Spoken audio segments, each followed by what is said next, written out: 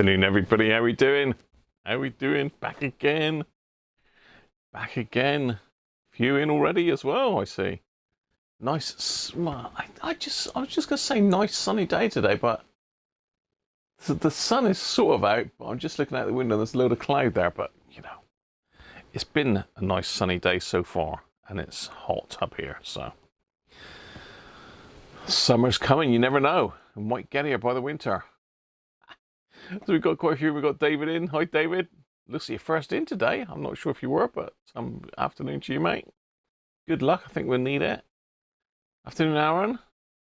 Chris is in. Chris Milky. How you doing, Chris?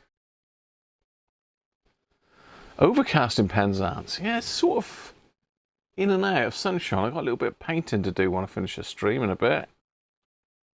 Hopefully it's going to hold up for that. Aaron has been to the GP and there's hope. Aaron, that's good news, mate. And I've got some physio arranged for my back, which is brilliant. I've got to travel a fair old distance to get there, mind you, but fingers crossed they'll be able to help my back out a little bit, and I'll be able to get back to work. Yeah, keep us informed, Aaron. How you getting on, mate? Matamble, how are you? Nick's in, Patronics. Hi, Nick. Rob's radio channel's in. Afternoon, Rob. Bob Anderson. Hi, Bob. Did I find a broken track? Will alignment fix it? Yeah, the answer is 42. Well, I'll tell you in a minute what I did to it. But hi, Thomas. Happy Father's Day. Yes, to all the fathers out there. Happy Father's Day. Happy Father's Day to my dad. I've rung him and he's sat out. He sat out on a canal side in a outdoor seating area of a pub having a drink. So, oh, well done, Father. I think he's well into his 80s, so fair shout. There is some finger height dids. How are you? There's some finger about, but whether it's going to go in or not is another thing. I have an emergency finger at the ready. FM, how you doing, mate? Rob Tiveridge, hi, Rob. Daryl B, hi, Daryl. Good to see you now, mate. Hang on, it's just done a big jump. Big jump, big jump. Stock up on 2032 batteries. Yeah, they are very similar, aren't they, Joe? I've had that problem before. I've got both now. Don's in. Hi, Don. How you doing, mate? Benji's in. Hi, Benji.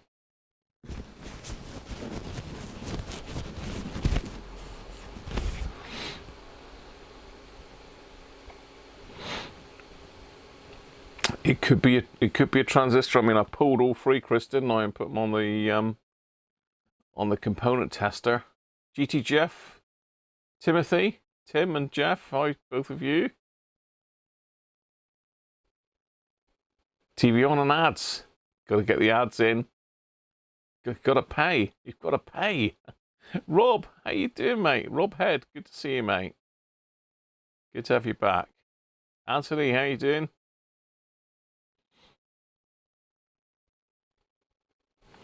Rain threatens.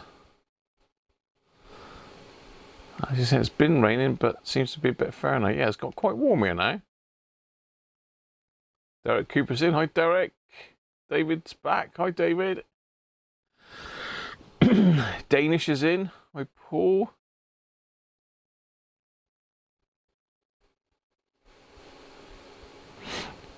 Do you remember Simon about 6 years ago?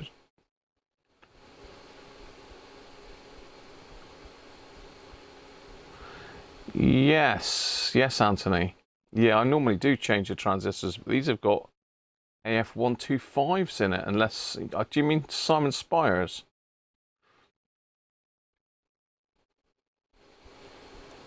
Backache, tell me about the backache. My back has got a lot better through resting it, to be fair, but still far from right, but it is definitely getting better. Yeah, Benji, I have, mate. I've only gone and found you one. Let me show you. See? You thought I forgot. You didn't send me an email, did you? But I remembered. Let's see if I can get you on it. Where is it? There we go.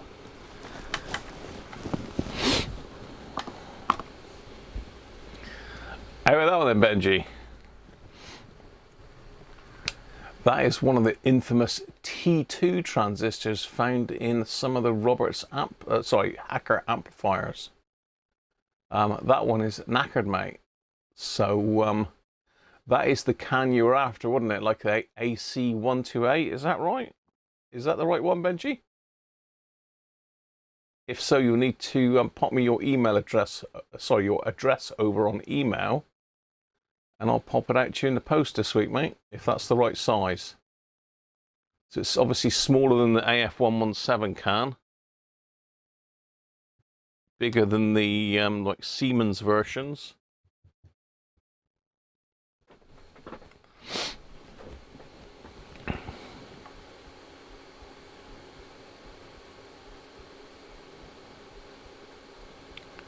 No worries, Benji.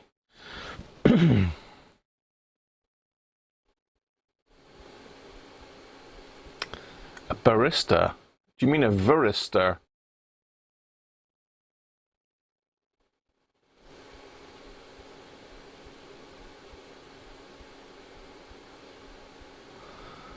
I think the varistor, isn't that I can't remember what the hell the other name for them is now, but basically they change resistance with temperature.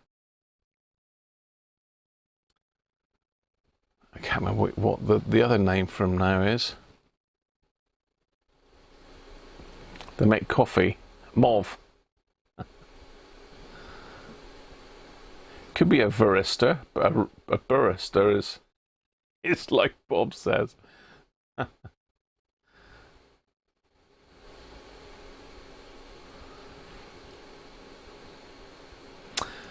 Now there's a varactor, isn't there? Thermistor, that's it.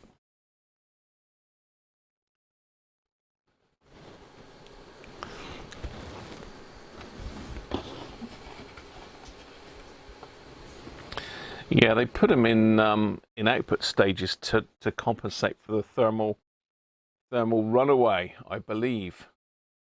I'm trying to think which radios some of the hackers had them in. The earlier ones, the RP18 I think's got one, and certainly the Mini Herald's got them.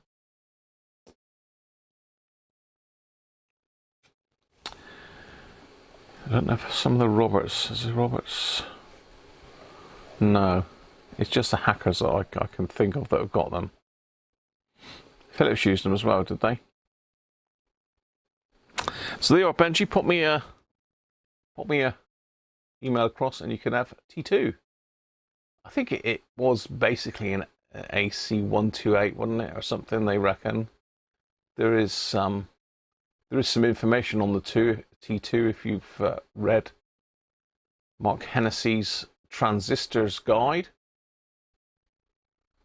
There's a bit of information as to what they reckon it is. And potentially it's just a low sort of reject one that they've managed to use where it doesn't really matter, I think. That's the idea.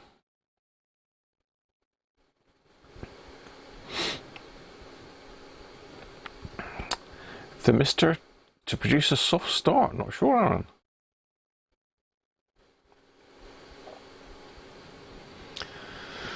Yeah. Right, so we've got a bit of a dilemma. The camera's gone out of shot now because it's got nothing to focus on anymore.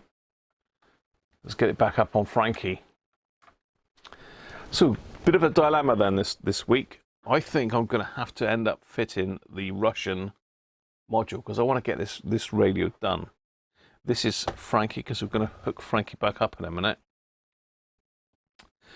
So our two modules, we've got the one that I refurbed last week. Now I have had this under the microscope. I've checked all the tracks.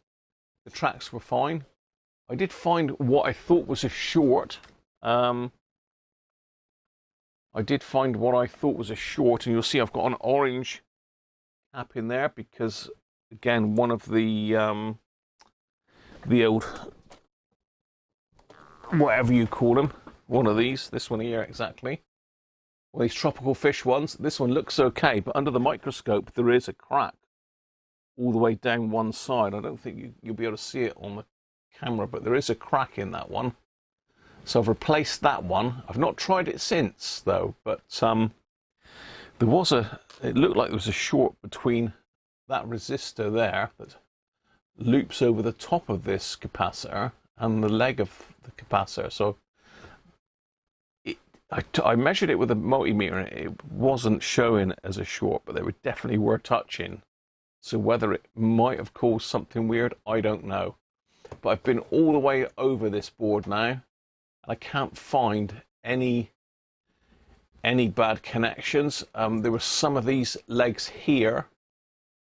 These, when you wiggle them, they sometimes crack the joints on the edge. So I've reflowed most of those on both sides.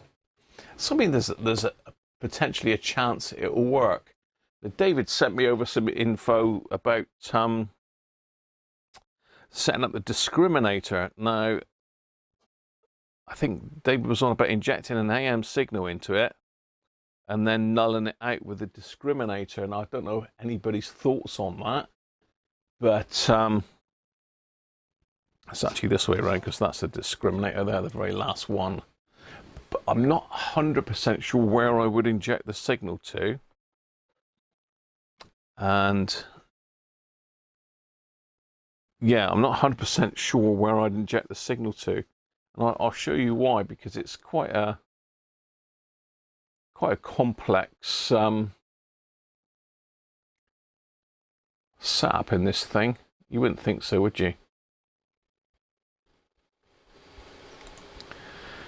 So if we go to my screen first of all, and have a look at the Roberts R707 layout, and you can see this is the module here. Let's just get me out of shot a minute.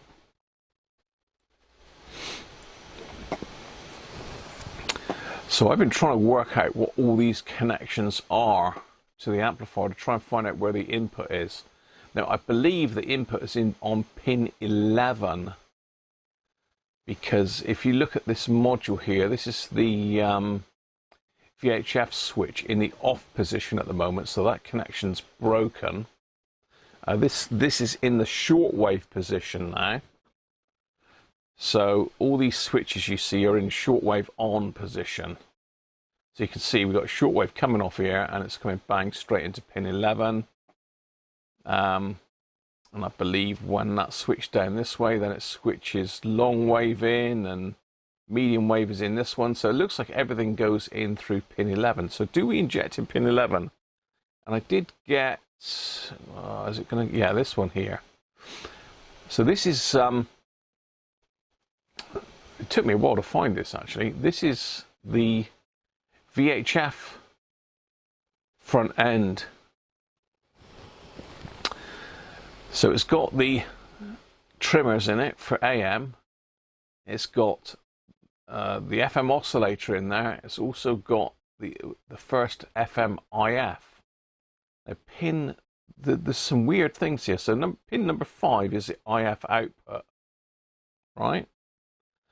So if we look back at this last diagram, pin 5 is this one here, which is the IF out going into pin 11.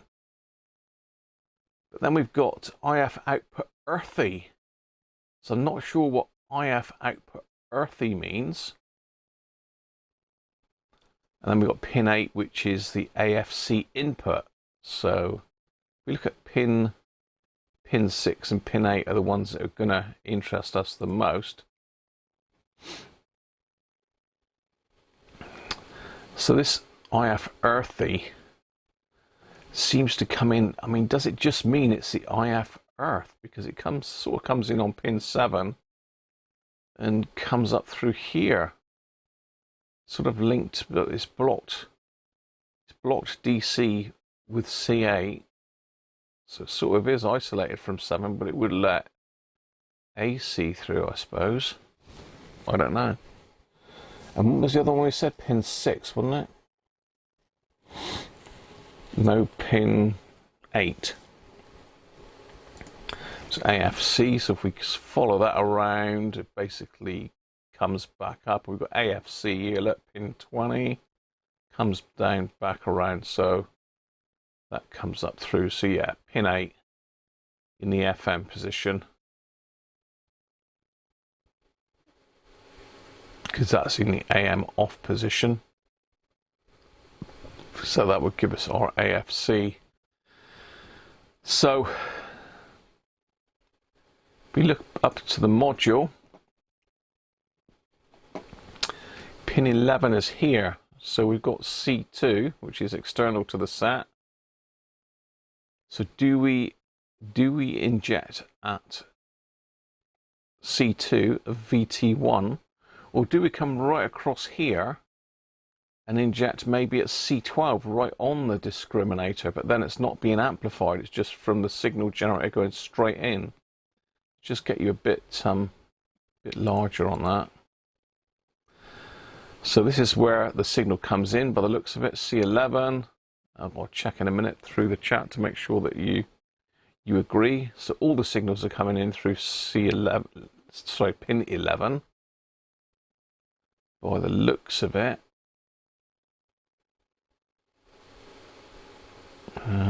17 looks like, yeah, so I think all the signals are coming into this because they've got to be amplified. These are used on AM and FM. But when you look at the board, on the collector of VT3, there's a little capacitor that's in sort of series. Well, it's not in series, it's isolated from, so I could potentially inject there, but I'm not sure whether to touch this or not.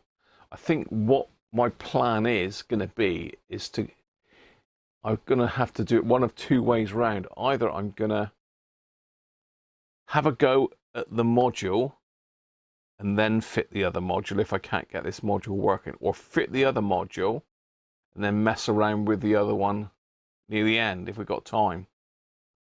I'm not sure which way round to do it, but yeah, this is the one that I think David thinks we need to alter. I mean, I believe this basically, if this is adjusted wrong, it chops off the FM, it chops off the amplitude of the FM signal, so that would cause it to be quieter. It's basically supposed to, it's a discriminator, isn't it? So it discriminates between AM and FM, and it cuts off any amplitude modulation, because FM is frequency modulation, amplitude is, so frequency is sort of width, if you like, and amplitude is height, and it basically chops off the signal. So this does need to be adjusted right.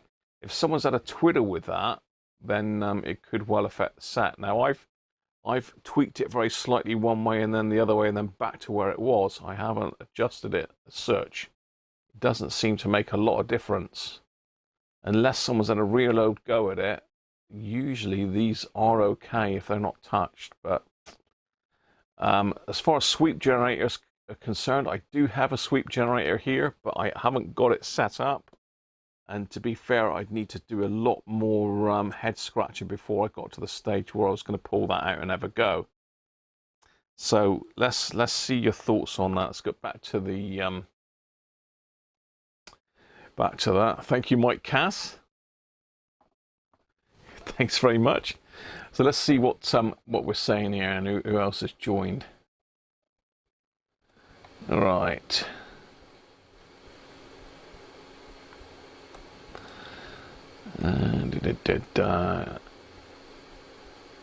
So yeah, Don's saying that the Grundy transistor boy used a thermistor to stabilize a power supply. Russians, yeah, this quality's rubbish.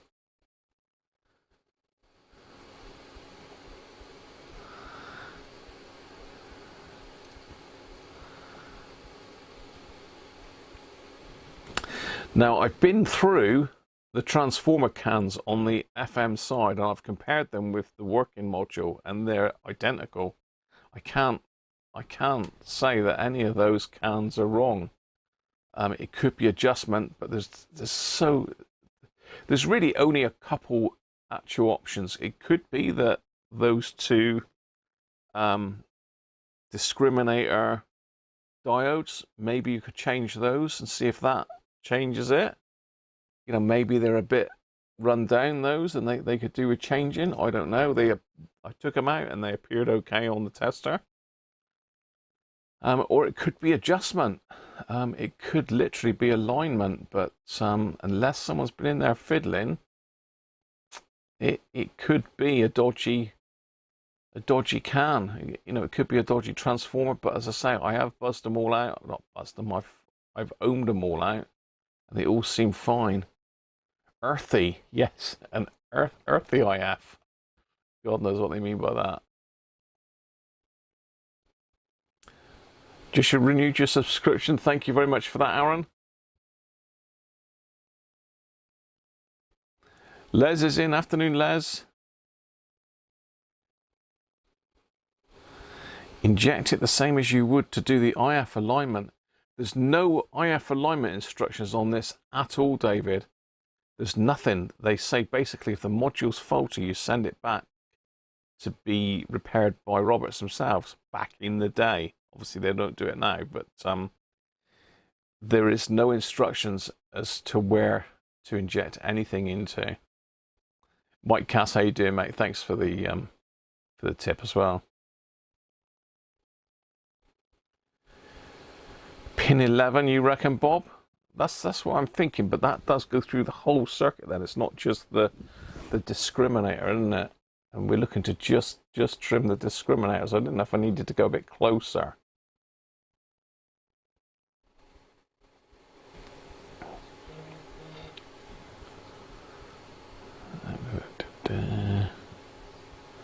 Afternoon, Dark. How are you?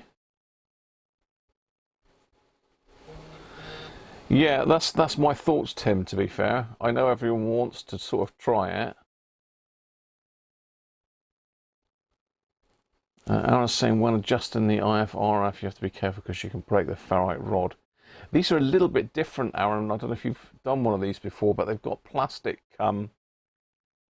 pieces attached to the top of the rods. So you can't really break them. You can't take one all the way out because the plastic won't let you.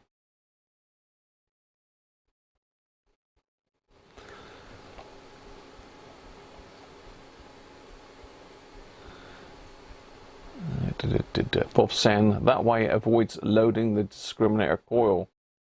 Oh, I see. So if you're saying if I inject too close to the discriminator, then I'll upset the radio that way. Hi, Derek. Yeah, Mrs. Cruncher's okay. She's tired again, as usual. Yeah, I mean, we did break a core in one the other week, didn't we? And I had to get that out and stick another core in it. That was that blimmin' Perdio. And that one's still got issues. I've been right through that. That needs a bit of learning with Les to sort that one out, I reckon. I put a new core in it. So Tim's saying, I guess you could do alignment of AM by tuning your oscillator to establish the IF frequency, and then align it to that FM of AM.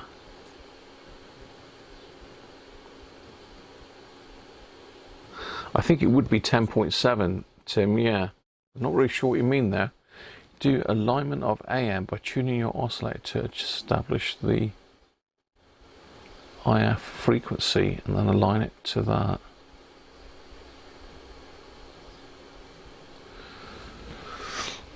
Yeah, not sure, Tim. So as I say, the other option I've got is to, which is probably going to be favourite, although I would like to try and get to the bottom of it because it's a shame to have a module that's refurbished and not working.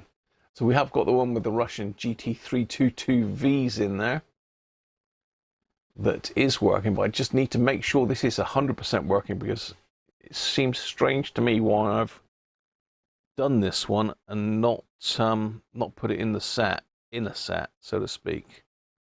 Because it might be that we've got an issue with AM or AFC or something with this board. I'm not sure. So that's the other option. So I need to test this one. I need to test this one first. Now that I've done that job there with that capacitor, and I've reflowed some of the legs. So I need to check that it might have cured it, but as I say. So what's Tim saying? Yes. What you would do is sweep the oscillator in 470 kilohertz to find out what the IF for the set was tuned to. Then align the cores to peak it at that. Yeah, but we haven't got an issue with AM, Tim. I think AM is working fine. It's just FM is not right. So it does seem to be something in the discriminator section. It could be those two diodes, and they did read virtually identical. And they're very similar to the brand new ones that I tested. I could change those. But the thing is how long do you want to spend on this, you know? We could spend a month on this. This is the third one already. So I'm conscious of that. So I think we'll get this one back into Frankie a minute, and we'll set it up.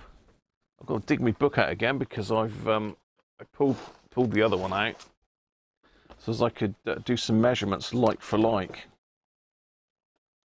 So let's see if my efforts. When did I do it? Was it yesterday or the day before? I think it was yesterday. Oh, there's my printout of the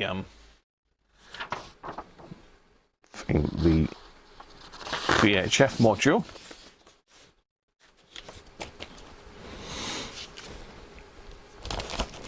Right, so let's get this hooked up again then. So, bear with me.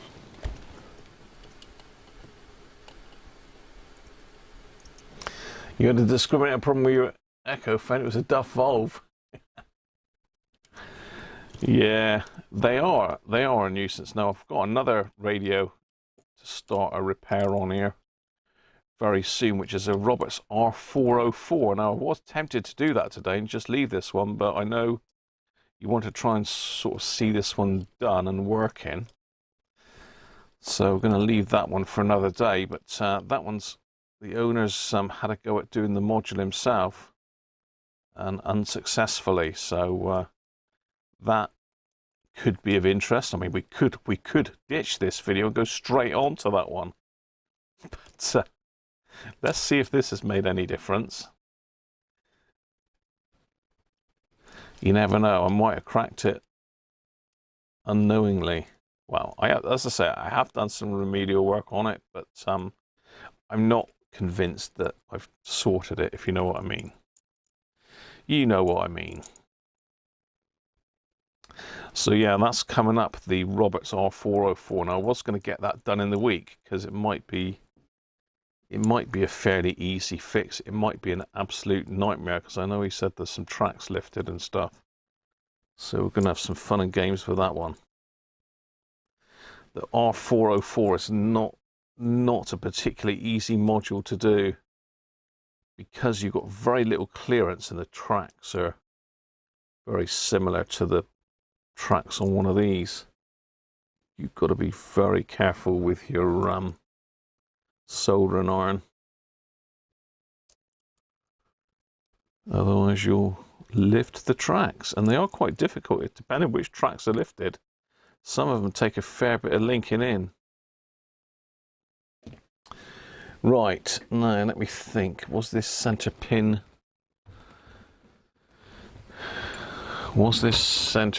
positive? I think that's how I've wired it.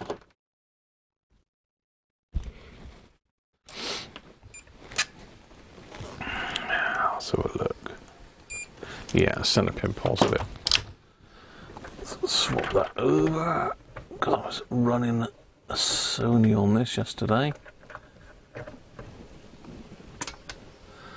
So we've got 12 volts.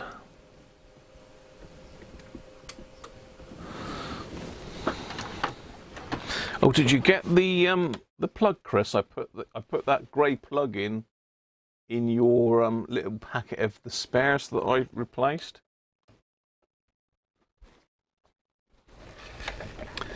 So let's get that up. Let's turn that off because that interferes with it. There's a few other things that interfere with FM. I think that light does there, and the other LEDs do. So let's try it and see.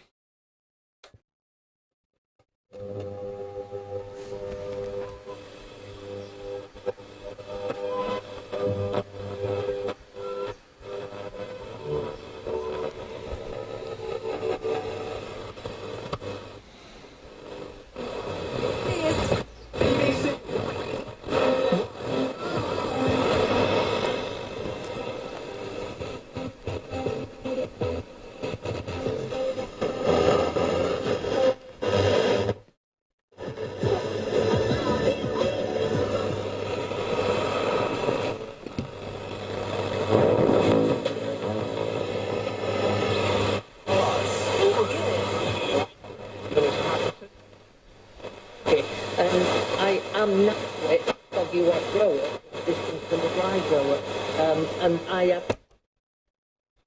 See the AFC, there's something wrong with the AFC as well. If I push the AFC in, it's taking forever to pull it in.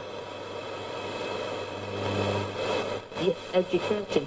I remember, and I'm sure my colleagues will remember, to move away from soil-based media on in his compost. Well, actually, no. For the first 2 or 3 years, we were making a mess of it. I'm trying to think on this. With the button pressed in, that's AFC off, isn't it, on these? Right, okay, sorry. We are certainly getting so you need to... And I think that is the way forward. And, so the idea is you tune to the station, push the AFC on. It should lock that station in. It's come in. No. There it is. It's coming. Professional nurseries are great successfully in Peakville and producing some so that is a very, very slow AFC operation. You're absolutely right. It can be done, but it is a different mechanism in terms of watering and feeding, and the plants will respond in very different ways. Some will respond very positively to the more open, free-draining compost. Some won't. Especially those that like having their feet in either a firmer or a constant. Okay, so let's connect the other module up then and see the difference. Oh, actually, while we're here, Go back to the good old days of... so long wave. Very simple recipe. Take a bag of good quality peat-free compost, about 50%. Unfortunately, we've got lots of noisy things in here that are causing that issue.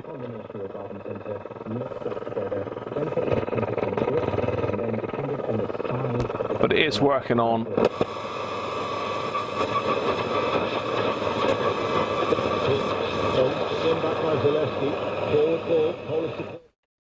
So we've got plenty of volume and sensitivity on AM, but nothing on FM. Let's just zoom you out a bit further so you can see what buttons I'm pressing as well.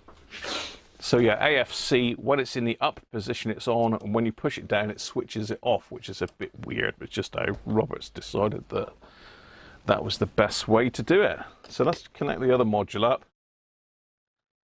Let's see, I bent this one about a little bit by the looks of it. I'll put the set down with the module attached to it.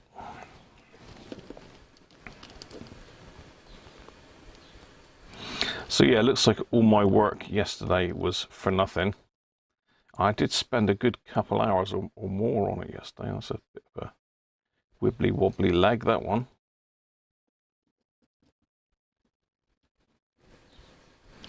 So I'm going to have to stabilise that somehow. And that was a wobbly leg.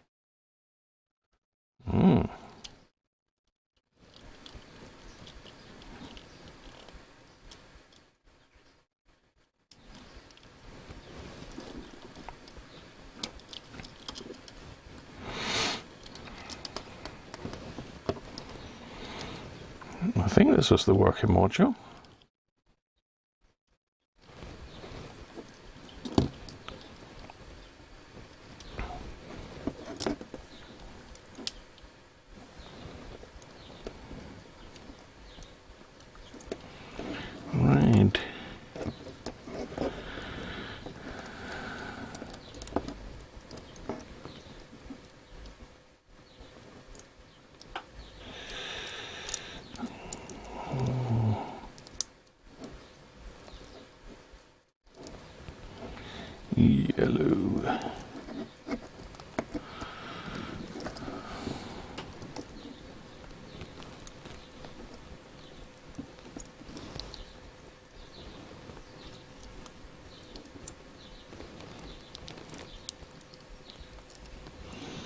Green. Black.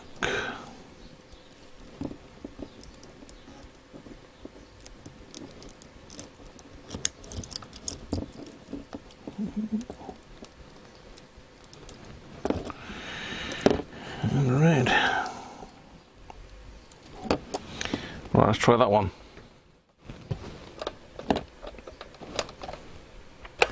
FM first. Devon flag below us and drape them around their shoulders, but these players into which the water is draining. See, it's working fine. So almost by accident.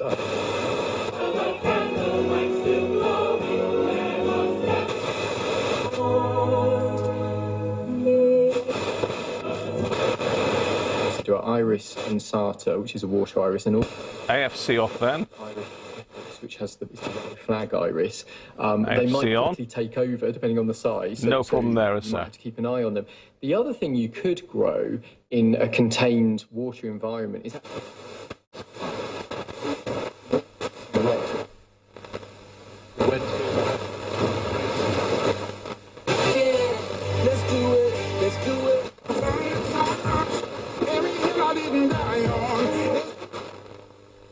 The world. Listen now, on Global Player. Taylor and ink. It goes in a blink, and for less than you think. For unbeatable price. See you online. That's promise.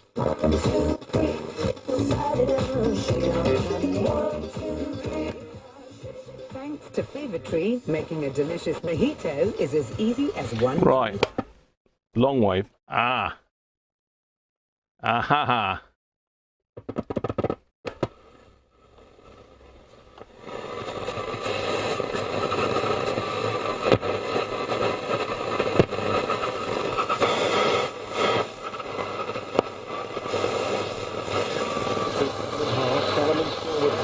Oh, it does work.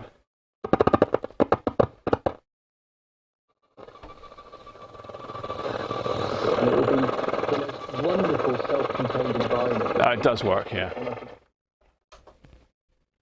Okay, so that module is working. So what do we do? What do we do? Let's look back through the chat.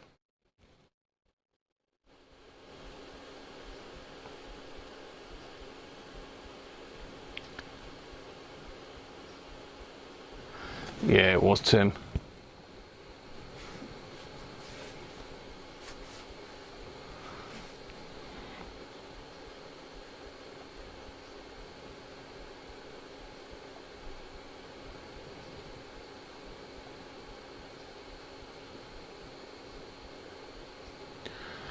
No, the original module is still distorted on FM, David. It works on AM, no problem at all.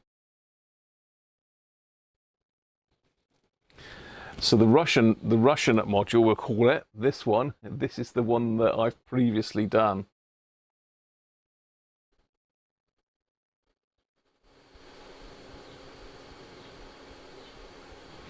Put the working module, so we're all for going for the working module. All right. I thought that would be, that's the sensible route to go. This if we get time, unless anyone fancies to go at this. I mean, I could send this down to Australia. David could have a good look through that. It'd be great to see if someone who knew a lot more about it than I do could actually get this set up. You know, most of the information as to what pin does what is available. I just can't. It might just be the discriminator needs tweaking. You know, we could put it in and give it a good old tweakaroo, but you know that's likely to mess it up. I could do the FM IF by ear, although really you should do that with a sweep generator because you can narrow it down so narrow it's just unusable. So you really do need to set these fairly wide for FM. And the discriminator, again, you're supposed to do that with a sweep generator. There's no information out there apart from Simon's about the best man that I know that has actually managed to align one of these. AM alignment's easy, no problem at all, because it's the same as AM alignment for anything. So you can tweak the AM alignment easily on these. I say easily, you really ought to do it properly and pop a signal generator through. You know, you can peak it up, no problem. I suspect, being it's a sort of a fairly high fidelity set, that they were done with a sweep generator again, I expect, but you can just peak them and that wouldn't be a problem. I don't think you'll get away with just peaking them for FM, because you might find that you narrowed down the bandwidth too much and it sounds nasty. So yeah, that's the other option. We could stick it on Frankie and give it a good old tweakeroony, but that could cause more problems than it could solve. So I don't know, you have to let me know your thoughts on that. So let's give this module the once over and get it in the other set then. See if we can resurrect the £3 set. I do need to look at some of these connections though, because I think we've got some potentially broken tracks here that we're going to have to maybe glue up. We might need some gluage on here, or some strengthening wires for sure. Some of these legs are wibbly wobbly. And this might be one that I've replaced with something else with a view to coming back and doing the legs on it. So let's get that out of the way. Let's get poor old Frankie out of the way. He's done well though, hasn't he, Frankie? He sorted us right out there.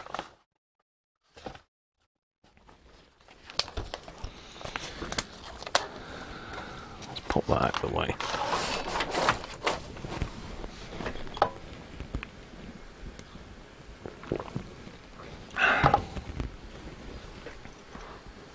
You don't want it. You don't want it, David. Damn, I was hoping you would take that challenge on, mate.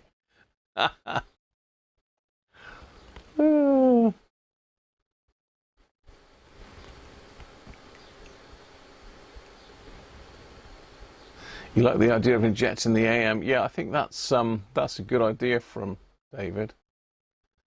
Node via the discriminator tweakeroo.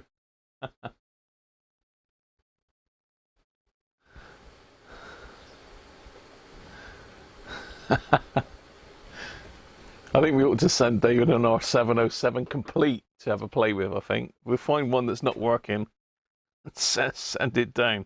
Send it down under for tweakerooning. Right, so yeah, we've got some dodgy legs on this. We've got some dodgies on here. Let me just show you. So we're definitely going to need to do a bit of strengthening up here. So let's get some. Yeah, so let's have a look at that leg there. If you can see that or not, it's difficult to see in this light. You want it sort of that way, so it's, yeah, like that. That's better, I suppose. Good. Ooh, loosey elastic. Very wibbly. Good. So we got two on that side to strengthen. What about this side? What about this side? Good. Ooh, a little bit loosey, that one. Good.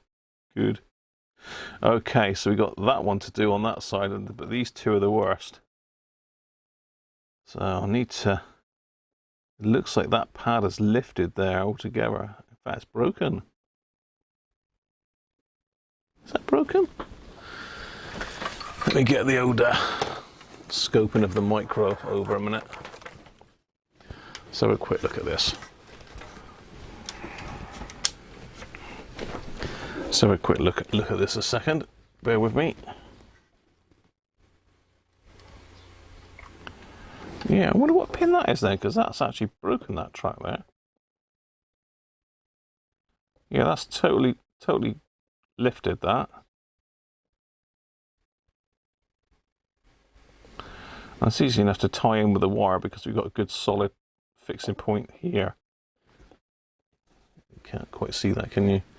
Let's see if I can plug a microscope in. You can have a look. Let's plug the microscope in. If I can find me thingy-majigger. Right, okay. Seems to be a bit short for some reason. Plenty of length on it, but it's tied up everywhere here.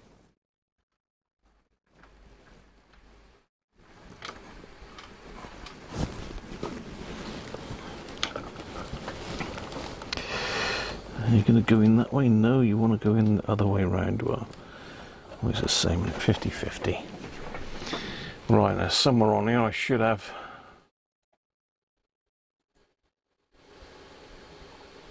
Yay, right, okay. See if I can find it a minute and I'll get it on the camera for you. Right, so I need to come right, zoom right out, otherwise it's way too close. And it's dark. The light turned up maximum, yeah. So I'm looking at this one here.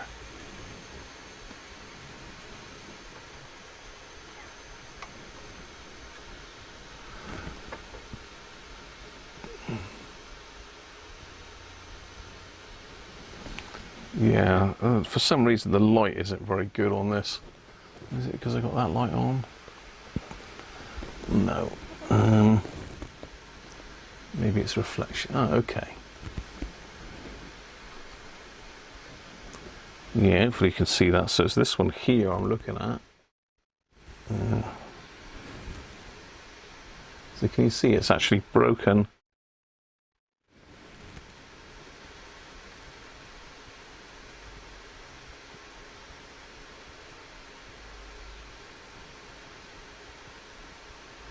It's not actually connected to that track at all. So I wonder what that is, that pin.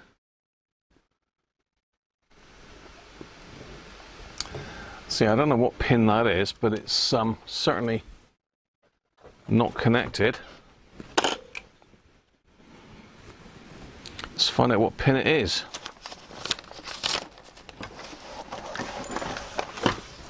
Because everything seemed to be working all right on that. It's bizarre, isn't it? It might just let go, I suppose, but... See if I've got that written down. I have got some of the pins written down. Now, where are we? That is on this side. That is actually the AFC out. Yeah, that's AFC. That's pin 20, according to my book. Pin 20 AFC out. Okay. But AFC did seem to work, so it might have just been touching. Might have just been touching when I did the test on it. Right, let's get some goggles on and let's get these strengthened up. Let's get me trusty tin of capacitor legs out. Never throw these away because they're always useful. Zoom you out a little bit because otherwise you're not going to see anything because my great big Swede's going to be in the way. Bishop's water, yes. This is holy. I've blessed this earlier, and it's got the old Welsh Guinness, not Irish, Welsh. So cheers, everybody. I blessed that with the bishop's finger. Right, let's have a look at this then. So this is the worst one. So we need a nice chunky leg. Oh, that's a beauty there. Look at that. Sounded Australian then, didn't I? In fact, that's not a capacitor leg. That's an actual pin from another headache job that I've got coming up. So we should be able to bridge it with that one quite nicely. Let's cut a little bit off of that.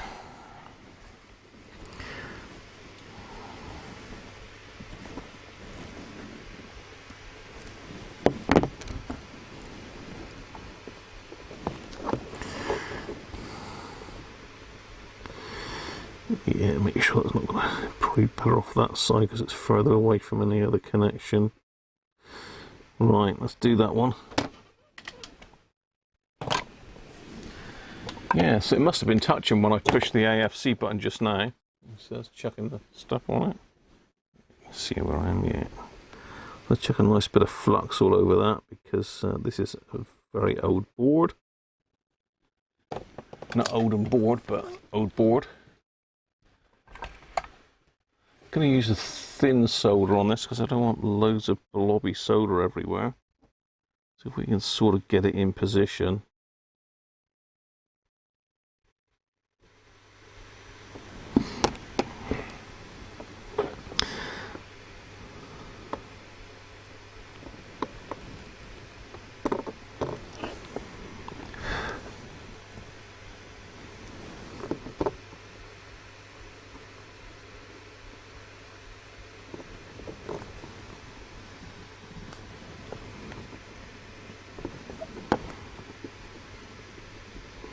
Yeah, that ain't going anywhere. Right, where was the other one? That one there. Well, that's going to be a bit trickier because we've got nowhere to go with that one. That's going to be a pain, so I'm going to have to run I need a long one. I need a long, thin one. No innuendos, please. That's it. That might even be bent exactly how we need it.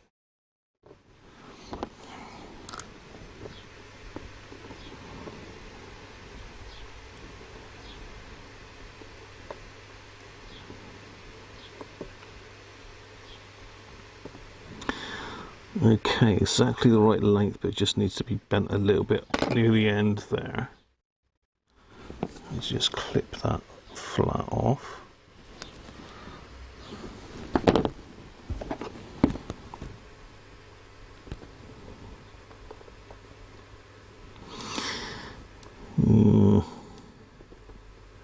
It might have been on Frankie too many times, this one. Shows you how rubbish the tracks are, doesn't it? Okay, I'm going to have to attach it one end first, I think, and then wiggle it around.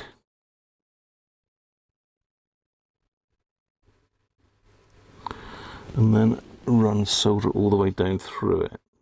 Let's get some flux down on there a minute.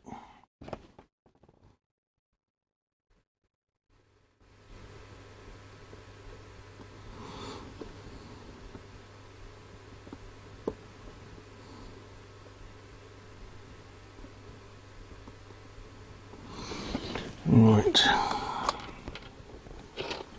Apologies if my hands are in the way.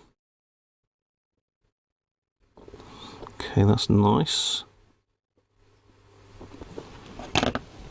Be useful if I use some solder instead of the tweezers, Graham. What do you think, Mr. Goat? Yeah, I should say so. Stand that one up a bit better.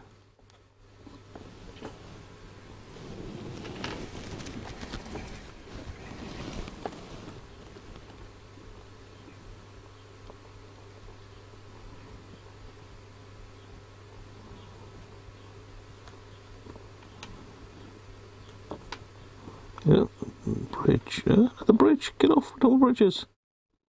No bridgey. Right, there we go. That's that one.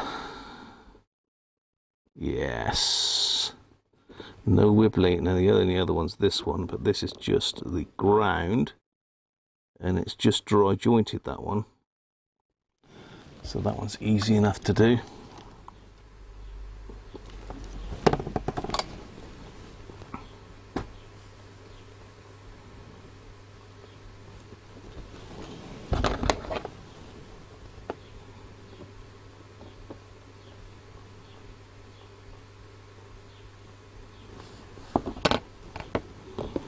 There we are. Good to go. That was easy, wasn't it? Not that easy. You ever go? These are not easy to work on, these boards at all. But as you can tell, I've done a few. There we are. You wouldn't know if you've even been in there, would you?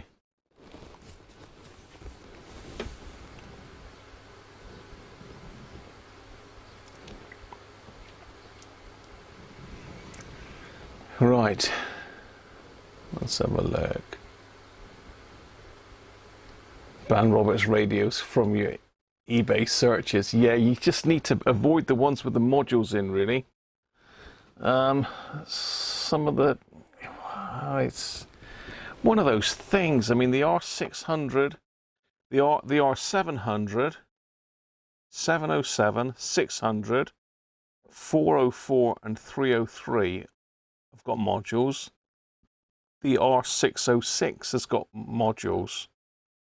The 606 and the 606 MB have got different modules, but they've both got modules. But you don't tend to find there's too many. The more modern you get, then you start getting lock fit transistors rather than the germanium ones.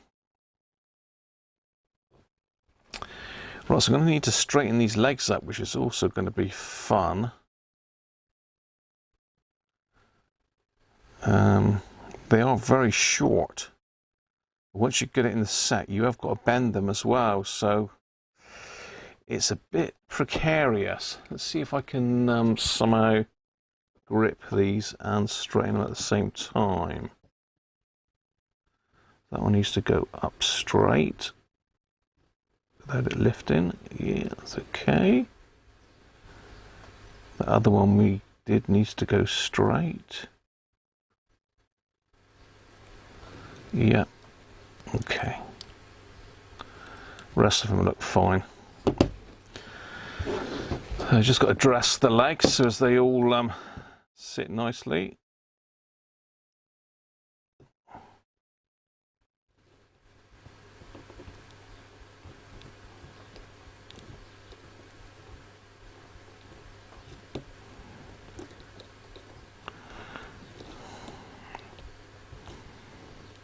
That one there looks a little bit fragile as well.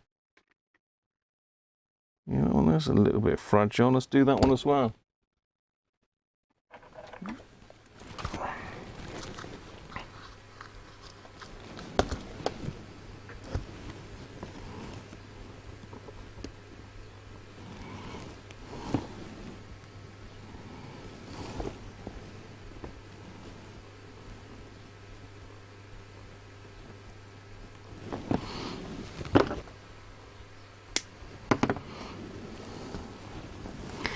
If you're a real sadist and you want to go at a module, I would have a go at an R404 first. Don't mess with the R700 because that one's got FM as well as AM.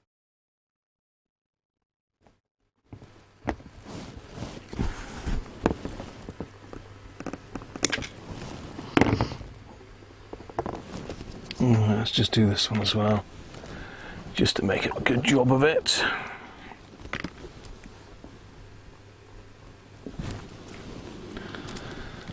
So you don't have to use flux, but it does help you get a better joint quicker.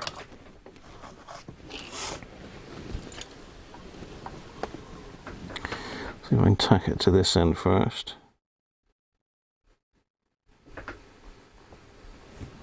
Yep. I'm going to move it across a bit. Go on, yes, there we go. Yeah.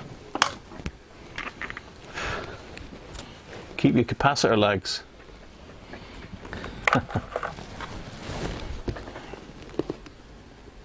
That's better. Right, okay. Let's do these. I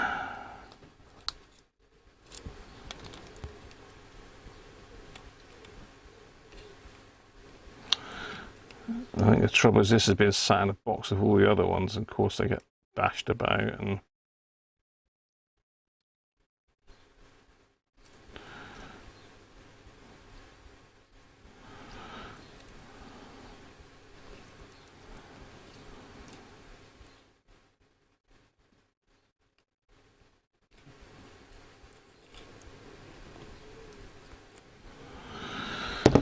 okay, let's give that a bit of a clean off then.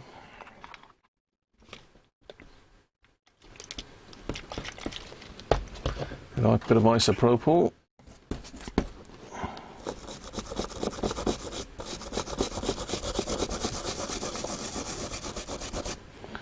Again, you got to be careful with this as well, because you'll rip the tracks clean off the board.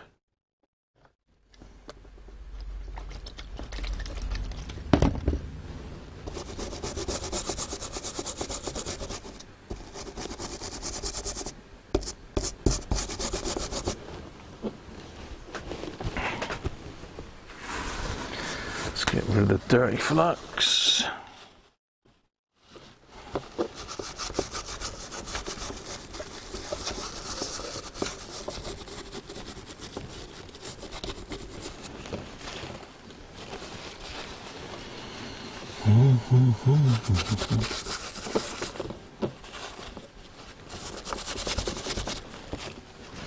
Yeah.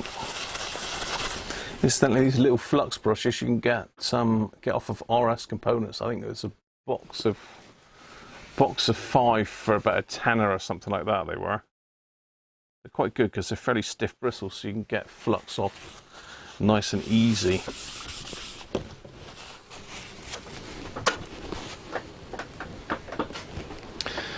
Right, how are we doing on the chat? Multi, how you doing, mate? Holy water.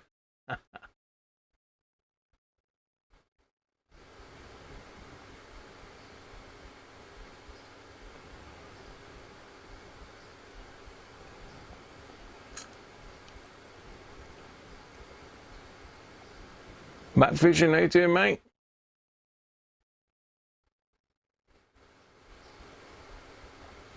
$150 soldering iron. Oh, 1500 watt, not 150. Flipping heck. That would solder it without even touching it. Fortunately, I've missed out on some. Cheers, David. Thanks for dropping in, mate. I look like a bit of a spaceman with that on my head, don't I?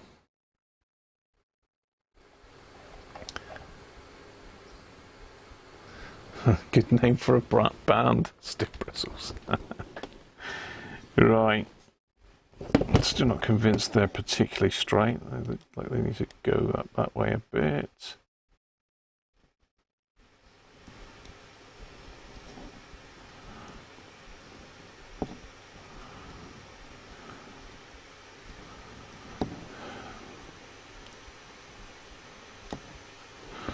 Okay.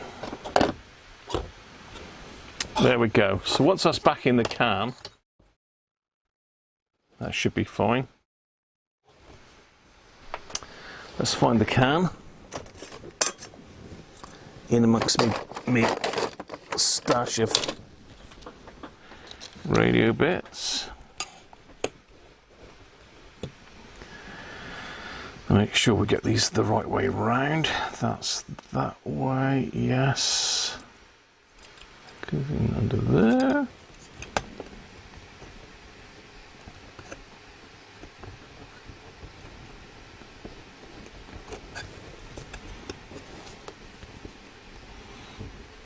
Bend that one down.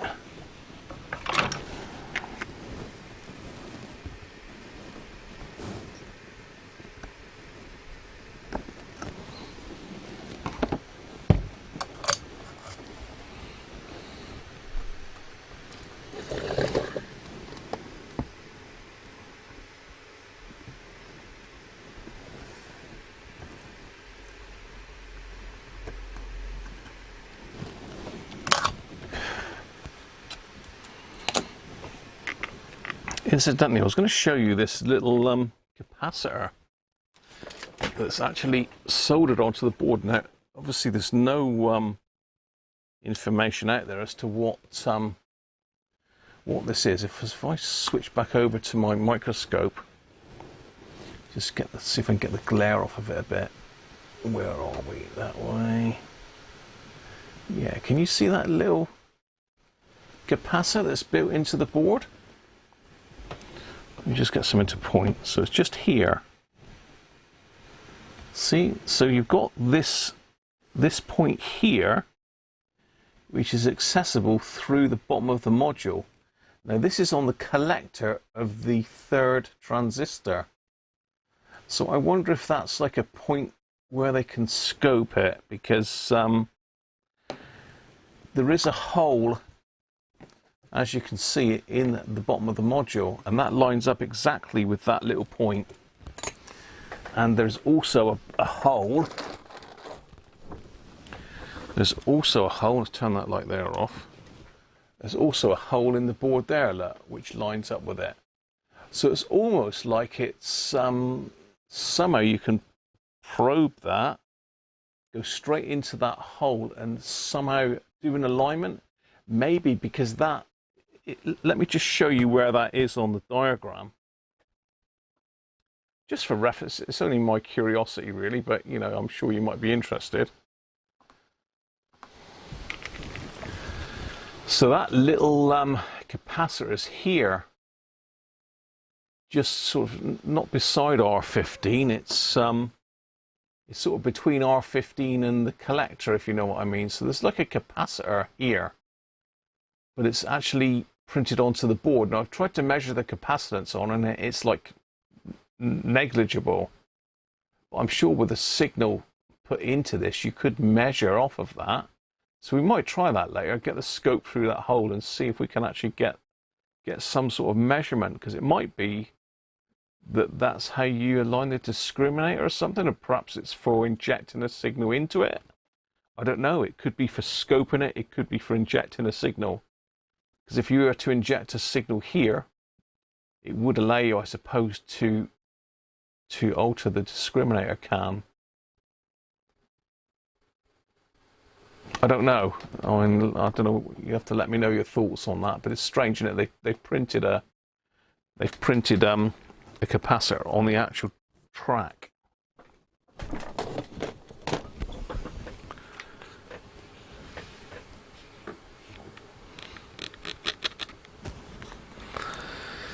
Yeah, I don't think I can get you in close enough to actually see it on this camera. I might put it. Let's get it in as close as you can. So yeah, you can just about see it just here. Look, that's where it is, just there. It's two like dead straight lines, and there's a little like pip there. And when you put the can on with the paper the right way up, Graham, like that,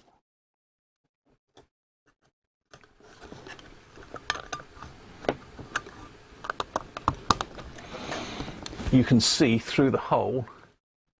You can see that capacitor, so that is definitely some sort of connection point. Whether it's for probing or for injecting, I don't know, but interesting nonetheless, isn't it? So you can just about see it in there if I get the light off of it. I don't think I can get much further, it won't focus. Yeah, so you can just about see it there, look. So interesting, we might try probing that later then with the scope. So it does say, in the event of module failure, return to Robert's radio for replacement. And this says O2 because this is the second version. I think it was Anthony. Was it Anthony or Gerard? I think it was Gerard. I don't think he's in, is he? One of them said that this was the second module. Afternoon, Rolf. How you doing?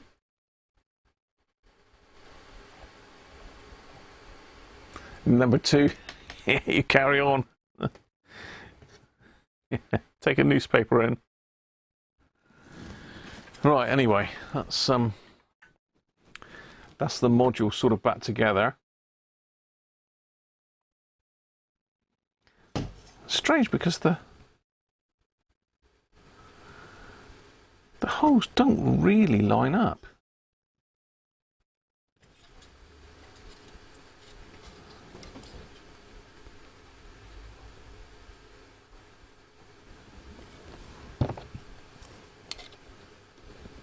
I suppose they do. Yeah, they do.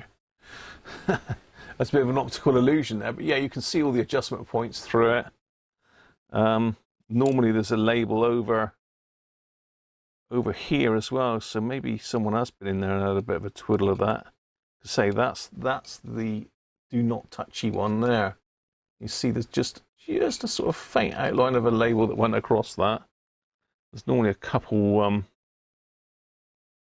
labels on these, but that's got 3 labels stuck on that, look. So I suspect this one has been back for replacement. I'm not going to peel them all off, but I bet that the one underneath it is a 1 and this has been upgraded to a 2. So I'm going to take a little picture of that for my reference. Just out of interest, really. So that module's definitely been back to Roberts and been refurbished.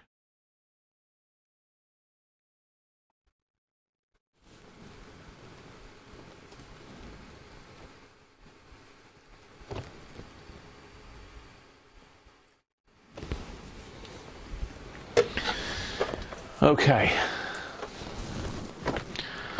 let's zoom you out again and we'll get it back in the radio. Then, well, we'll have a look at a couple of the capacitors first, because some of the parts of the radio are easier to get to with the module out, especially this capacitor down here, this one. So that one is a lot easier to get out with the module out. So we're going to do that one first. I think it's a 150 in it. Yeah, 150 microfarads. I know. Strangely, use this like cheapy. When I first saw this speaker wire, I thought, well, someone's been in there and changed the speaker wire, but it's not. This was fitted by Roberts. I mean, look, it's just like really old crappy bell wire that you can pick up. It looks like one end's come off as well, so we need to sort that out in a minute. Oh no, that goes to the headphone socket. But yeah, it is speaker wire, but you know, normally it's red and black, isn't it? But no, they just put a bit of whatever they add on. And it does vary from set to set. Some sets have got red and black. A lot of them have just got this white on it. Strange. So yeah, we'll get this one out and get that one done, because it is a bit of a pain in the neck once this module's back in to do that one. So you can see I've tweaked the buttons across. Now, did we squirt those? I think we did, didn't we? I think we did give those a squirt, but I'll give them another squirt while we're here. I can find my squirting stuff. Just a second. Let's find my squirtaroonie.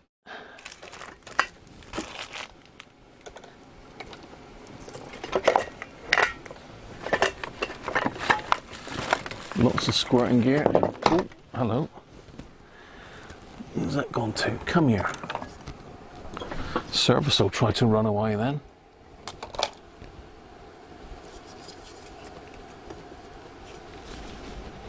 I think we gave them some deoxit the other day, so they can have a bit of service while we're in here. Again, it's very difficult to get into these without taking it out. Also, the potentiometers, it's a lot easier to do them while the set's apart. Properly get in there.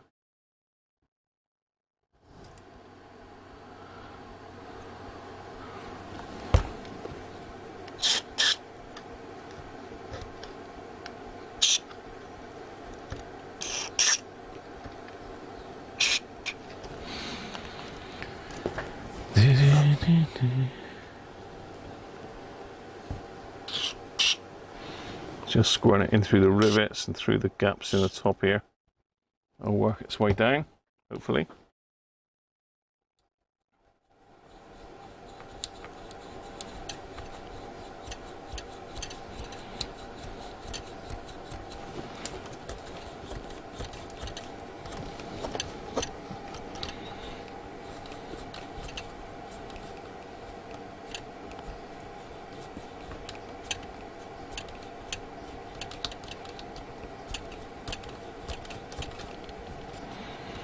Yeah, say this board has not been nicely looked after by Mr. Ross. Oh, that's got a wibbly wobbly one there, look.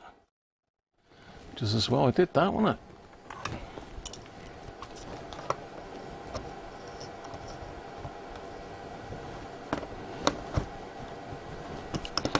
Do that one. Oh, it is loose, that one. Hellish loose. Just check that one while we're at it. That one's alright. And that one. All good. Right, okay. Let's get this cap over here out then. Should be up to temperature with the old desoldering gun.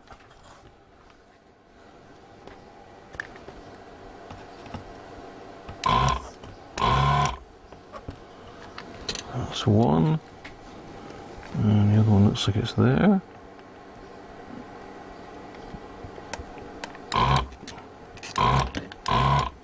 No sucky.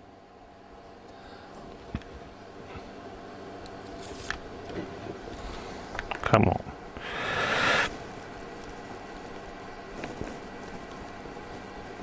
Go on. You know you want to. No. Don't tell me you're going to lock up on us.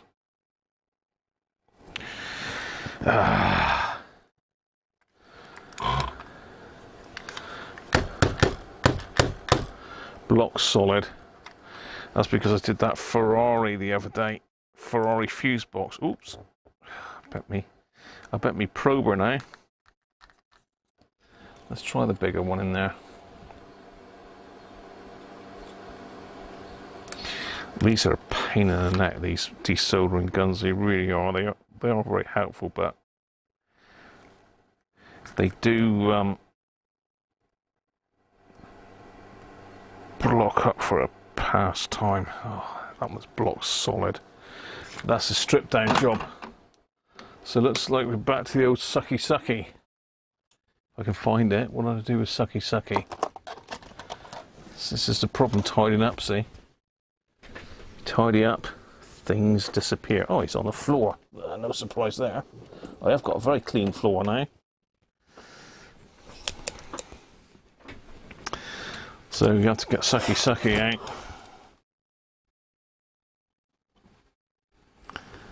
Let me see where that was again. That was there, and right on that pin there it would be, wouldn't it? So you can see why this is easier to do now. So I'll warm up a minute.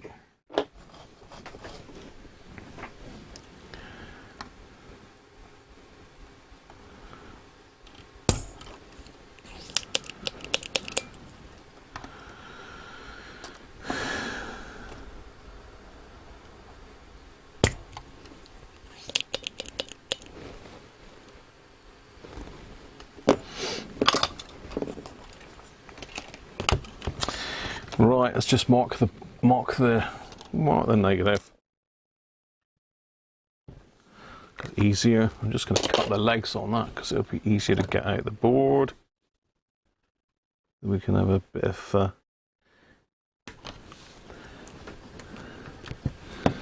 can't get that in, but I should be able to get the old electrician scissors in there. Yeah, and a bit of the old capacitor bingo in a bit.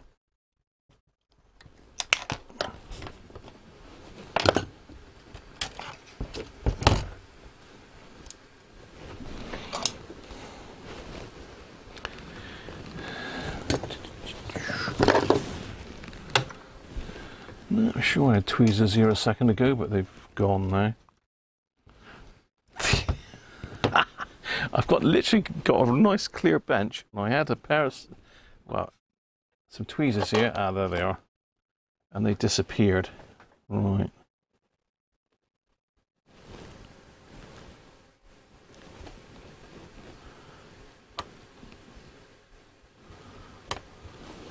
That's one, and the other one down here.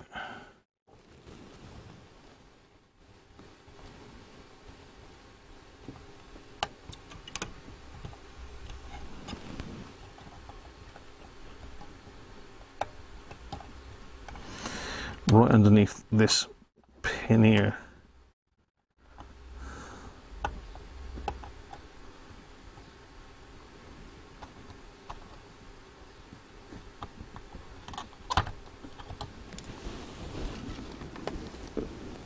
It's gone out on its own.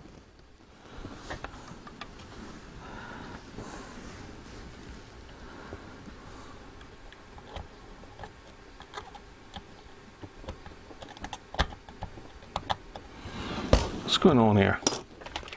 The pin's sort of gone, but it hasn't gone.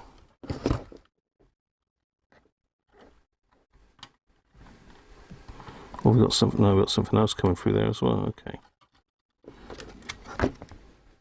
Yeah, we've got a resistor in there. Right, let's change that one then. 150. Oh, we've got 150 axial because it could stretch a.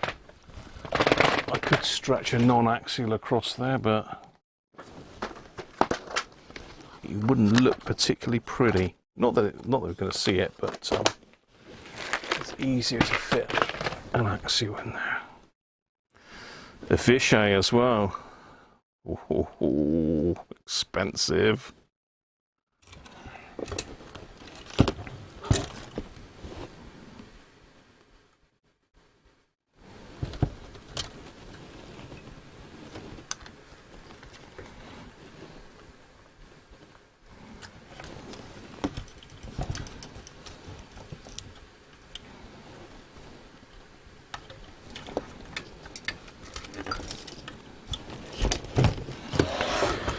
Alright, let's get that one in.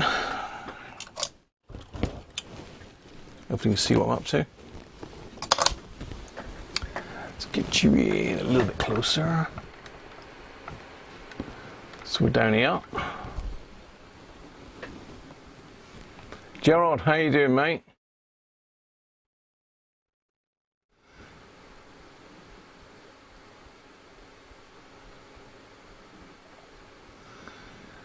Gerard's in. How you doing, mate? R707 is weak on FM and dodgy AFC. Noticed it seemed to improve a bit by next day. Running came right within about a week. Now a daily runner. How strange. Hi, Gio. How are you? Your gun also gets blocked up. I really want to. I want to get I want to get one of those Hacko ones, really. But yeah, I think it's about 300 quid. It's crazy money. Yeah, I know what you mean, Nick. It's a pain. Yeah. Yeah, unfortunately, Gio, that's what you've got to do. Fat capacitor bingo. Using too much flux can cause blockages, and not holding the trigger long enough can cause the solder to cool before it's reached a chamber. Yeah, you're all right, Multi. That was an O2 module as well, Gerard, was it? Interesting. But this was the discriminator. Nasty, wasn't it? Watching me reminds you of a hanky-panky with the daughter of a mother working for Weira in Wuppertal in quality control. I'm not really sure how to take that, Paulie. Is that a good thing or not? I don't know if that's a good comment or remind you of hanky-panky with a woman. I like it though. That's good.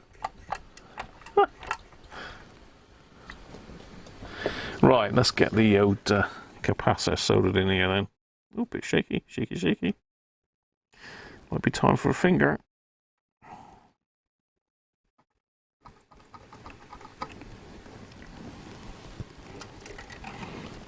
So we need to just solder that in first.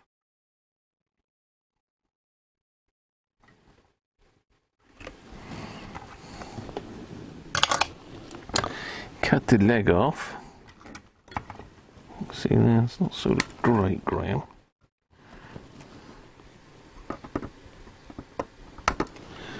You pop a bit of flux on that because it's not soldered great. And then we need to drop that other leg on top of it.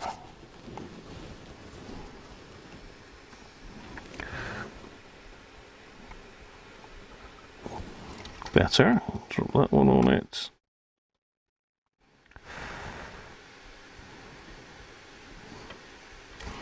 There we go.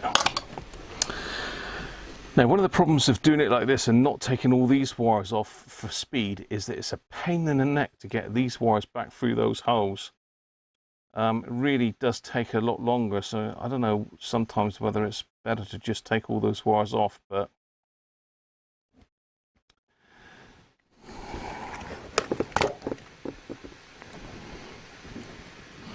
that's our nice new cap in the right way round. Gonna put a bit more solder on that end.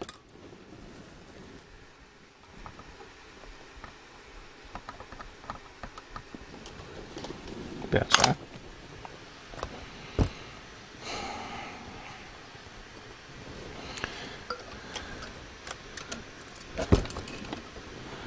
Right, we've got that one to do, but that one I can do when the module's in. That's not going to stop the module going in.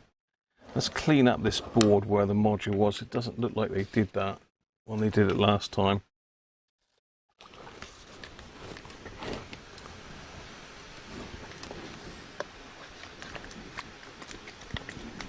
So we got some broken tracks here that we're going to need to bridge up.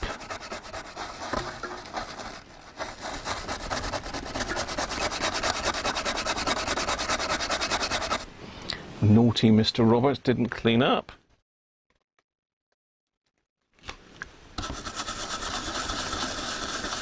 Yeah, I've got some track bridging to do here.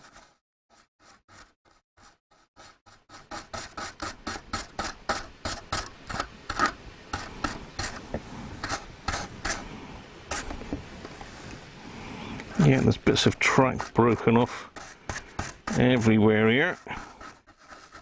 Not done by me.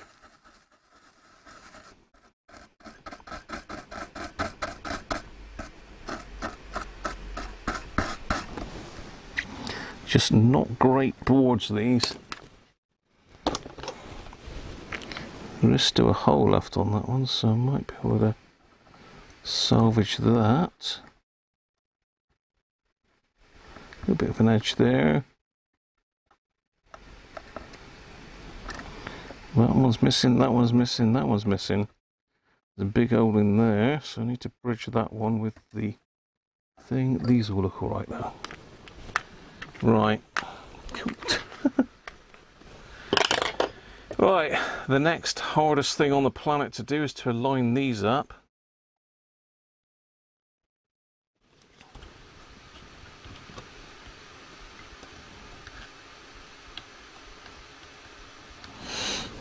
Right, let's see if we can get this thing in.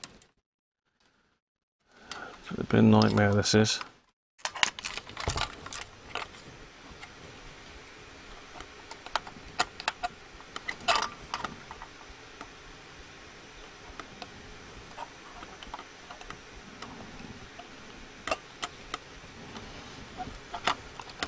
You almost need like a little fine lead-in wire.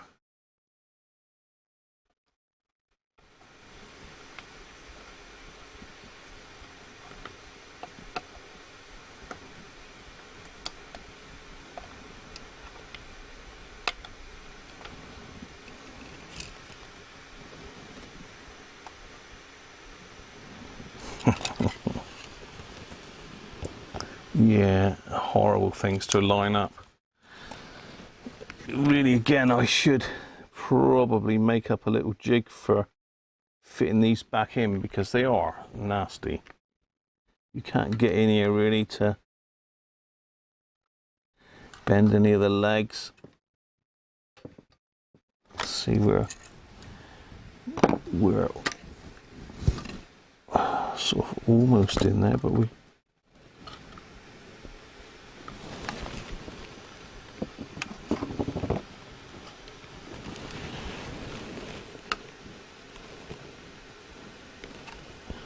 I'm pretty sure that one doesn't go there. That leg there's bent in too far. That needs to go out further. Wrong hole.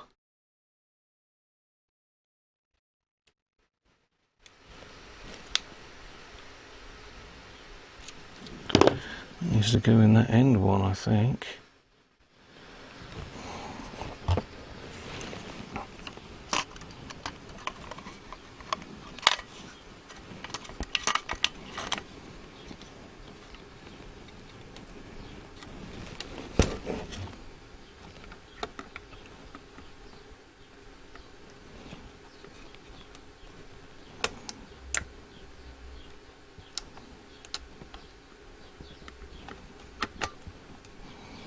Okay, that's that side in. This side, 3 are in, but 2 aren't. And it's typical, it's the ones furthest away, isn't it?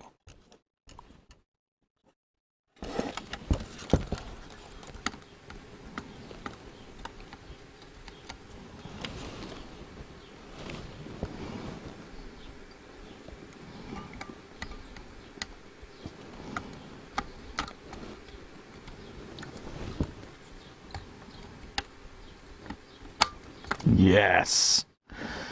Quickly bend the blooming things over, Graham, before they move. Lock them in, lock them in.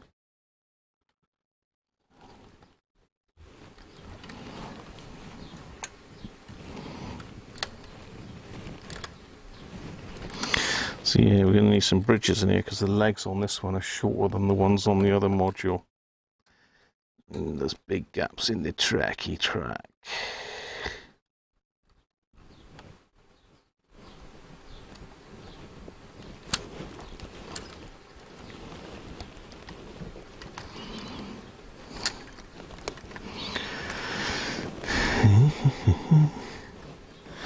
That was lucky, they don't normally go in that easily.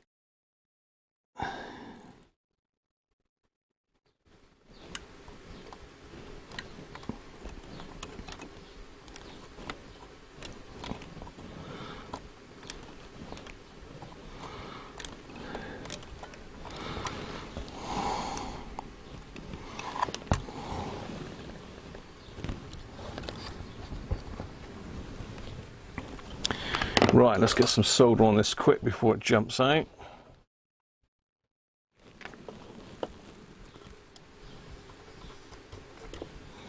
Again, you've got to be careful with these tracks as well, so keep the leg rather than the track, because they'll lift.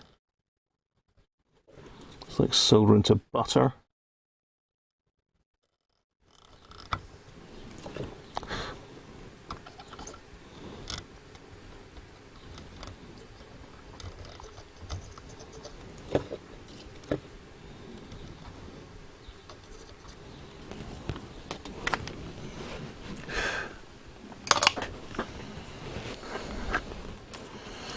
Right, let's see what we can salvage over this side of the board.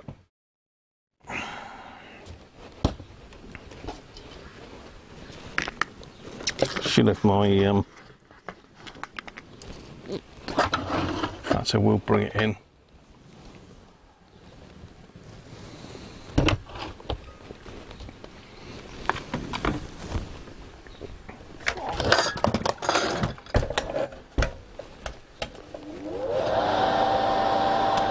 Extractor. There's a lot of soldering to do now, so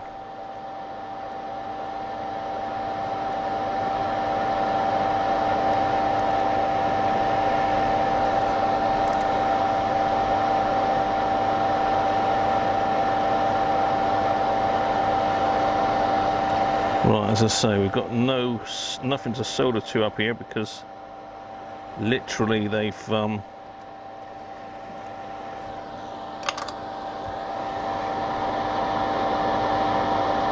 bent the hell out of the tracks. I might be able to get a blob over that one.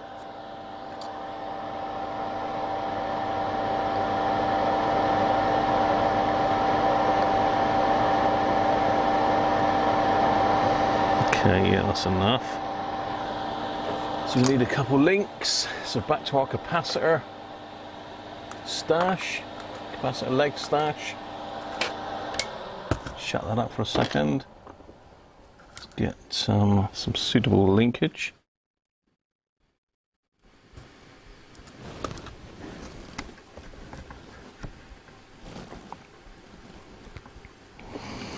So let's put a bend in that one.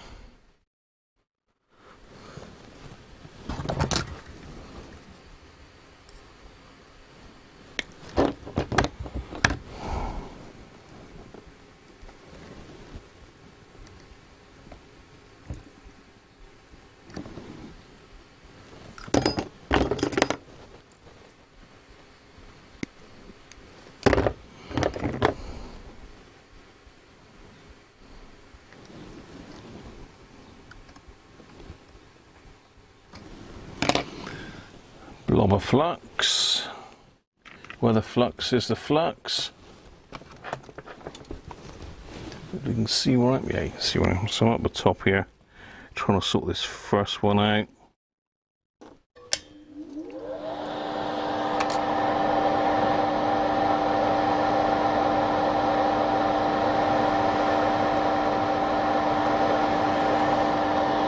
Nice. And the next one, where's that rest of that bit of wire that I just used? Just there.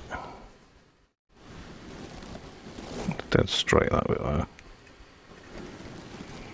Don't need to go that far.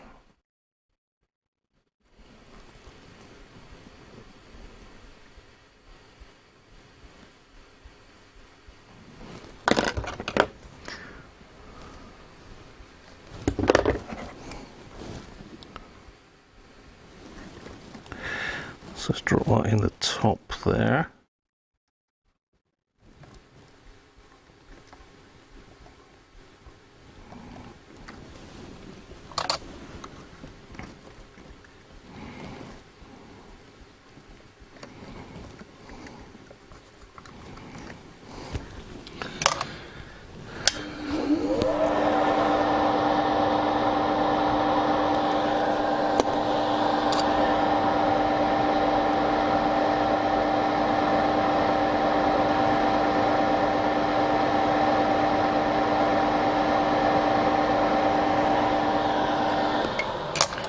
Done. Right, okay. We are good. Yeah. Nice.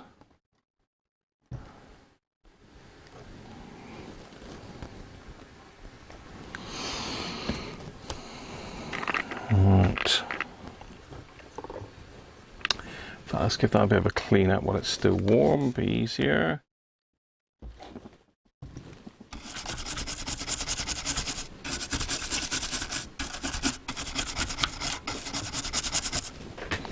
Bit of blue rope.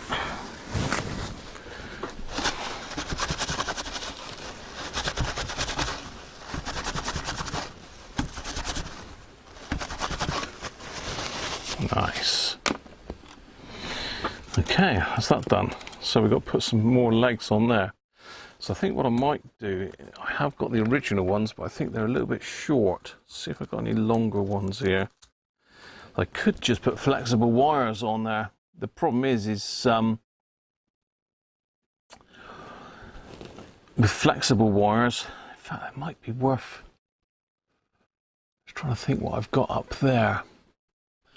The problem with flexible wires is that you need to be careful that you cut the sheathing back far enough. Otherwise, let's do it with some flexible copper wire. That's going to work better, I reckon. So I've got all my wirings all sorted out up here. It's amazing. This is what having time off work lets you do, is clear up stuff.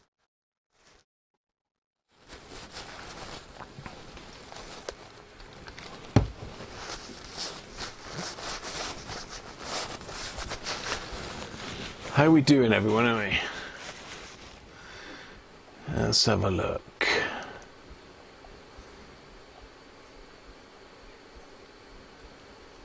Let's catch up.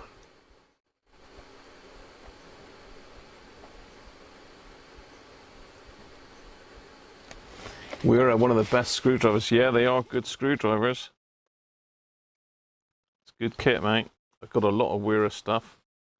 I was using these the other day that I got in one of my Christmas advent calendars. Whereas these Joker spanners, very, very good. Very good.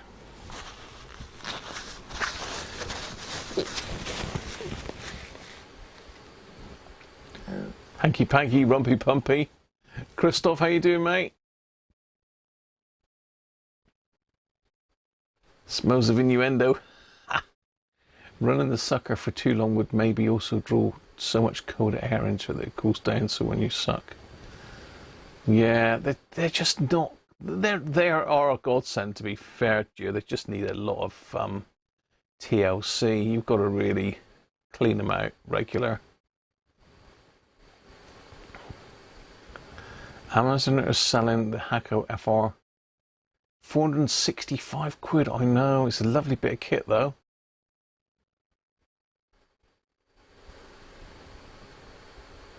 It's from a dental office slobber sucker. You do get what you pay for.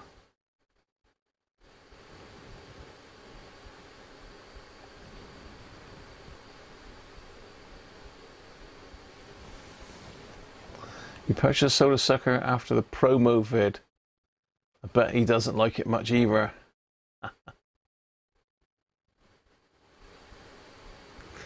Do not forget anything inside before soldering it.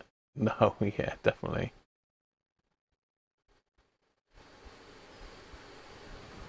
Well, then bend the wires over before soldering. You usually solder the outer terminals first and then the others afterwards. Solder into butter, yeah.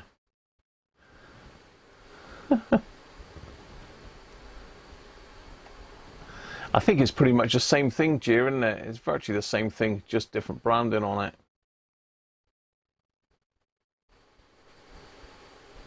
Solder into Marmite. You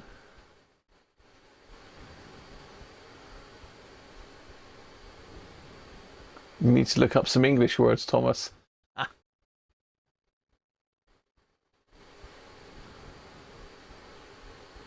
Oh, we all do that, Paulie. I've done that so many times. Especially soldering up like coax and that. You get the plug on the end, takes forever. And you forget that you haven't put the collar on it. You would insert those bare wires in heat shrink to avoid shorting if it was your radio. Once they're in, Aaron, they're like solid as a rock, mate. There's no way they would short out. Soak the braid in flux, yeah, that does work a lot better.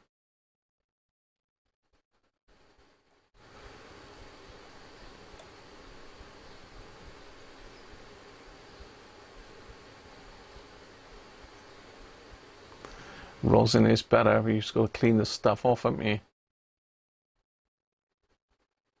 That is rosin, Baldy, yeah.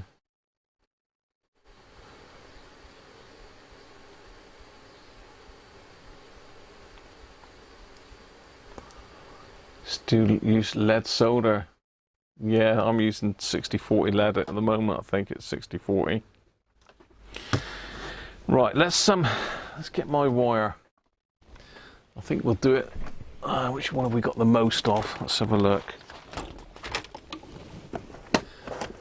Probably yellow because that's on top. Yeah, so this is solid wire. Let's put them back up there out of the way. Just some solid wire. I'm going to use this, I think, rather than those poxy little legs. This will let me get the tweezers in and manipulate them around. I can leave a longer piece. So we don't need much. I'm just going to bend over like that and then stand up through the board. So if I come all about that length, that can be plenty to play with. And I need 5, I believe.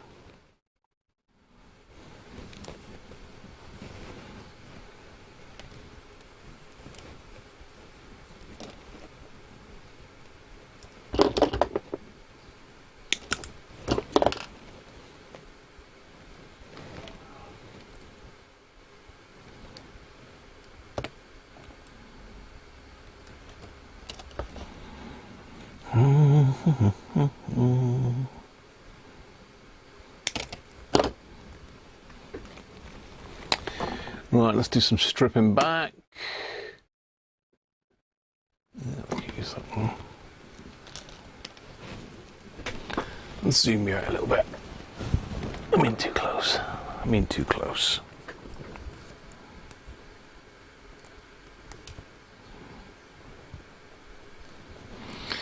Also a little leg. Then we go up a bit and then we'll strip the rest of the wire like that. Ooh. Ah. That's one.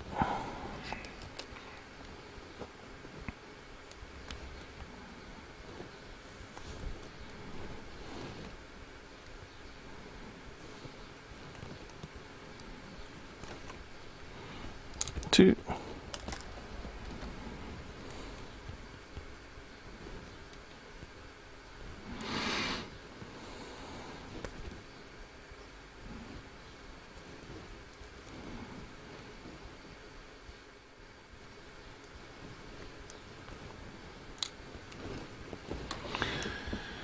Get in there.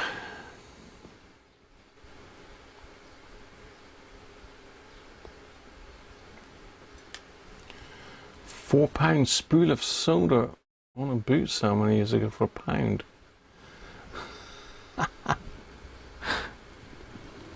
It's probably some good stuff, I expect, Rolf, isn't it? The proper gear. Mind you, I got this from Simon, so Mr. Spires let me have this. Solder, and I've still got a spare reel up there, so very, very kind of him, because solder is getting more expensive, isn't it? It's always been expensive, solder, but like everything's getting more expensive, isn't it?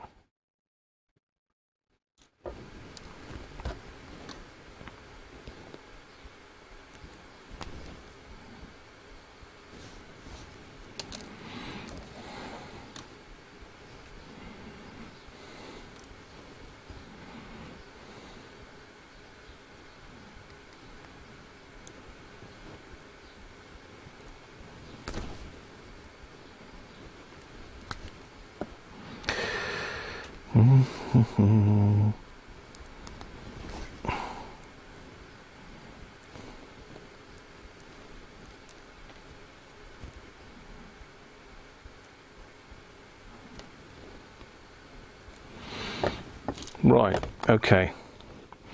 Now I've got to make sure that I get the right legs on here. So let me just have a look at my phone, because I did take some pictures. I did take some pictures here back along. So WhatsApp, it could be one of my lads. Wishing me happy Father's Day. Yes, Joe.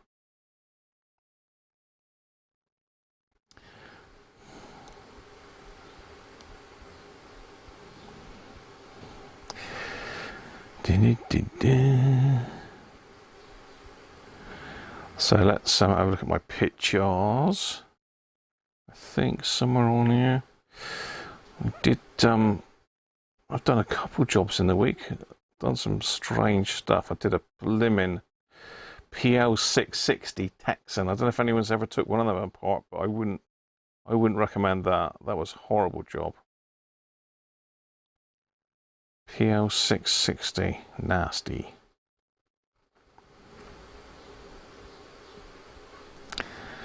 No, I didn't take a picture, did I? No, why would I want to take a picture of that?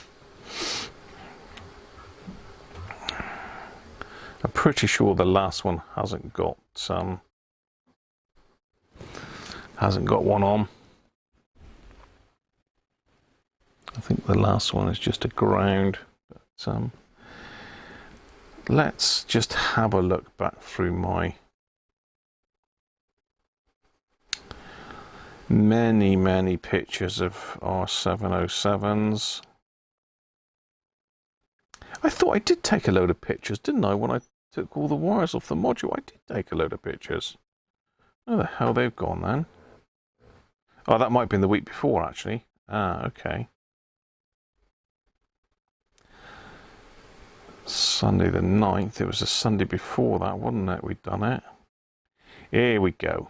Here we go. Now we're in business.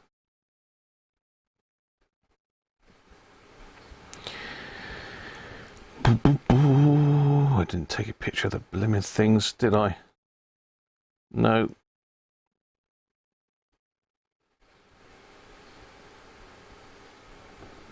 Should know better than that, really, because that's the only thing you need to take a picture of. Right, I'm going to go skip Tutloo a minute. I won't be a sec. And I will continue. Oh, it's looking nice out there now.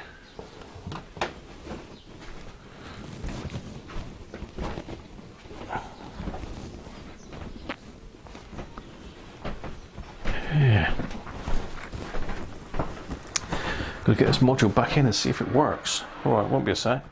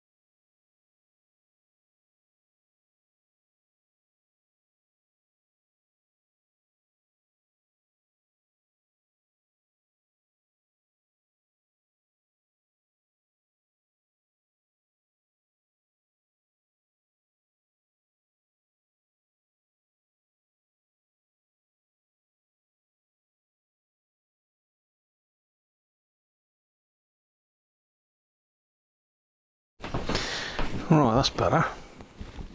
Oh, I said that it's nice weather and the sun's just gone behind a cloud, but it's looking nice out there. Yeah, very nice. I expect Mrs. Cruncher will be taking the mad dogs out in a minute. Right, let's crack on.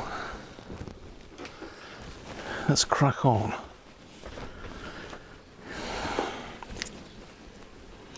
Definitely 1, 2, 3, 4, and I think it's that fifth one there. I'm going to go with that. I will double check in a minute, but I'm pretty sure that that is correct.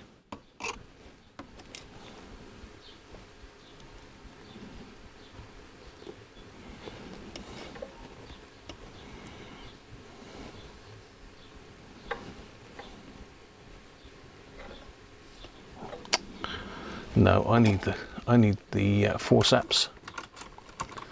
Forceps nurse.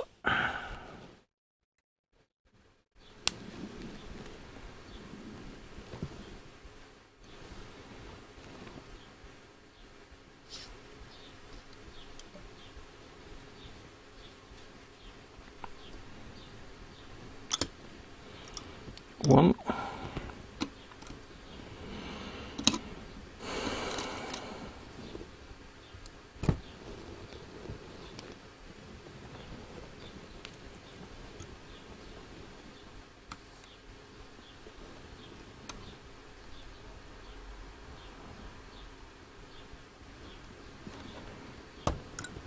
Two.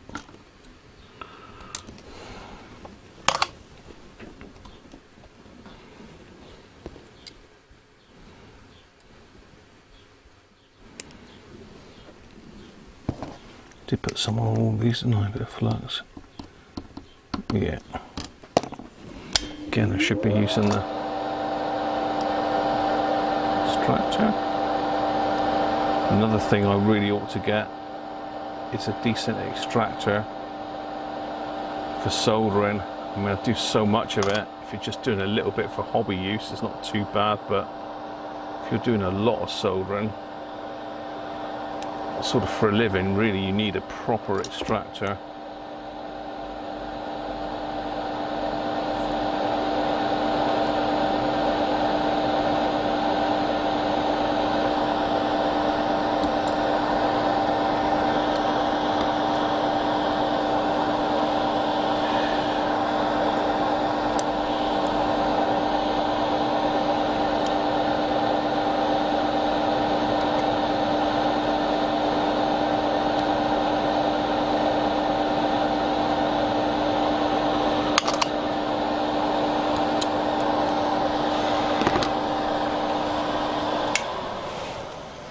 Right, let me just check Google Photos a minute just to make sure that they are all in the right place. But you can see I've soldered all them in there now.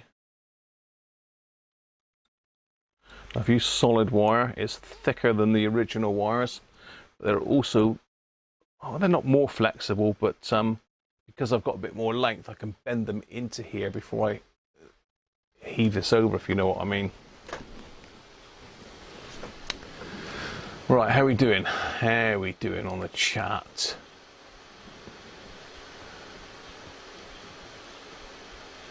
Handles water. You're off. Catch you later, Don. Cheers for dropping in, mate. Good to see you.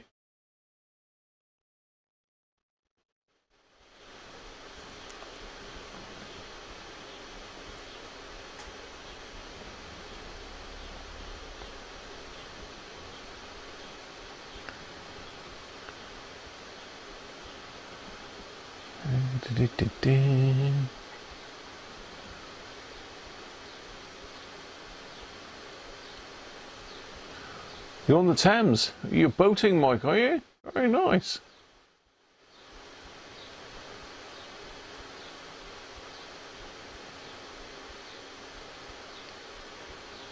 You need a UPS for the router and other stuff.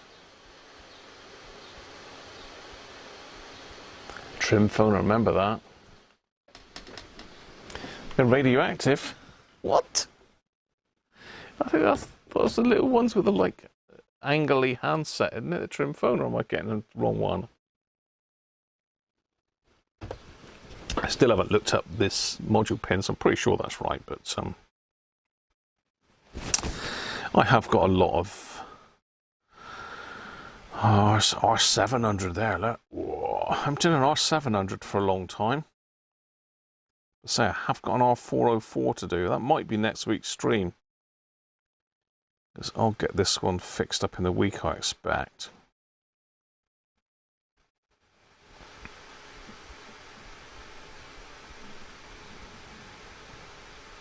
Yeah, so I was right. It is just those 5. Right, so now hopefully, because I've got nice long legs, I'll be able to just sort of bend those over and stick them through the holes. Look, that's the plan. That is the plan, Stan.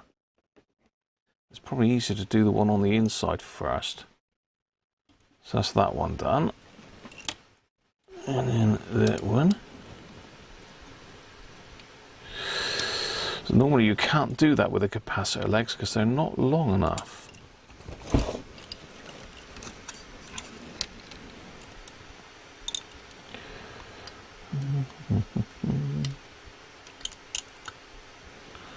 Why are you making a pig's ear out of this, Graham? This is easy.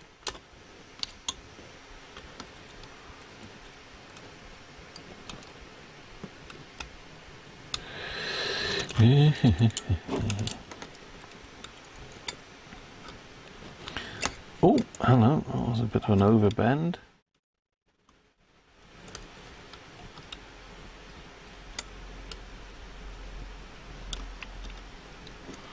Nice, right, so we've all got our legs all up through the right holes there. So you can see they're very nicely stuck up through. No issues there. Because it's a pig of a job trying to fiddle those little tiny legs up through. I've laid just enough there by the looks of it as well. So let's pull all those through. Straight.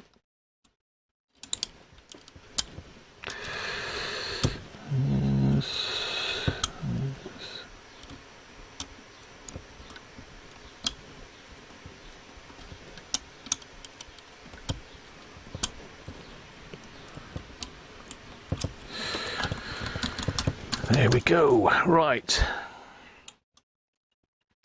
Next thing we need to do is screw that back on.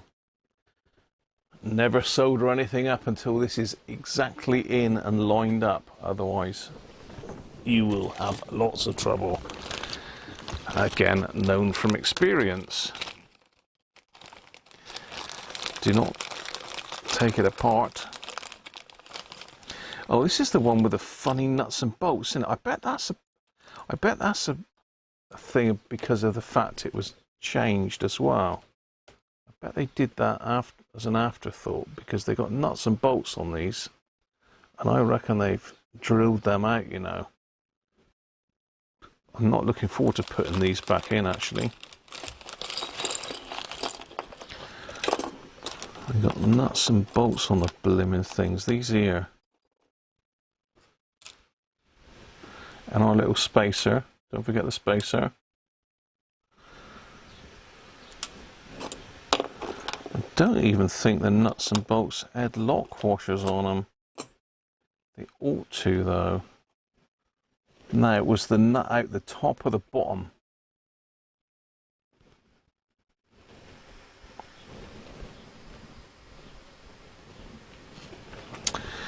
It would be easier to stick the nut on the top, really, because I can't. Yeah, I think it was. It was. So we need to thread it through the hole. And I'm going to put a lock washer on this, I think. It does look like there was a couple on there, actually, because I thought that may have been the previous iteration. Oh, no, there is a couple lock washers. Yeah, we have got a couple lock washers. Right, so let's go through that hole. Then we've got to insert a brass spacer. You can't really get your fingers in to do that. I've just managed it. Poke that through the hole.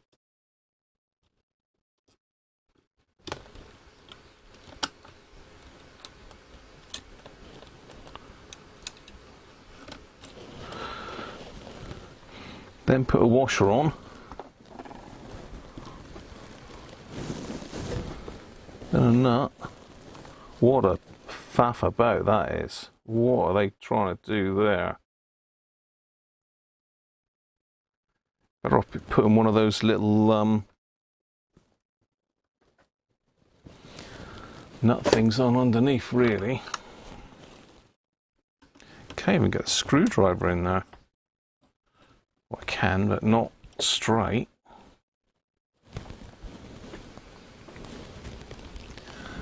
That's my little spanner.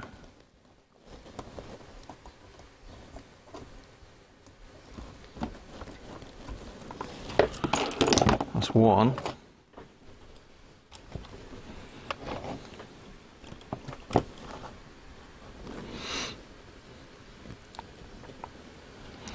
Now it's getting tricky because I've got no movement in the board now. Just to make it even more awkward.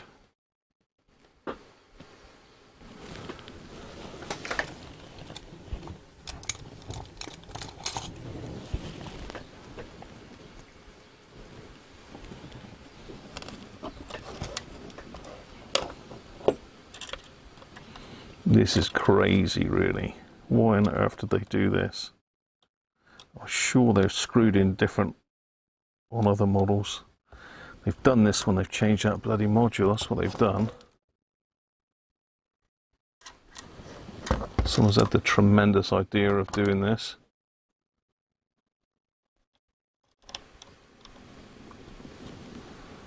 Now we've got going to have two pairs of tweezers. One to hold the spacer and another one to maneuver the nut. This is madness.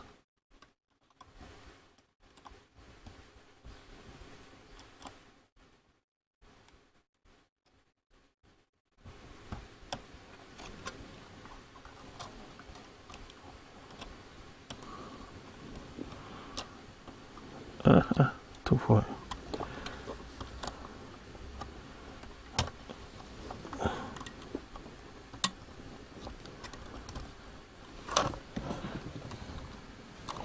Right, we're in. It's impossible to get a screwdriver in there, so I think I did this with a flat bladed last time, didn't I?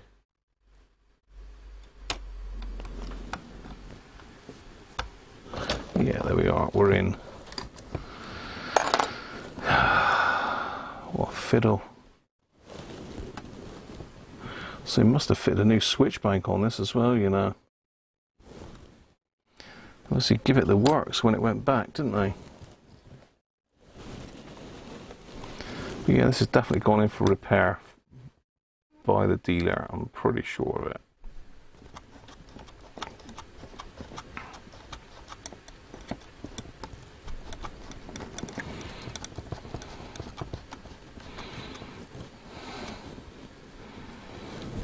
let's just tweak that up. Let's use the proper tool, although I think, didn't I say it was metric last time? Did I use a metric one on it? Yeah, I did, didn't I? The 5.5 on it. Yeah. So I'm going to tighten them right up.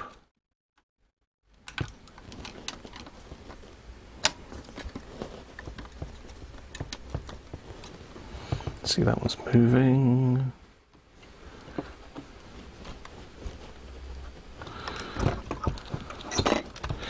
Right, that's tightened right up now. So now we need to get the dial plate on. Just make sure that these buttons line up with the dial plate, because if they don't, you're in a whole world of trouble. Well, if you've soldered everything up, at this stage we're good.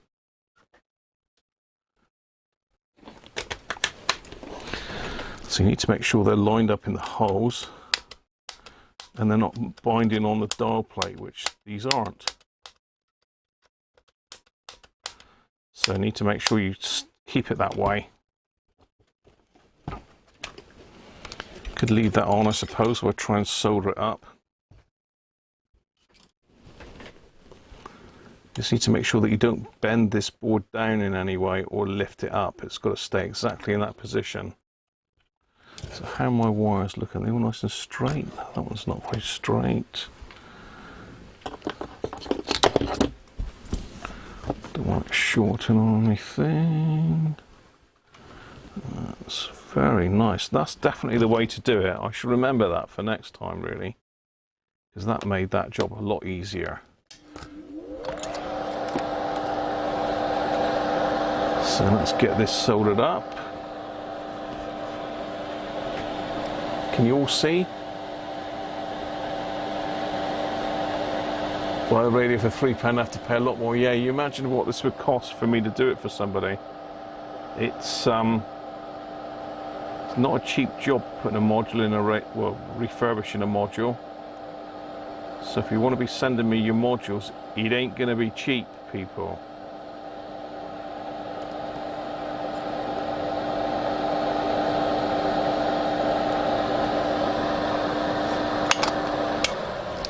Right, that's some module wires soldered in. That should hold everything nicely in place. Yeah, that definitely made that job a lot easier. I'm definitely going to be doing that in future. I have done it in the past on these modules. Right, this is where it gets complicated, because we now got all these fiddly little wires all hanging about everywhere. There's wires galore in these things. So we've got all these wires in underneath that got to be wired in. Capacitor, wires here. Wires. Everywhere.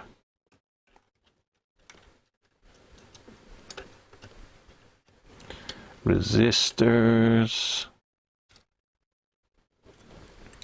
Wires here, where's the other one gone? There's another one that goes there. Where's that one gone to then? Oh no, it's that one, isn't it? Of course it is, yeah. So they're okay, that one's alright. We've got two wires there. Right, this is where you need to have taken lots of pictures to get all these wires here. This is a rat's nest of a job, this one. This is where you need your pictures. I've got a pretty good idea of where they all go, but I have been wrong in the past, and I've put them back together and they haven't worked, and it's took a lot of head scratching to find out why. Particularly these ones here, this little cluster with this poly cap, polystyrene cap. So right. Let's have a look. Thanks, Mike. Much appreciated, mate. Coke works on the teeth. On my teeth. Certainly have had a fair bit of entertainment with a £3 radio, haven't we? I think we're out of pocket at the moment. I think we're definitely out of pocket. I expect YouTube's paid me about 75 pence for all 3 videos so far. It's only your super chats and Patreons and channel members that really pay for this sort of stuff.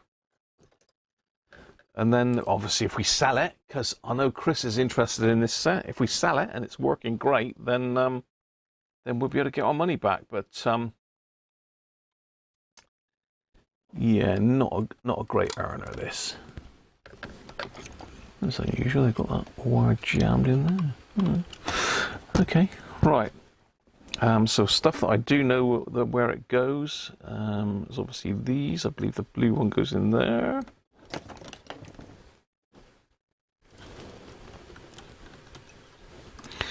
And as I say, this may look a bit rough, this radio, but it will sound absolutely amazing when it's done. I can assure you of that. These radios sound great. Once they're back together with the case on, the back on, get a bit of nice classical music firing through them. They sound absolutely stunning, these.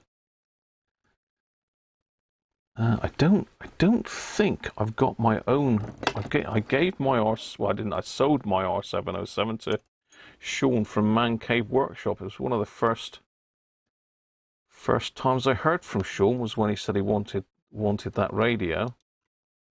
So you know, I thought, well, I can do another one at some stage, so I'll let him have it. And that was one where one of the very first restorations I ever did on YouTube was an R707, and Sean's got that one now. He's still got it, I believe. I think it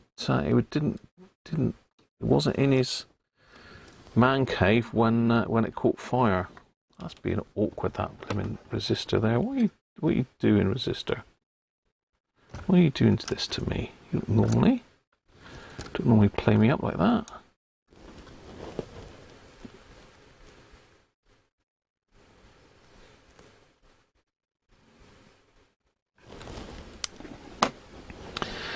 Right, it's been off for so long, it's decided it doesn't want to play anymore.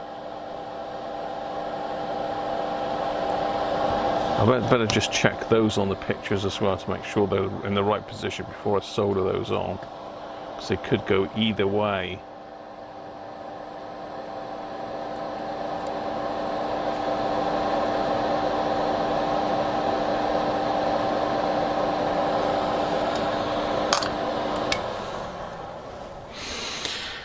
Right, let's get the pictures out then.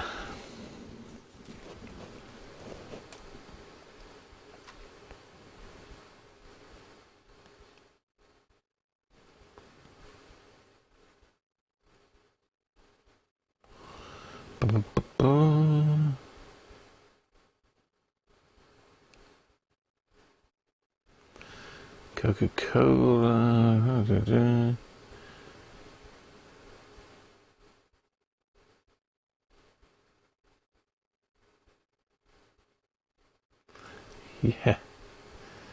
Yeah, you'd be looking at 3 figures for the radio. Mike, thank you, Mike. Oh, hang on, just had a big jump. Lemon juice. Hi Tina, how are you? Welcome, mate. Better late than never. And Mr. Rob Cross has disappeared off the planet again, hasn't he? Where's he gone to? Sounds like the average revenue you get from your videos. Yeah, you don't get nothing much off YouTube. Thank you, Tim. Thanks very much, mate. You could live off making YouTube videos back in the past, not anymore. You can't. There's no way. There's no way you could make an income off of this, unless not doing this, because it's so niche. It's not something that like loads of people watch. It's just people that are interested in electronics and radios, really, that watch this channel. You know, if I put out 5 videos a week, and you need to be into the like hundreds of thousands of subscribers to start making any money off YouTube these days. I got it for nothing. Thank you, Tim. It's free of charge. Mind you, it did cost fuel to get up there and back, though, don't forget. So you've got to add the 60 odd quid's worth of fuel to get up there and back, and the accommodation, which was 60 quid as well. So we got 120 quid out of pocket at the moment. But Tim's just given me the 3, so we can knock the 3 quid off of that. You mean it sounds better than a hacker, Robert? It's debatable. Some people say it does, some people say it doesn't. It sounds better than a lot of hackers, I will give you that. If you like classical music, I think it's hard to beat this with a hacker. The Hacker Sovereign 1 sounds better than this. And probably the Sovereign 2. Hunter in this on a level par, but most of the other sets, this does sound as good as, if not better. Sovereign 3, I think this probably sounds a bit better than a Sovereign 3.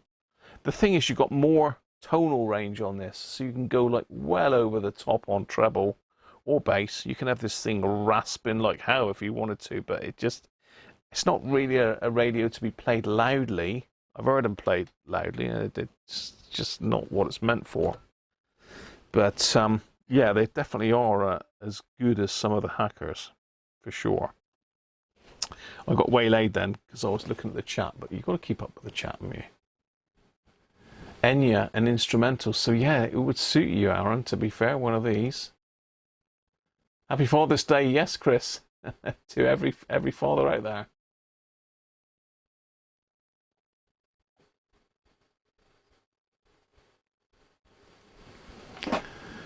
Top of the line, great or Blaupunkt Volve radio. Oh, yeah, but this is a little bit more compact, Bob. This is a bit more compact, mate.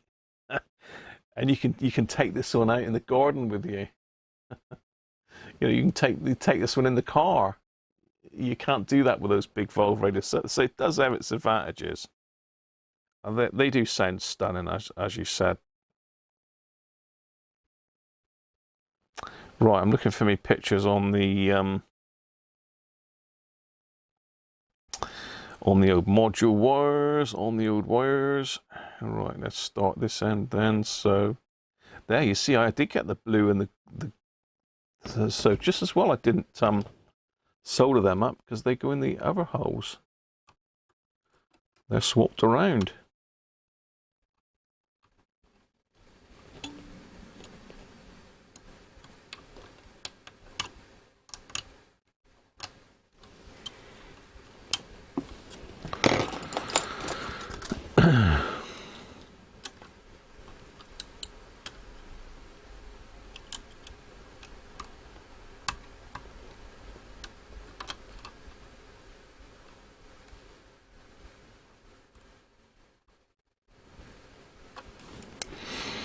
Right, let's get those soldered in. Again, these traces on here are like, they're not quite as bad, but they're still pretty bad. This is one of the newer switchboards by the looks of it, so not quite so bad. Right, so we've got that one there, that grey one there.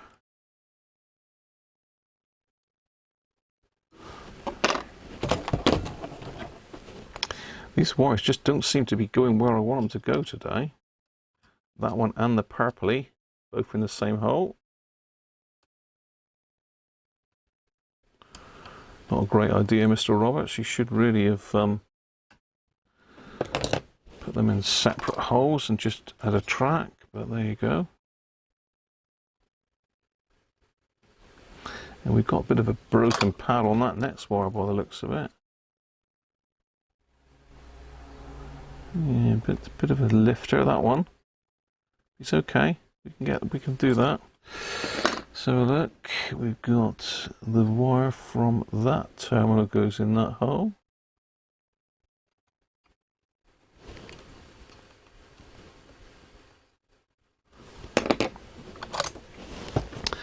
Put a bit of a blobby on that because we need to make sure we've got a decent flow of solder over there. Let's turn that one on.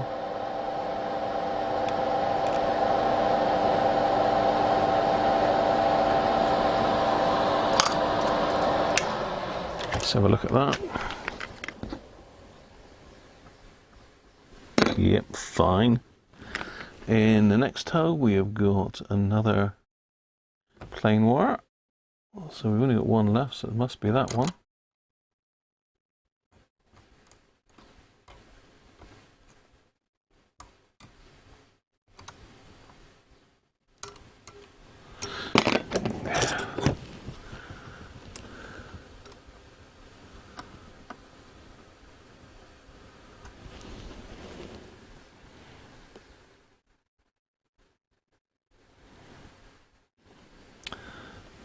Okay, what have we got going on here then? Because I can't see. Hang on, we've got a grey one going in here. No, we need to change the picture.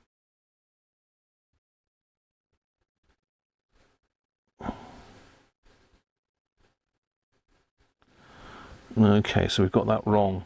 The grey one goes in there, then that one, then that one. Okay, so that one doesn't go in there. So you've got to take pictures of these because they're horrible to work on. Nasty. So that was actually in the wrong hole, which is a bit of a pain because that's the one with the, not a great trace on it. Actually, we'll use a sucky sucker on that one. If I had it here, it's gone again.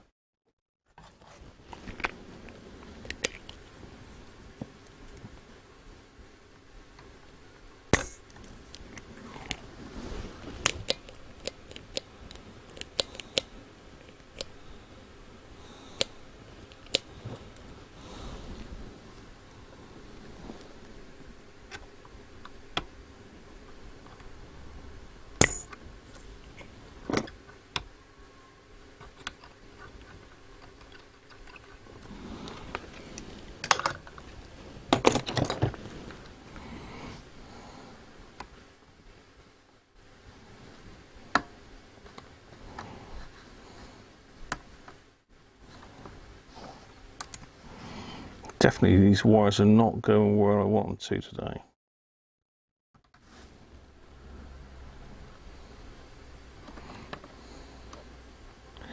So we need the grey one in there, the grey.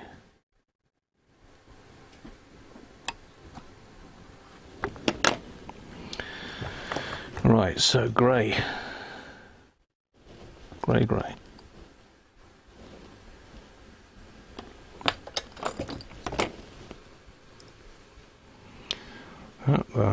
That, and that. Yeah, that's those four.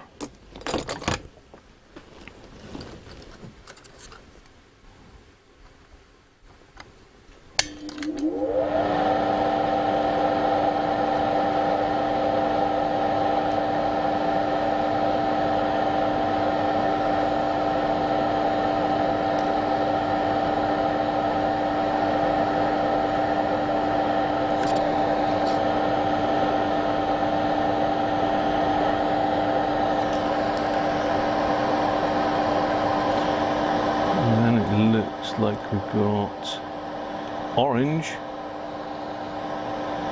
white, yellow and grey. Orange, white, yellow and grey.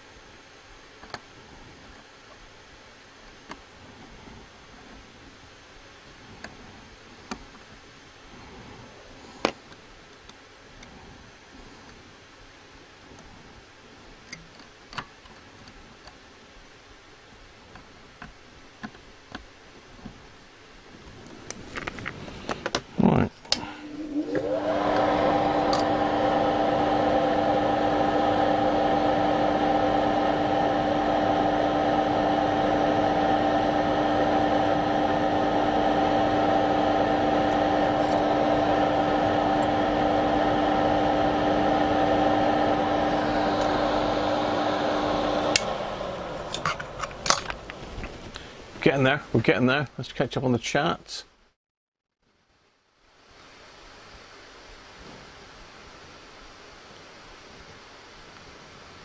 You're not compact. Ha.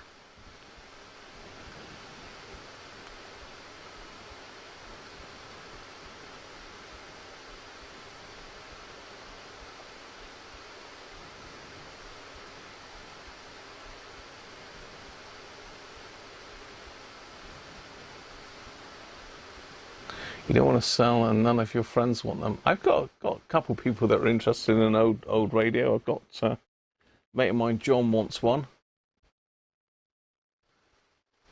I think Stu wants one as well.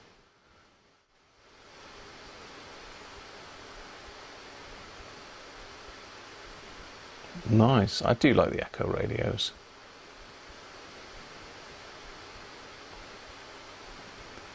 Knitting radios, yeah, definitely is. Yeah, I must get one of those to do, but they do scare me a little bit. I've watched a lot of Manuel's videos in the early days where he did them, and God, dear oh dear, that's a labour of love, that is. And I don't salvo radios really, because I sell them for decorative purposes. Decorative purposes only, and they don't come with a plug on it. It's one of those things with a Volvo radio. You need to plug them into some sort of breaker or something, I think, just to be on the safe side. You don't leave them unattended and all that business, but lots do, and lots have not had any problem with it. So it's just being careful, really, isn't it? It deserves a finger, it does. I think I might, once I've done my holy water, I might go and get the bishop's finger itself and pop it in.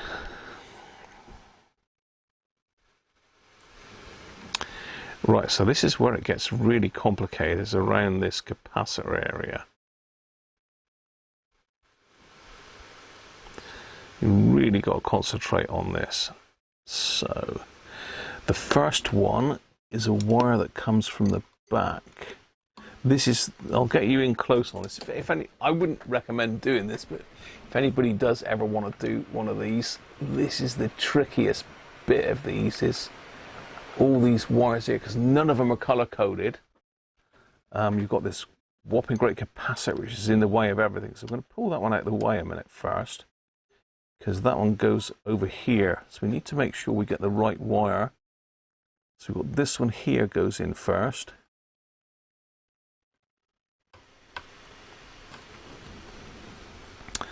The next one that goes in is the other one at the back here. It goes in next. Then it's the capacitor. And then it's this last wire from the front here.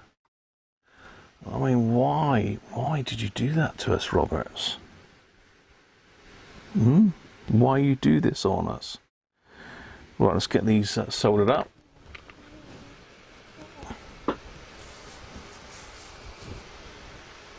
Bishop's hand deserves 4 fingers. It is a nightmare, Aaron. You don't realise until you've actually pulled one of these apart. I say they're not really.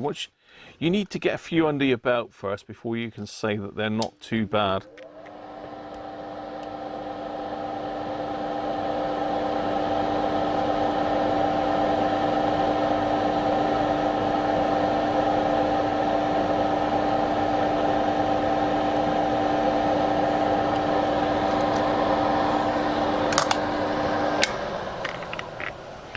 So, I believe that is it. The module is in.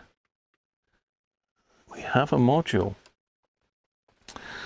And now that is like rock. That is not moving anywhere. So as I say, the chances of, I think it was Aaron mentioned about these wires shorting out, but literally they're rigid now. There's no way, unless someone stuck a screwdriver in there, that you'd ever short those out. No way.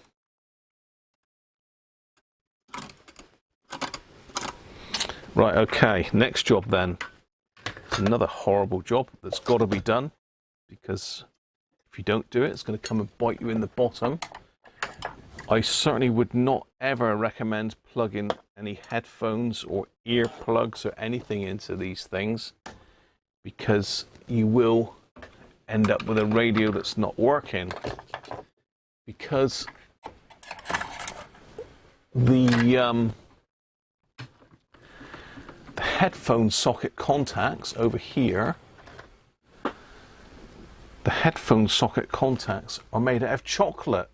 So when you push anything in, they open up and they don't close back again because it's rubbish. It's not a great bit of kit, that at all. I mean, Hacker used it as well for a lot of their radios, but the problem with this one is it's in the top of the radio here. So naturally, any dust and muck goes straight down in there. And as soon as you plug something in, you allow that dirt and muck to go down further into the headphone socket. When you pull your headphones out again, it doesn't shut the switch back, and you've got an open circuit amplifier. You know, that's the last point of contact before your speaker. So if that's open circuit, you've got a dead radio. You know, I mean, really what you ought to do to make it 100% safe is just short the thing out, just bridge it across, and then you're never going to have the problem. But, you know, people like originality. I think personally, if it was mine, I'd just bridge it. I would never use headphones in one of these. Why would you? If you want to use headphones, just go and get a Walkman. Plug that in. So what we need to do is get the headphone socket apart to get at the contacts. Chris is going to tell me now that he wants me to just bridge the headphone socket out, but we're going to take it apart. It would save us a lot of time if we didn't have to do this, but it is worth doing. So let's get it down on the bench. Where are we? There we are. The first problem is getting the thing out. You need a little thin screwdriver, and watch your hands, and you're going to probably scratch the dial plate when you're doing this, but you need to get in here and just try and ease this ridge here up. So what they do is they push that in, and then they just bend this over to just grab it. Ideally, you want something with a blade that's very, very strong. Let me get my eyes in and see if I can do this without scratching the dial plate.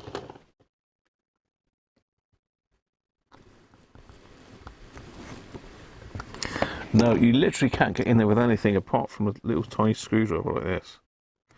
Watch your fingers as well.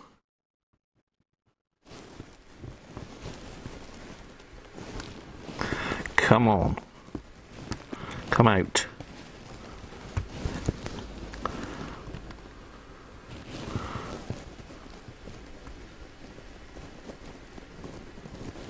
There she goes. There we are.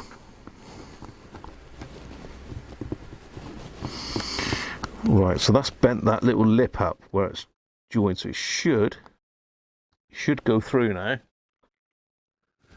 So we're going to get something with a hole in it.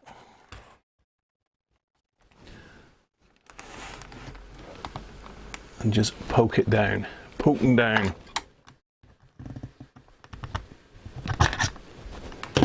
There she goes. No scratchy. This is the thing of interest then. Let's where are we? Where are we? We're here. We want to be here really, so let me just open the camera a minute. Let's come out that way a little bit. There we go. So these come apart. You need to get rid of the solder. And that one's bent as well, which means it won't come out. So let's just twist that back a minute.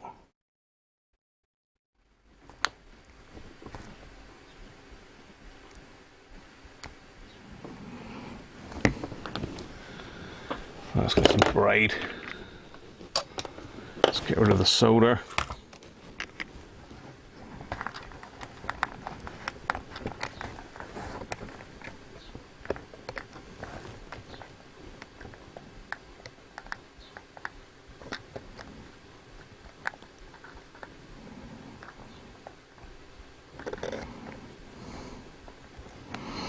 If you don't get rid of the solder, they won't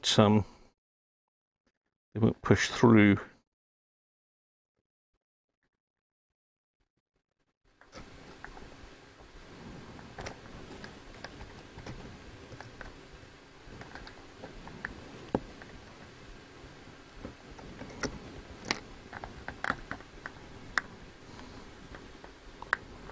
Right.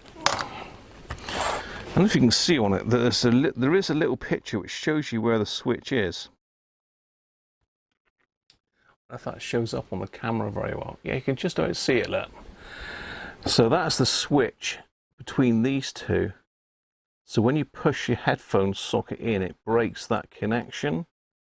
So really what you ought to do is just join those two together, and you're never going to have the problem. You won't be able to use the headphone socket, but it will never become open circuit.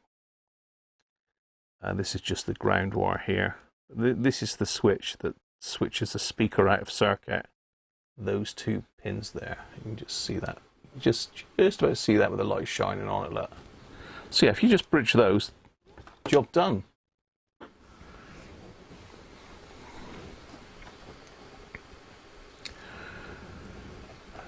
Did clamp the connector in your helping hand, then solder the wires on. Yeah, well, we need to get this apart, Aaron. This is the thing. You need to get this apart. So they split in half. Some are different than others. So this one, it looks like the whole shell splits in half. So let's just give that a little bit of a hand with a screwdriver. There we are. Actually, this one looks pretty good. That looks pretty good. So you can see the three contacts in there, look. You can see the switch there between these two parts. So this bit of bent metal, see this bit of bent metal, when you push your headphone socket in, headphone plug, let me just get one and I'll show you.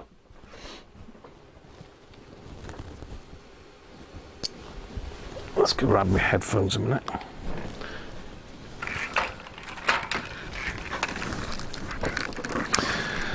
So when you get your headphone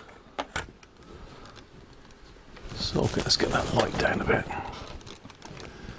You get your headphone socket and you plug it in.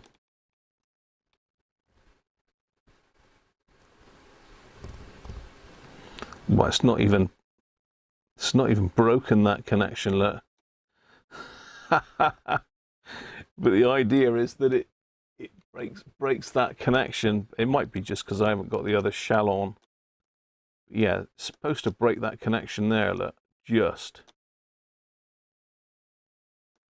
And the problem is if you've got a load of dirt in there, or these terminals are dirty, or this is fatigued because this little bit of metal, that will sometimes, if you stuff something too hard into there, that can bend and not make contact again or become very loose. So what you need to do is take these two connections out. You don't really need to worry too much about the ground connection. I do tend to take it out and clean it, but this one's surprisingly clean. I can't believe how clean that is. So maybe when it went back for the new module, they did this, perhaps. So yeah, there you go. That's an explanation of the dreaded headphone socket on these and other Roberts radios. So you just got to ping that one out. So it's not got a lot of spring in that at all, actually. It's barely making contact, that. So we need to just increase the tension in that spring and make sure that both the contacts are clean, which they're not at the moment. That was barely making contact, that. I think we just caught that. So we need the old fiberglass brush.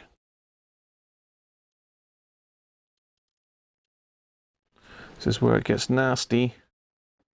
Let's get my forceps. One of the most useful tools in your kit, the forceps. Grab that. And we're just going to give the bit that makes contact clean there.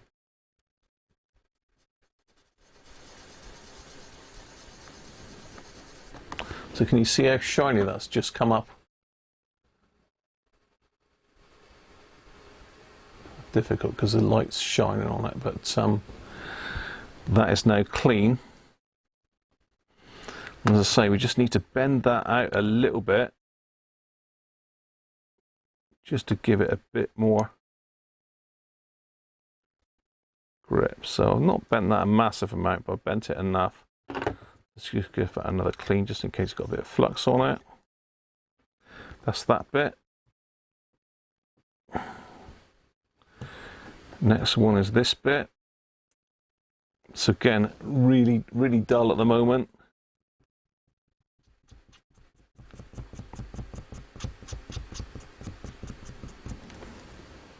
Job done.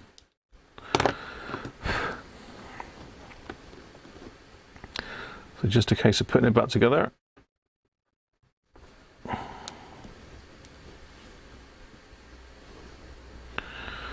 Come on, ground cack-handed.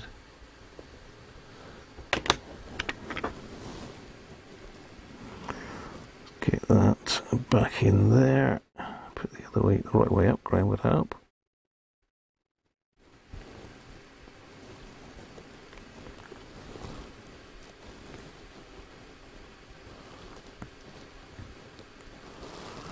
Come on up. There we go. Yeah, so now we've got a much improved switch contact there.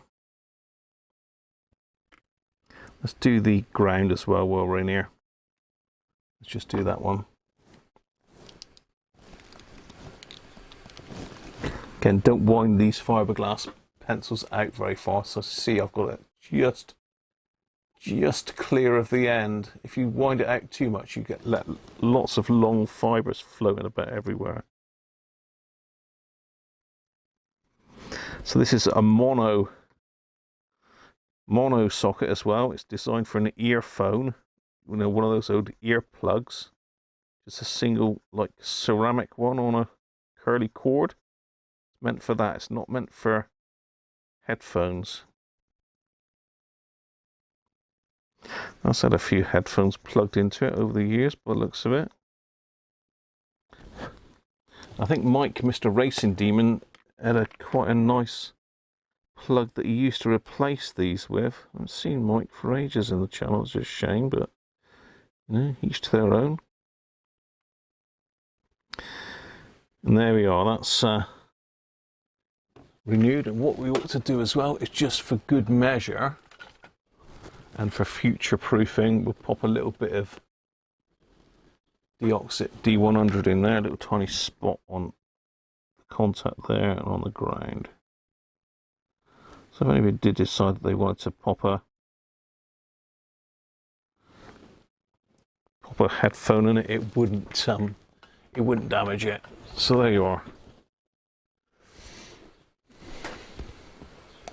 The old sockets were 1/8, not 3.5 mil. Yeah, so another reason not to plug nothing into it. Benj, isn't it? You're just asking for trouble. No touchy. Don't plug stuff in there. No need. There's no need.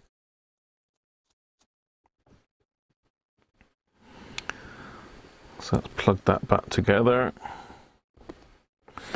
And if you see some of the old some of the hacker sets, they had a little jack plug attached to the aerial. There we go, all back together. So one thing you ought to make sure of, is it going to focus?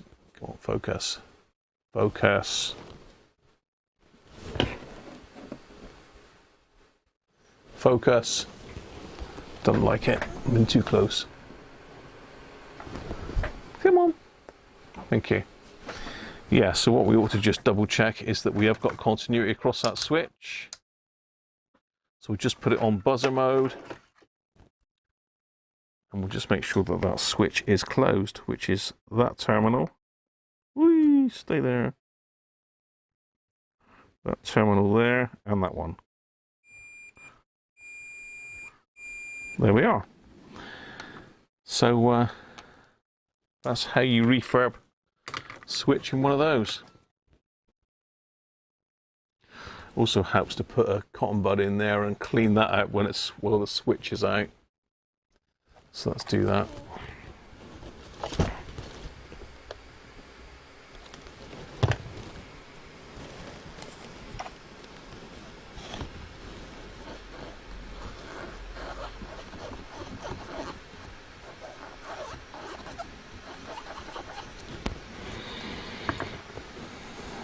Give that a clean around the outside. Belt and braces job. That can go back in.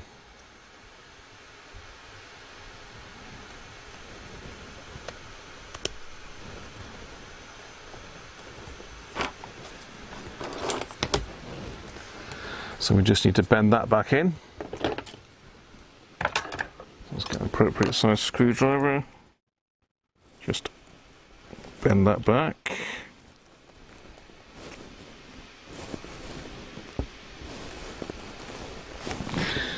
And that should be good for a good few years yet, until somebody goes and tries to keep plugging stuff into it.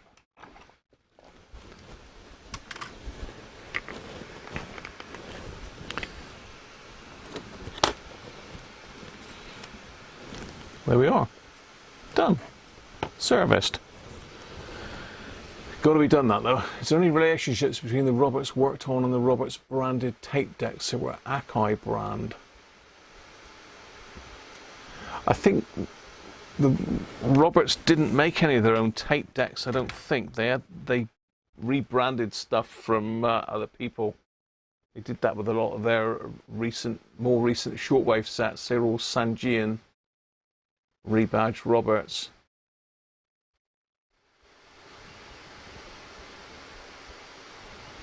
Yeah, that's what they're designed for, is an earplug. Do you remember some of the radios used to come with like a little pouch with an earplug in it?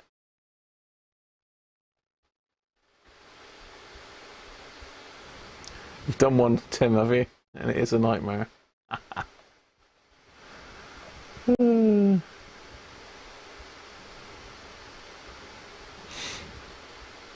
Don't plug nothing into it. No, I wouldn't do. That's a proper way to dispense keg liquid gold. Yeah. That's your birthday gift to you, Chris, is it?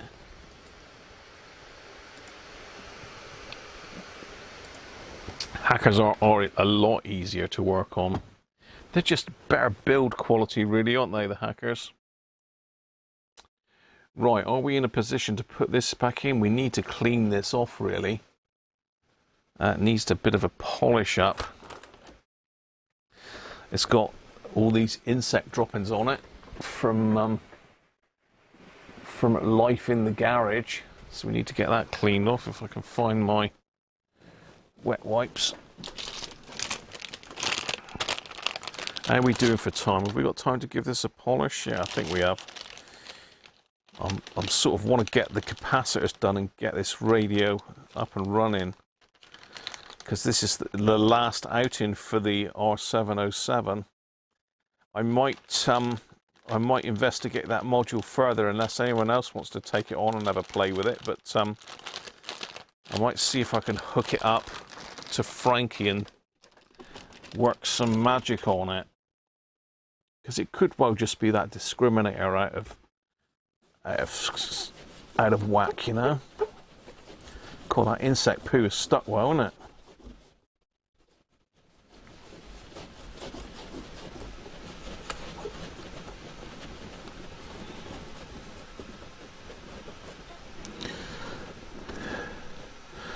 Sounds like Maddie's going out for a walk. Mad Maddie.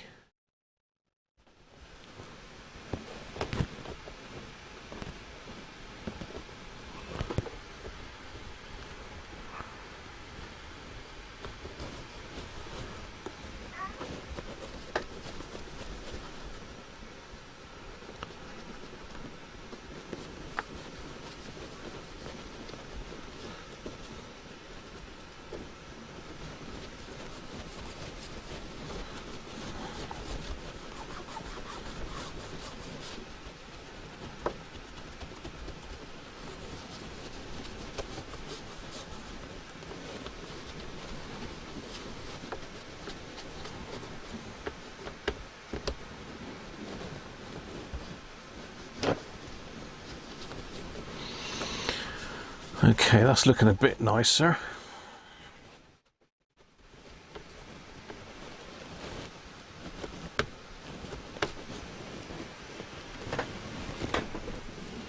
Nasty. It was nasty before.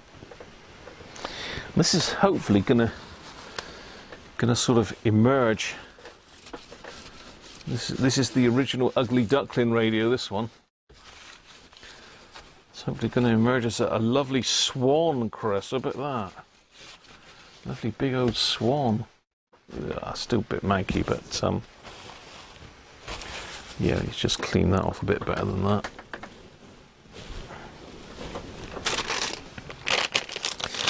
Before I start polishing it.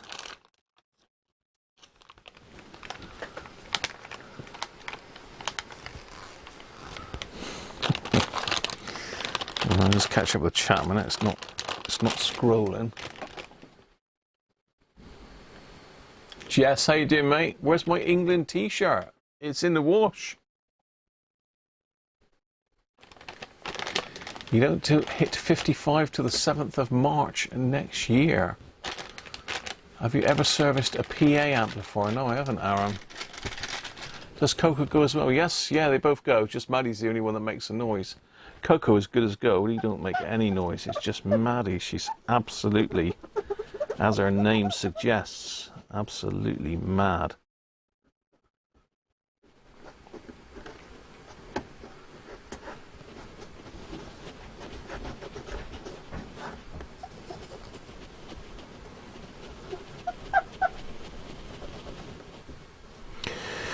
There's a couple bits of muck that I want to get off there before I start polishing it, because it will polish out, but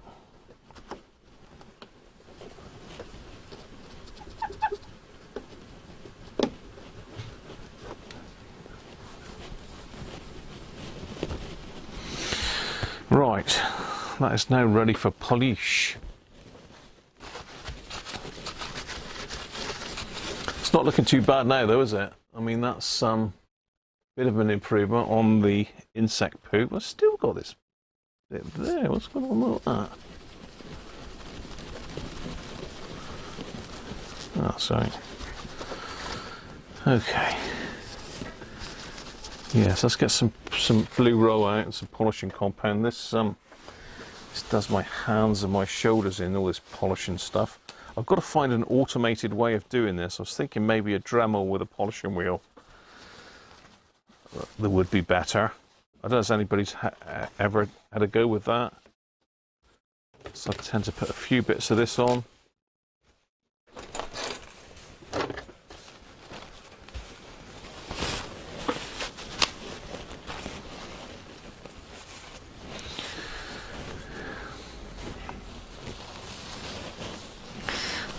Then we can just peel a layer off after each stage of the polishing. I'm not going to go mental on it. I'm not trying to make a brand new radio here. But I want to try and get rid of some of the scratches and bring up a nice shine on it. It's not bad, actually. Now I've got all that poo off of it. It's only some very light scratching.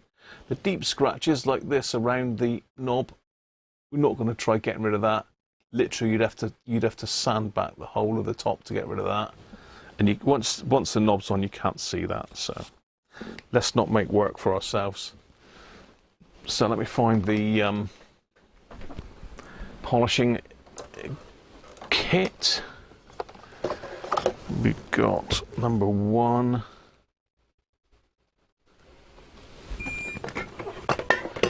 Number 2. There should be a number 3 here somewhere, which is the important one. That's the crispy. Need a polishing cloth. So I think there's a link to the Nova stuff in my Amazon. I think I've got a link to it if anyone wants it, and to the polishing cloths as well, because these are made by Novus. These things here, Polish Mates. I mean, you could do it with a microfiber cloth, I suppose, but I've always used their stuff, so I'm going to stick with it. I cut these into 4 though, because they don't last that well else. Just come over a little bit. So we're going to start with number 3, although we haven't really got any heavy scratches apart from around the knobs. Martin, how you doing, mate? Just in time for the end. We've got about another hour, I reckon. I think we're going to go till 6. I'm going to go and get a finger in me in a minute. But welcome, mate. You stripped your Saba cabinet last week. You needed a heat gun to remove the lacquer. Nice. It'll be interesting to see, Bob.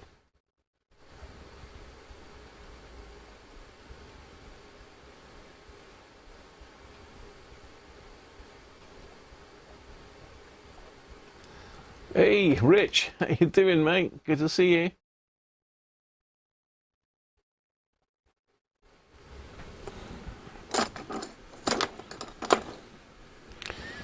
So I'm not going to go mad with this. £5,000 a can. It's not cheap, this stuff, but it's well worth it. I used to use T-Cut years ago when I first started. Till I don't know what I was doing. I was researching something or other, and then I think I was talking to somebody about, and they were on about polishing the perspex on aircraft cockpits, and the stuff to use was this Novus, and I had a look at it, and yeah, I expect I've probably turned a lot of people onto Novus. See all this sponsorship that I could be getting at. See the sponsorship that I could be earning. They don't sponsor me, do they? PCB Way will do, but I just can't be asked, really.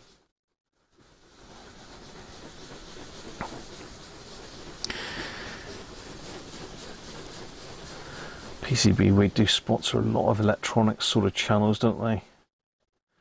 Manuel. My mate Vince even now has succumbed to the PCB Way sponsorship. It's not to be sniffed at, really, because end of the day, if you are trying to make a living out of YouTube, then every little tiny bit helps, really.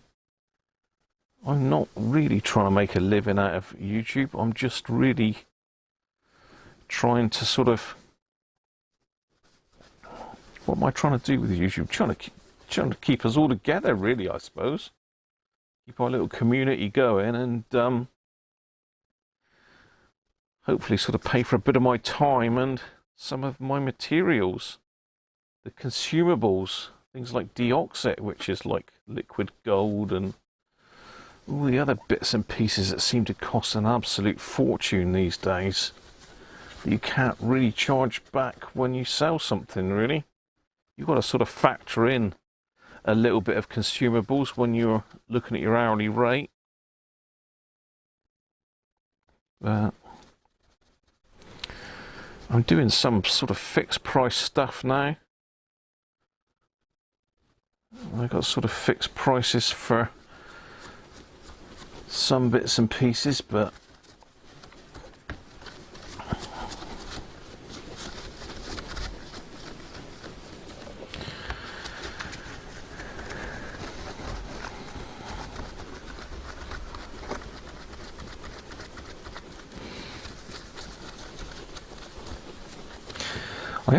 I sent a few of these over to the States, you know. I know we got quite a few viewers in from the US, but I have sent a few of these over. It did baffle one chap about the batteries that were in it. He got really confused about the batteries. I thought there was something missing out of the radio. Soon sorted him out on that. He managed to get hold of some. I think I've taken them off my website now, but I have got plenty of these in. I've probably got about 15 to 20 R707s knocking about.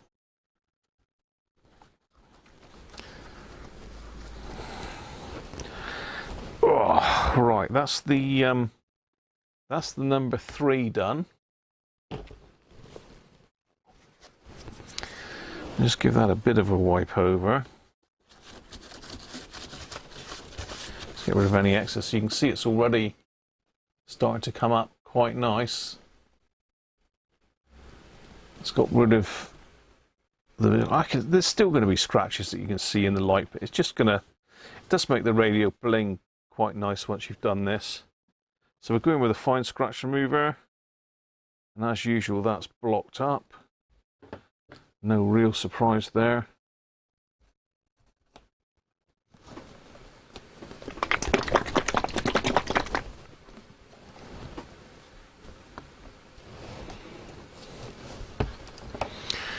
So we use the same cloth, just a different part of it. Smear this everywhere. This is obviously much easier to do when you've got the top panel off. If you've got the knobs on, it's much more difficult. Just spread a bit of that on. Then what you need to do is a bit more elbow grease. Just keep rubbing until it all disappears. This could take a while when you put on as much as I have here. Now this is the fine one, this is number 2, which is the fine scratch remover. So really we could have probably just gone with that in the first place, but it just takes the edge off with the coarser one. It makes it easier really with the finer one.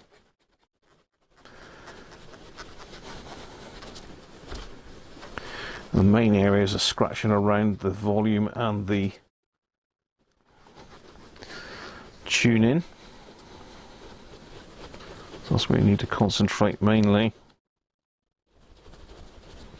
Try and go in circular motions and you don't get noticeable polishing lines on it.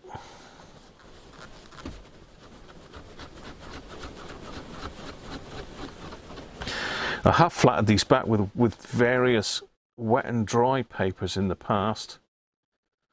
If it's really bad, I've got a big dig in it or something like that, then that's the only thing you can do. But you've got to pretty much flat the whole thing back, which takes forever. So don't do that unless you're very keen.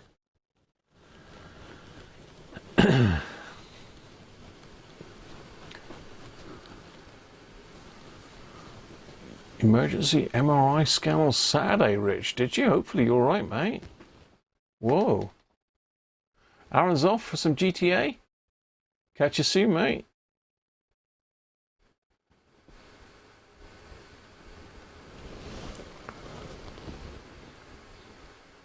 Yeah, be nice. Be nice, Bob, to see it.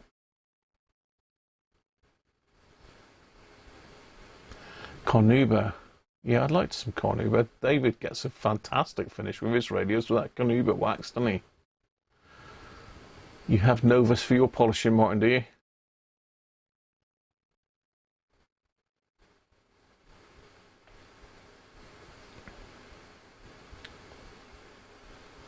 Let's hope you're okay, Rich. Let me know, mate. You just use automotive polishers. You can use Novus on your pinball machines, Chris. Oh, I'd love a good old pinball.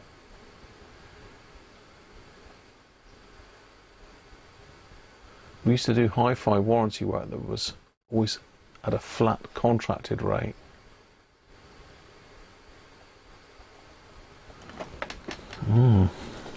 So you can see the polish is, I don't know where it's gone, but it's sort of like it's probably soaked back up into the rag, but it's nearly dry now. So usually when you get to that stage, it's about there.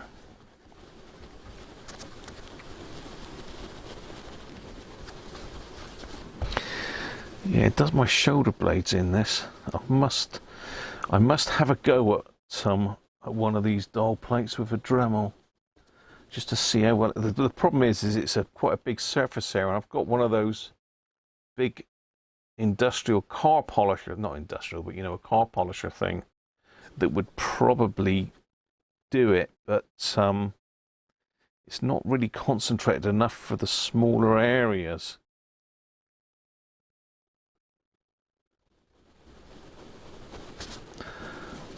So this is probably the best way, but not the easiest way. I think you can get smaller, sort of like 4-inch polishing pads for electric drill. That might be a better way to go. I might look into that, but say the funds are a bit short at the moment, so that'll have to wait for a few weeks.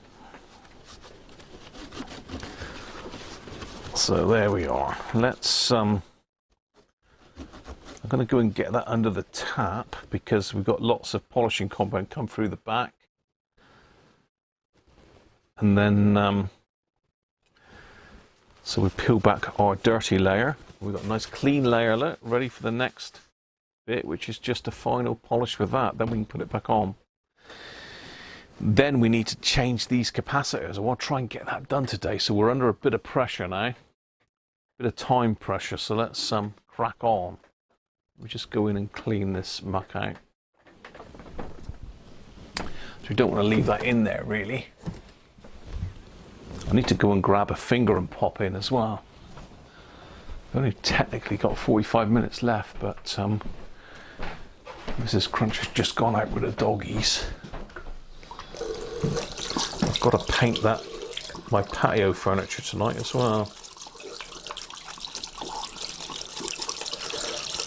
So I'm just taking a toothbrush and making sure I've got all the muck out of the holes where the controls go, the push buttons especially.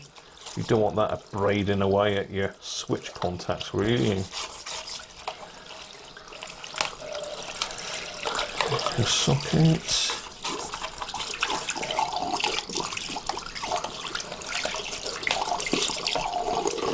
And the edges.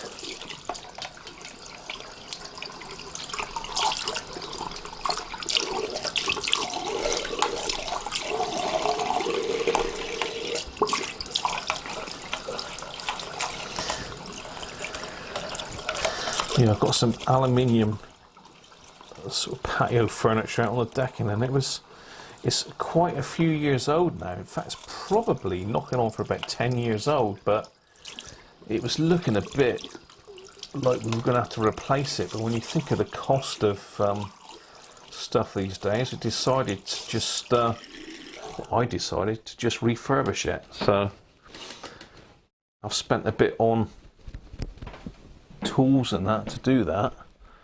I bought some scrubbing brushes for my drill, which work really well. I bought some rust primer because all the nuts and bolts on it have gone rusty, so I put that on. And I've got some chalky grey paint to put on it, back on it, so yeah, should be good. Right. That's that. Let's give that a little bit of a dry off. Oh, that's looking nice.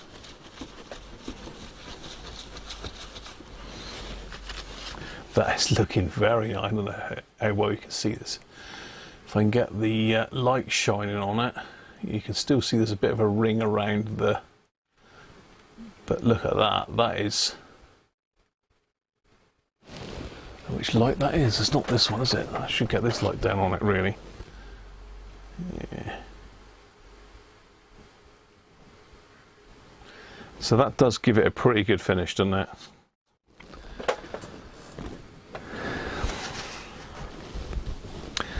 So we're going to go in with a fresh wiper. Oh, excuse me. Still got bad blimmin' back. Glad when that's sorted, if it ever does get sorted. So let's go in with some of this. You don't need a lot of this. That's more than enough. I've sprayed it all over my legs as well, which is really nice. This is just it's supposed to be anti-fog, anti-static dust repellent for use on autos, boats, planes, motorcycles, and most plastic surfaces. So I suppose your motorcycle visor really would be good with this. Ah, there we are. Now that is really, really blingy now. Look at that. That's pretty good. And that's only took me, what, 20 minutes? Yeah, there we are. Oh, he says as he chucks it on the floor. So there we go. In fact, I think we polish that a bit more even.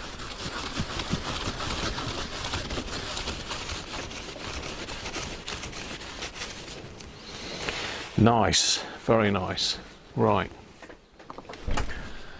Let's put that back up there out of the way. Put that very carefully to one side. In fact, I'll put it in between this so as it doesn't get scratched. I'll stick that back over there for a minute.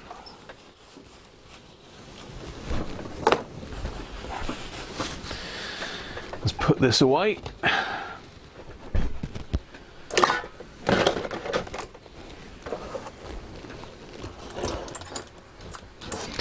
And let's see if I can get these caps done. I'm not going to be able to get it, I haven't got enough time to get it all back together today, but we should have enough time to hopefully hear it going. Hopefully. If it doesn't go, I'm just going to go and cry somewhere, I think, if it doesn't work. Because if it just sods on, I shouldn't have even said that, should I? I should not have said that. Let's have a bit of a clean up.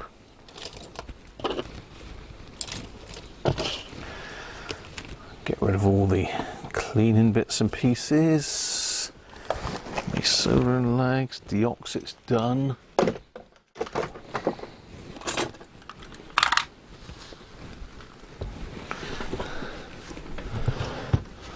Just going to go back on my headphones, which are on the floor. They should be hung up nicely.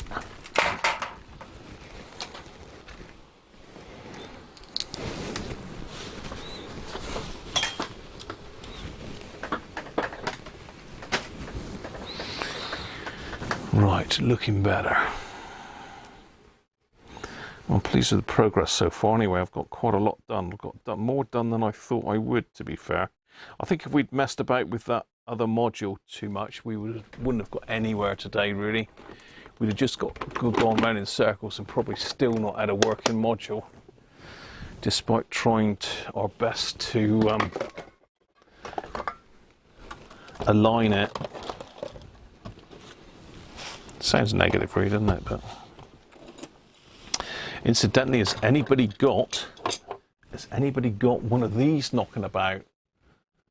It's a Sony power supply for a 2001D.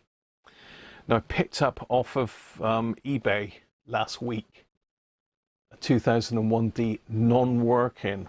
Paid into three figures for it. They're crazy money at the moment. But one of the benefits for me was it came with a power supply, although he said it wasn't working. So I thought, wow, can't be a lot, can it? It can only be a diode or something like that. But no, sod's law. It's the transformers gone on it.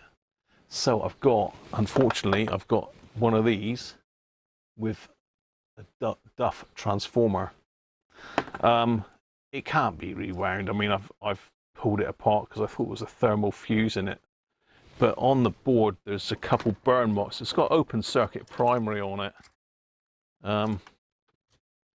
You can just about see some burn marks on the board there, look. And if you can see those on the camera, yeah, you can. So there's a couple burn marks on the board here. It's had some sort of trauma and shorted across. So the primary is open circuit. The secondary is like massive wire. But yeah, unfortunately that transformer's had it. I don't even know what voltage transformer it's supposed to be. There's nothing written on it. It's a 4.5 volt supply. So maybe it was a 9 volt transformer and they've only used half of the tap-ins. I don't know. Because yeah, I think it probably is a 9 volt transformer and they've just used center taps 9 volt, I expect, 4.5 volts either side. And they've just used 2 of the tap-ins on this side. Ignore the center tap. And then the drops across the diodes take it back down down to 4.5 because you get an increase through the bridge. And then there's some other diodes taking it down and a smoothing cap. So I think that's the situation. These usually run up about 5-6 volts when you stick a tester in them. And I think there's a regulator on the Sony board. But yeah, if anybody has got one of those knocking about, maybe the case is all smashed up and you've just got the innards, then let me know and I'll have that off you. So there we are. If you want the number, it's an AC140W. You can see that. AC140W. So yeah, shame, but so really I've paid a bit too much for it now.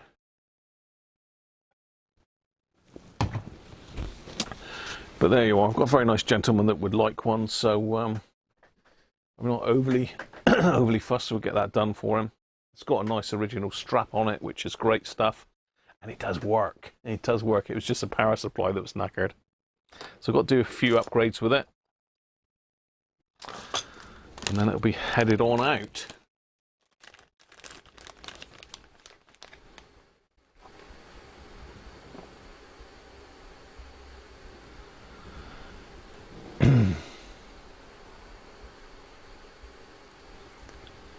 You're not normally signed in, you're a secret incognito man. No worries, Rich. Always good to see you in here, mate. It'd be nice to see some pinball stuff.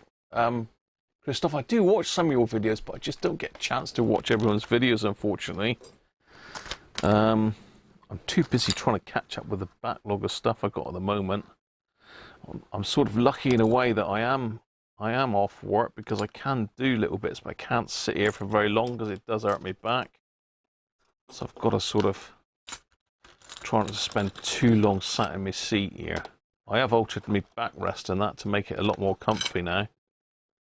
But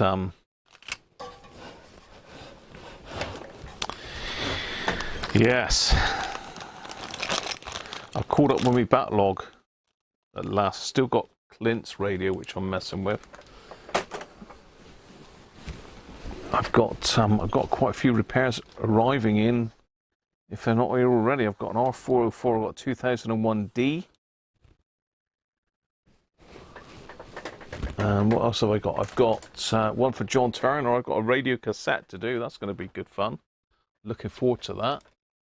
As John, I'm repairing the radio cassette in exchange for the lovely satellite amateur radio that John gave me. So,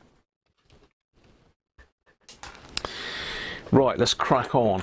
I'm going to put the desoldering tool on. I'm going to go and get the finger to pop in myself to help me do the capacitors. Then we're going to have some capacitor bingo.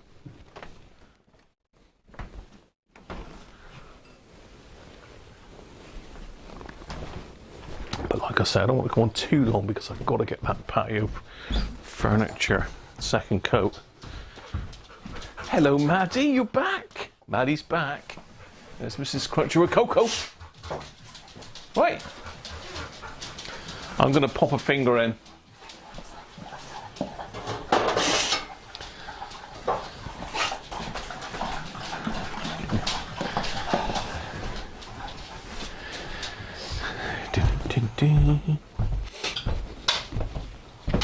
Oh, I've got a Sony Air 8 coming as well for the potentiometer rebuilds.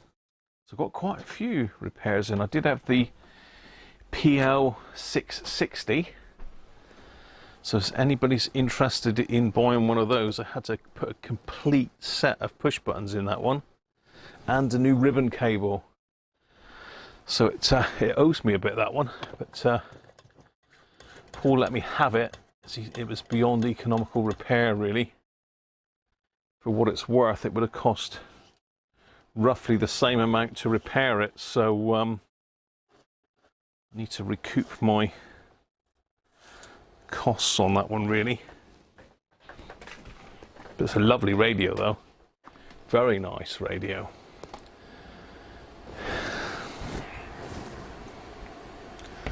There he is. That'll help Dids get through his day. Yeah, polishing wheel will burn your plastic. Yeah, I've made that mistake before, Martin. I thought, why is it getting all sticky? Why is it gone sticky? Because it's burnt into the plastic.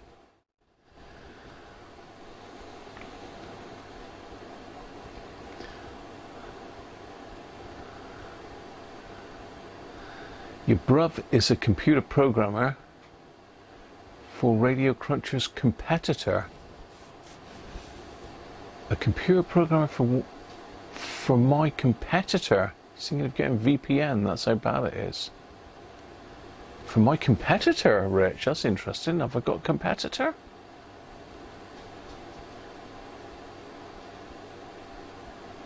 VPN.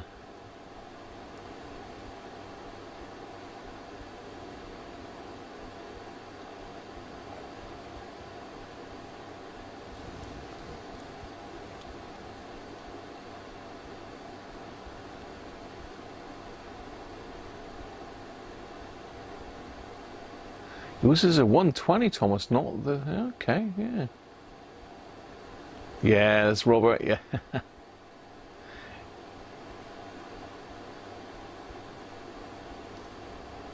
You want to hear if it works? It's here, Dids. Sent you an email with a link. Thanks, Martin. Hey, Rob's back. Rob, where have you been? He keeps disappearing, doesn't he? He's like Houdini. Or Lord Lucan, he's back. Right, let's get the finger in. Let's get some serious capacitage to do now. Capacitorage.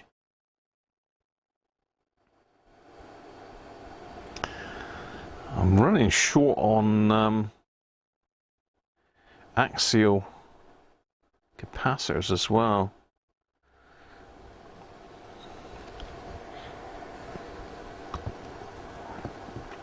So hopefully I've got enough to do this one. Anyway, cheers everybody. Let's pop the finger in. Nice. It's not a bad pint, that, you know.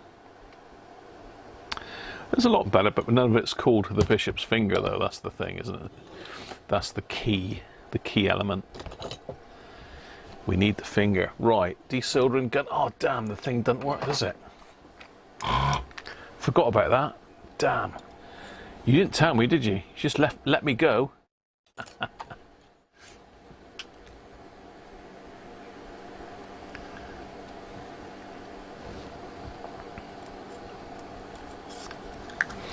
Is it going to free up? Or are you going to be nice to me? I don't go too mad because I'm going to end up with this thing at 400 degrees melted into my fingers. No, that needs pulling completely apart. It's just foobarred. So it looks like we're using the old suckery, which is good because it shows people it can be done with normal tools. You don't have to have fancy solder suckers and that to do this. Well, it does make it a lot blooming quicker, that's the only thing.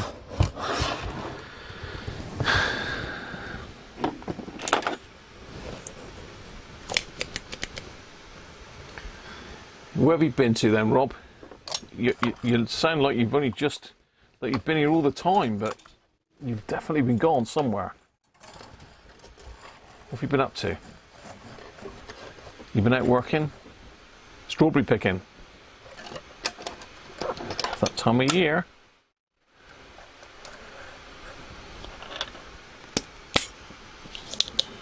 Right.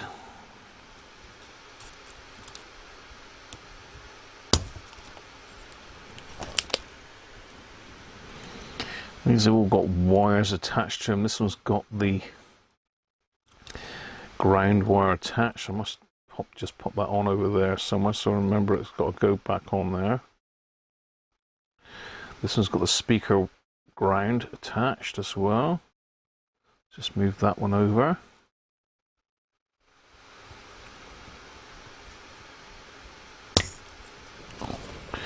The problem with this thing is it blocks up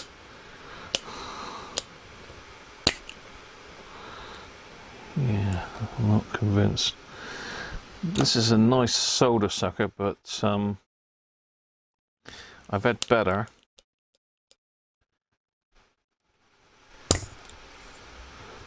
Let's see, look. There she goes.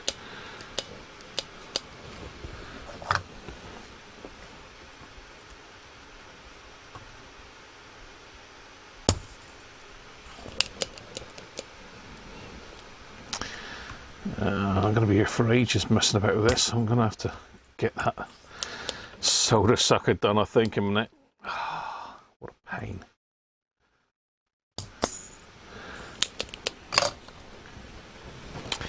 This just keeps blocking up all the time. The problem is the solder, it sort of sets in this little bit here. And you can see there that there's like a shard of solder that sits just inside.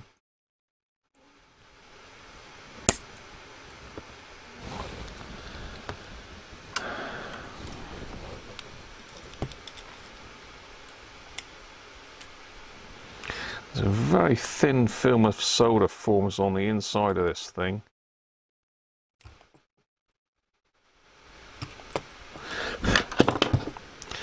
Nice enough solder sucker, but that's one of the problems that I find with it. I don't know, it does, some of it depends on what I'm trying to say here, on the length of the nozzle. If you do the nozzle too small, it blocks up as well. Too long, I mean, it blocks up.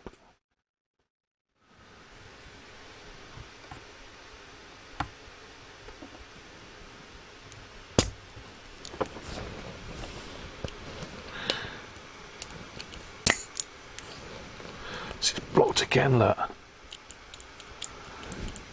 See what I mean? It's just... I'm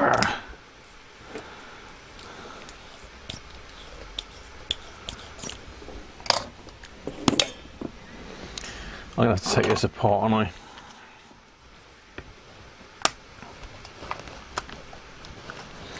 If you'll let me. It's quicker to do this than keep unblocking that other one.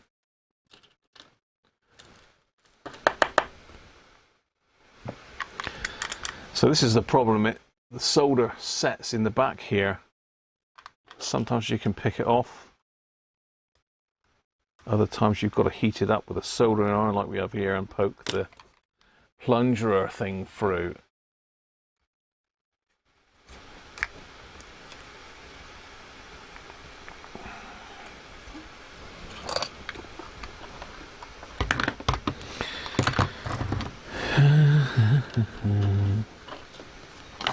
Actually, let's use the smaller one because there is a little bit of solder in the body still.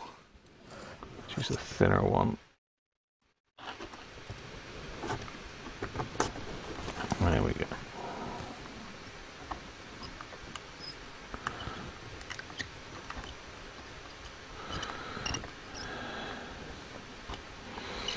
No, he won't unblock this one.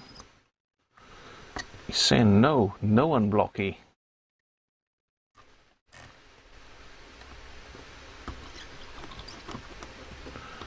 Let's have a look then. So, he's blocked right there.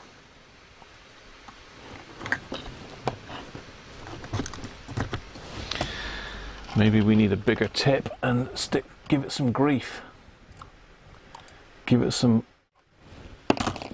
welly.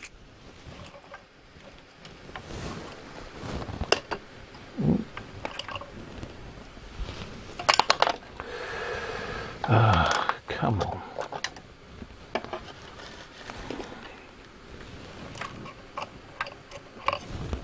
Thank you.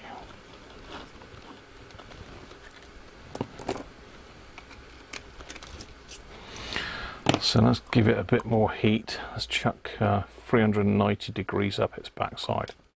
See how it likes that.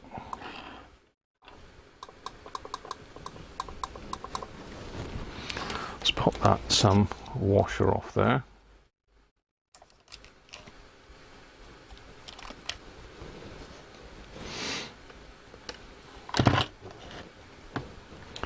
Let's go in with the big boys.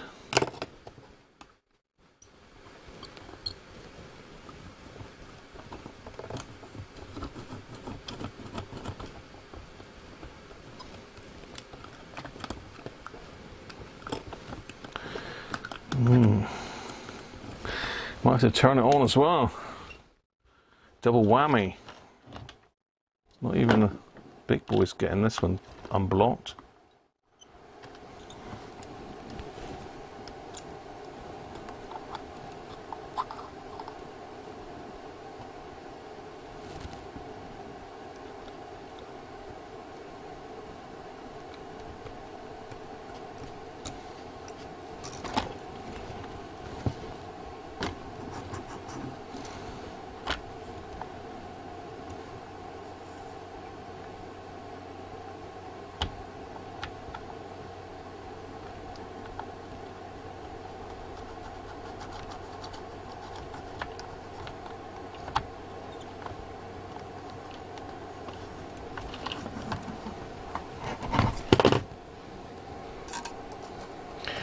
Yeah.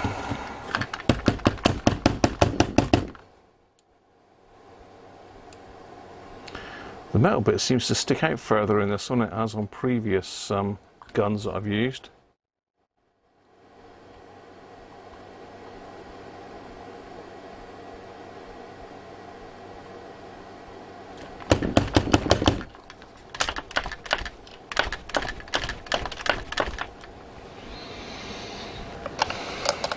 Has that made any difference?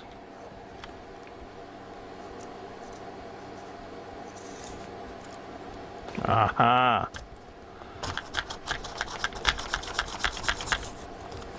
Yay, we're clear.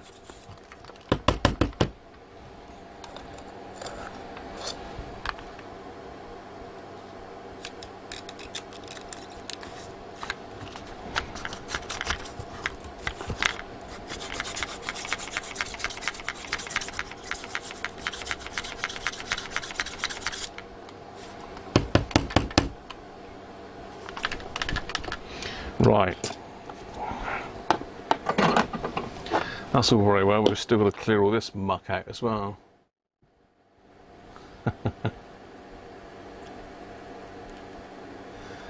Tool station screw fix.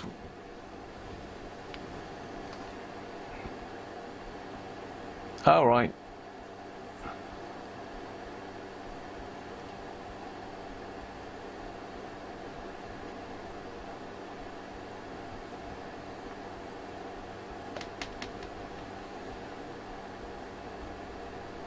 You're watching all the time, you're just playing the banjo. Catch you soon, Rob. You off, mate, are you?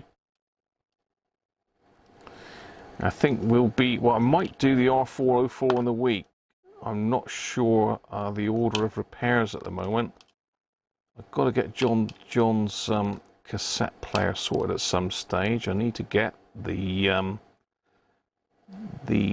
6001 satellite amateur done. That's a cracking radio. I need to get that one done. Is that the one with the dial cord? Or one of the ones I got needs a dial cord and a speaker. John has very kindly sent me up a speaker as well, so I've got to get that cassette done for him. He's got another one for me to look at then as well. It's a fairly new thing, but I've got loads of those, so I'm going to put another one in. Let's give that a go with the isopropyl. Nice and shiny, shiny.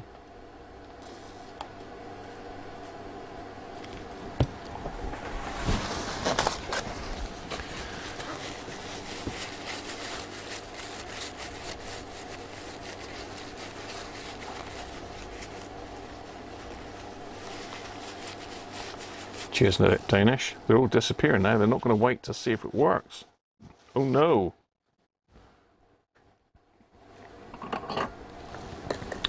Right, that needs to go on with tweezers, so I don't get my hands anywhere near that when it's turned on.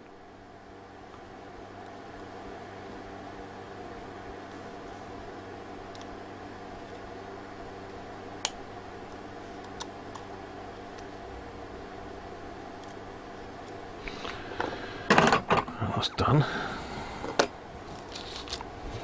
To give the old glass bit a clean.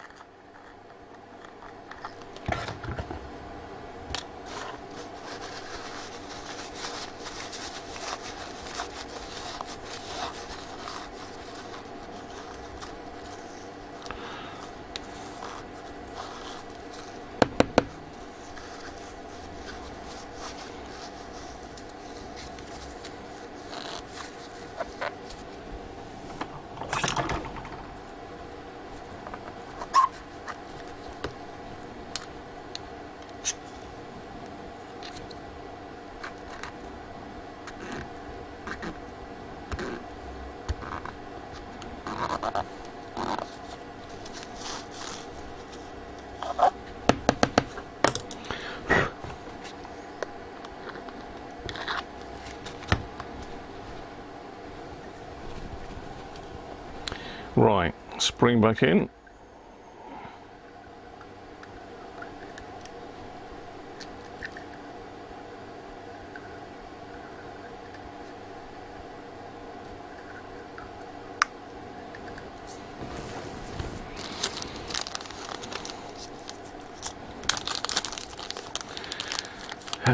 Dear.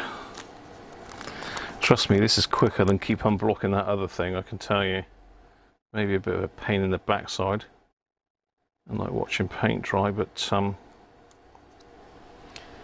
it's a damn sight easier. Right, let's see if we can get this thing in without burning myself.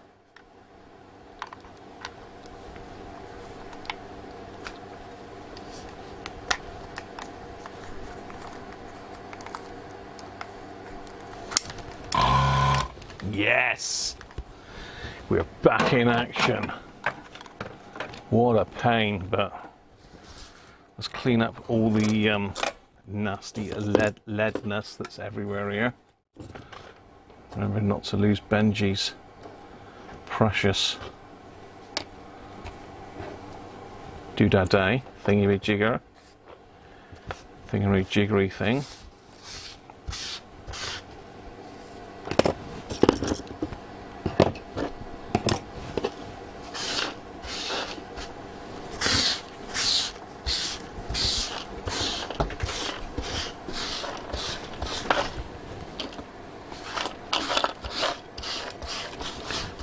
This muck now, what can I use to shovel that onto? Bit of blue roller gut, I suppose. Don't really want it all over my hands.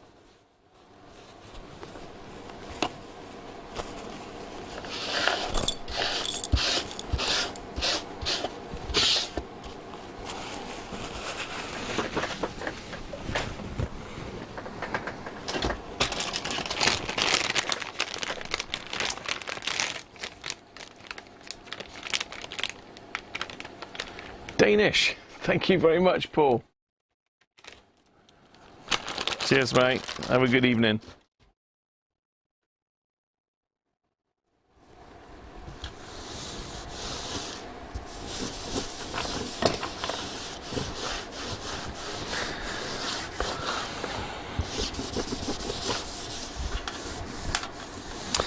Yes, it would be nice to get into a position where I could stick out a video a week. Is that something that people would want, or would you just prefer to stick to just the live streams? I mean, if I was to try and stick a video a week out and a live stream, technically I'd be putting 2 videos a week out then, wouldn't I?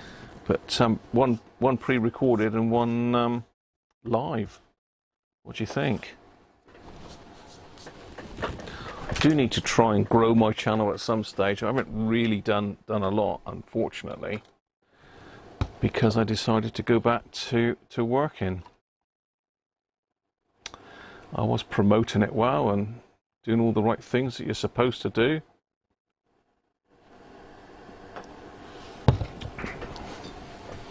But I need to probably up my game. What do you think?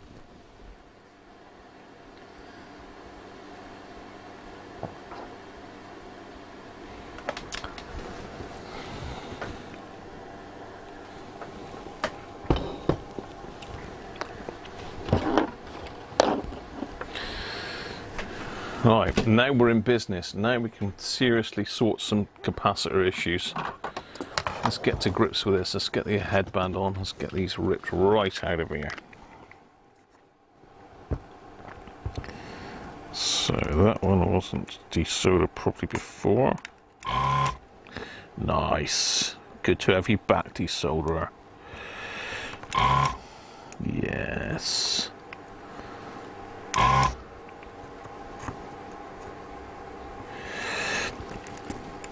Okay.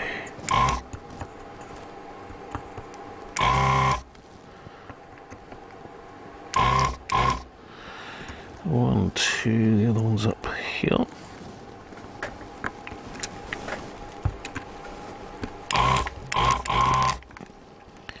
Three. I think that was going there, isn't he?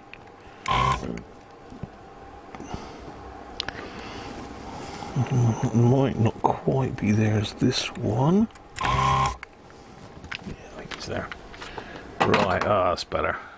I feel better already. I feel whole again now. Right, so we've got 470 and 2 330s.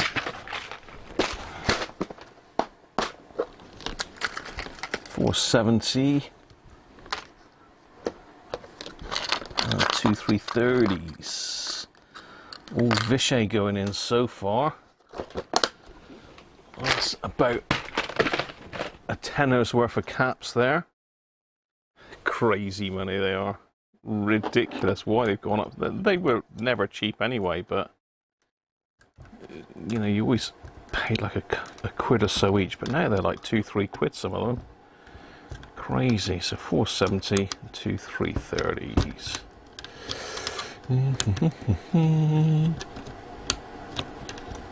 Aaron's gone and missed his capacitor bingo alert. Oh dear.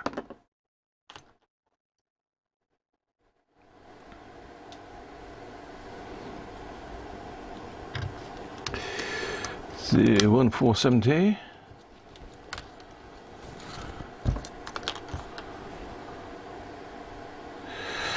Ground is down there, and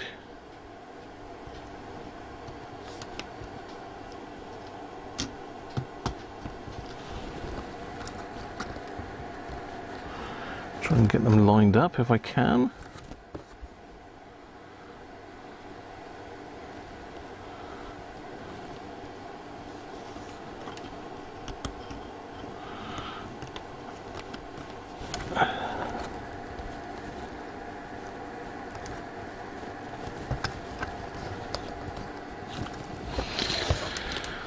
Burn them in quick. Let's burn them on.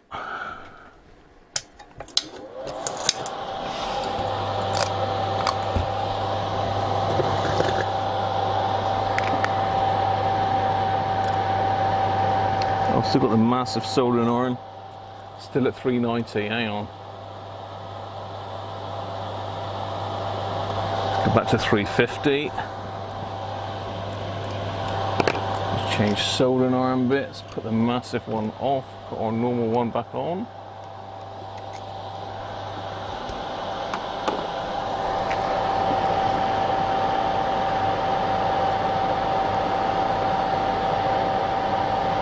Somewhere along the line we've lost our ground wire off of here.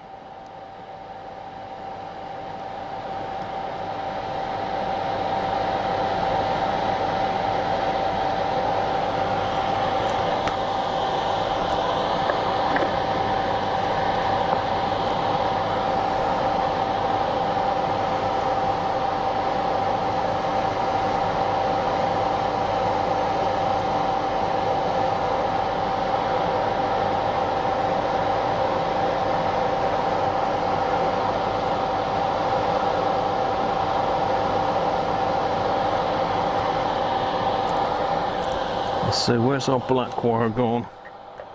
On the floor! Where else would it be? Where else would it be?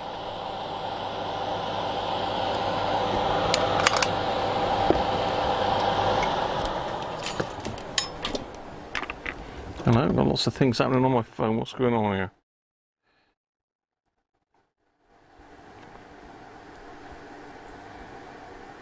That's Martin and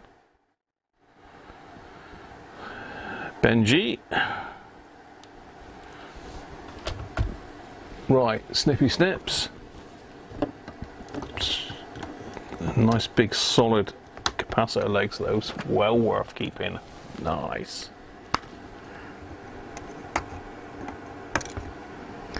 Oh, hang on. We've got one there that's not even gone through the hole. What's going on here, Mr. 470? What do you think you're up to?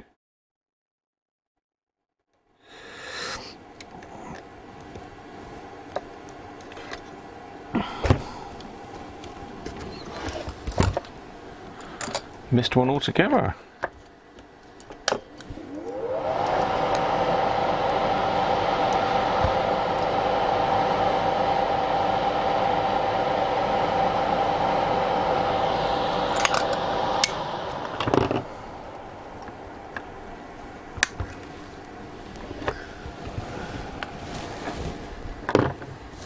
Right, that's those done.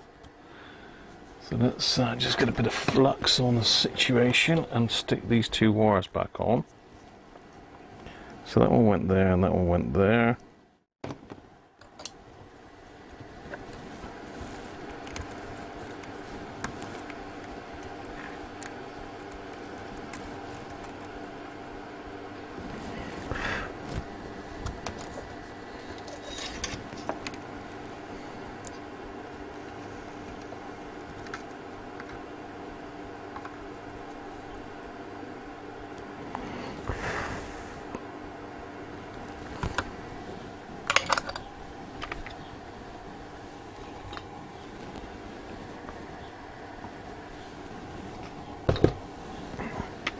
Yeah, the finger is helping, I'm sure it is.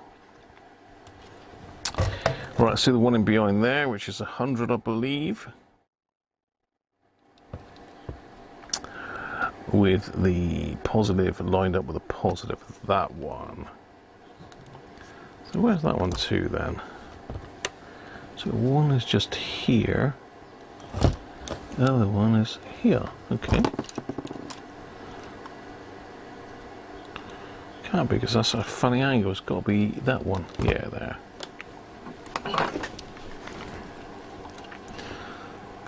So I'm sort of rushing now, people, so apologies for that, but we want to get this fired up and tested at least before the stream's over, so I'm on a bit of a deadline here.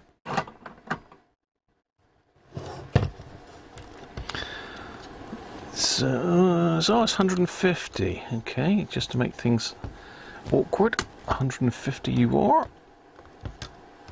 Positive over that way.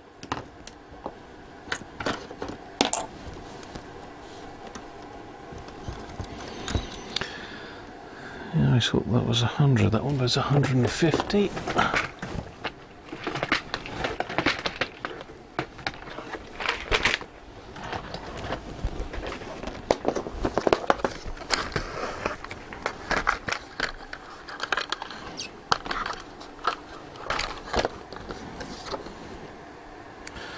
Make sure the right one's the right way up.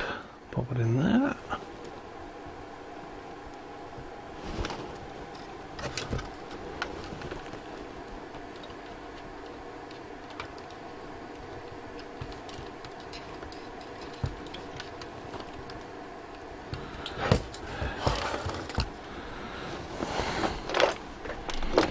So I'll leave them out, won't I? I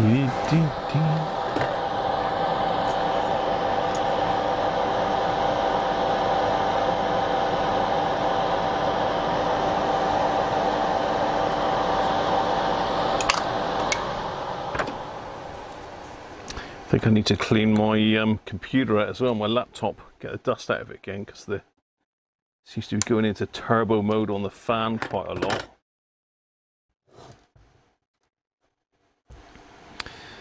Right, we've got this big one here. There's one there and one there, I believe.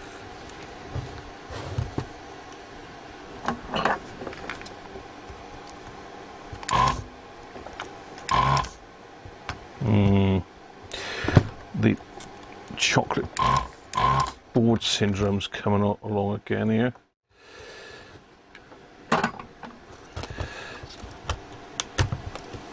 So this is negative there. Let me just mark that. Was I good and put that pen back?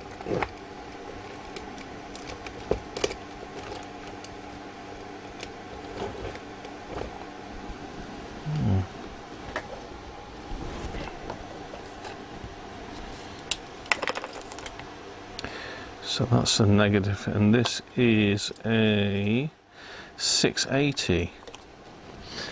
So usually with these we pop a radio in.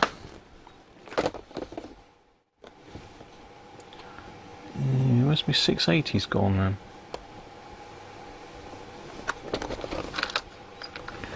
$1,000,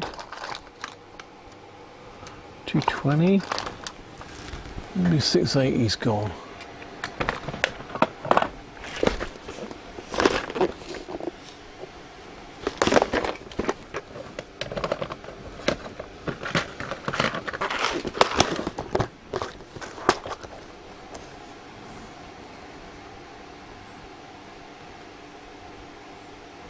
I can say I can got a 680 like that. It's a very strange 680s there. Don't want one of those massive ones. What's that one there? 35 volt, 50 volts. So we only want 35 volt.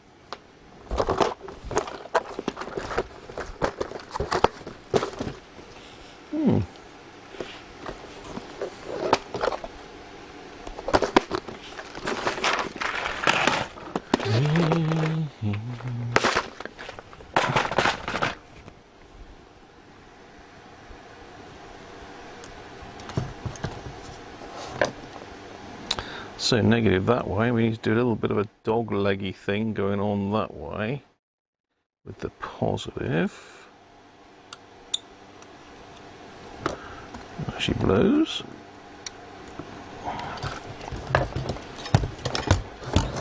Let's get that one in.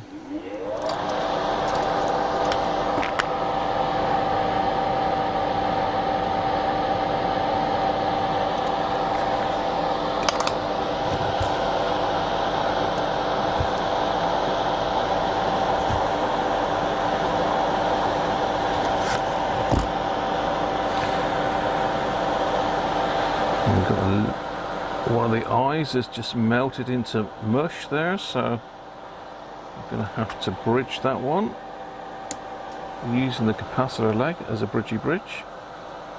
It's only a little tiny bit of it come off, but let's do it.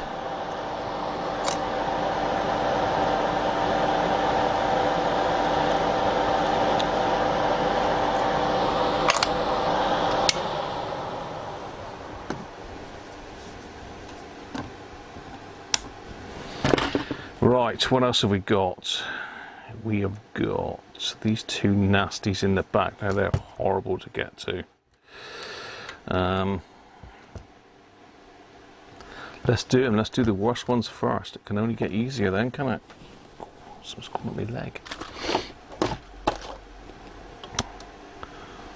Now, where are you, you little monkeys? We've got one there, which is in there, I think.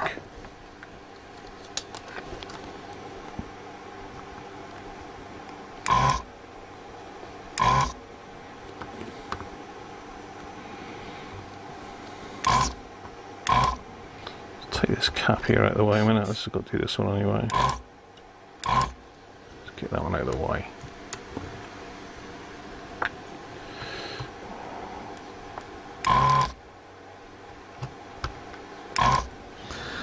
For some reason I can't get at that one because it's caught in with a load of other ones here.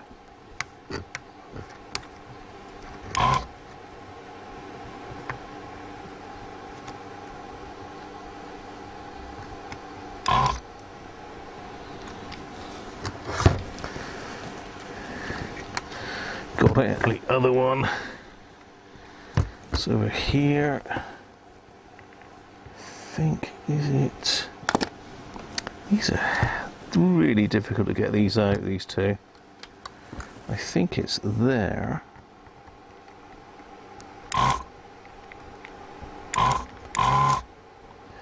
And there.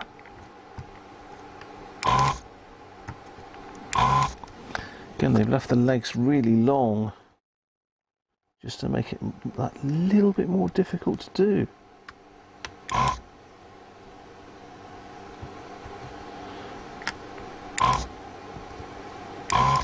Just so you've got to put that little bit more heat on it and lift the board, you know? Lift the traces. Great.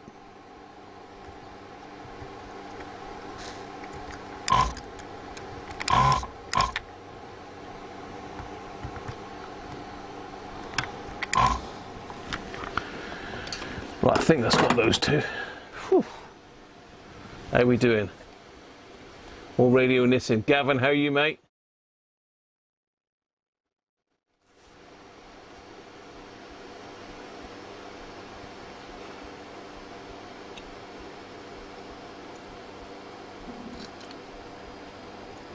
Yeah, no worries, Bob.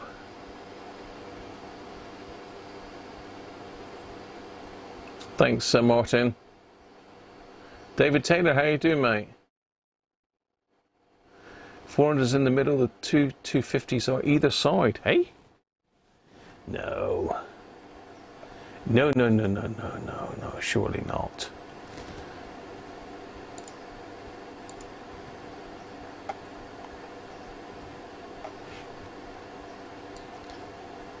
Am I cracked up here? So C39, 35 and 42, so I think 39 is the 470, then the other two's a 330, so let's see, C39. You know, C39's down here. C39 is the 400, this one, 35 and 42.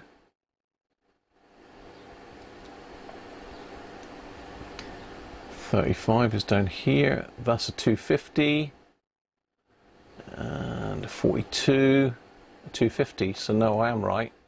So it's 470, 330, 330. So no, I was right. You doubt her, David. If you've done yours like that, then you got it wrong, mate. They are right. I take it you mean these three here, yeah? So you got 470, 330, 330. This is a slightly more modern set than the original. This is one of the later ones with the rectangular badge. All the instructions for these are based around the original one with the Roberts block type in the middle.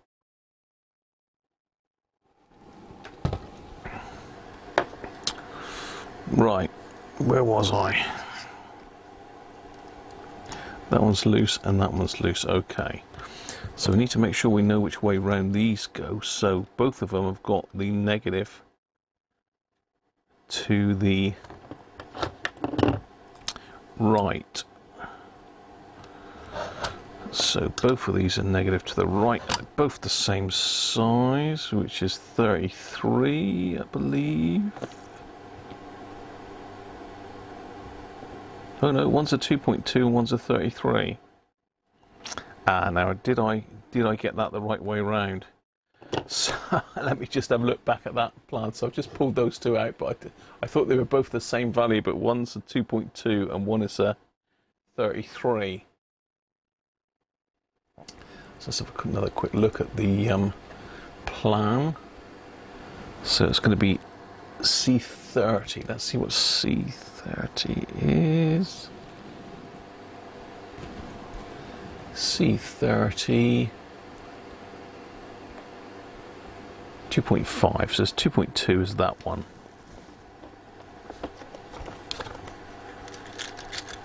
Oh, we said negative to the right, didn't we? That's a 2.2.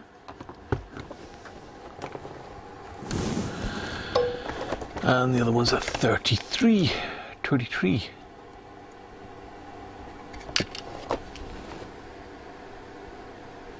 Voltage is that 25 volts.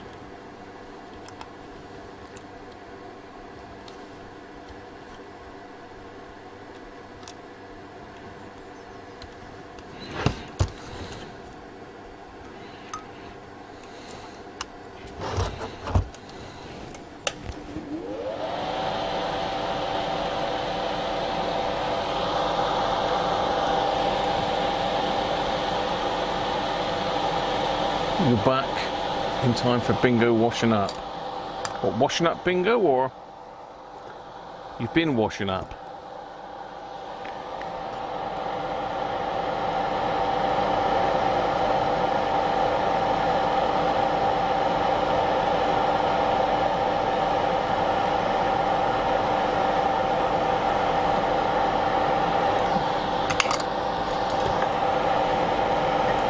Put that leg over that way because of our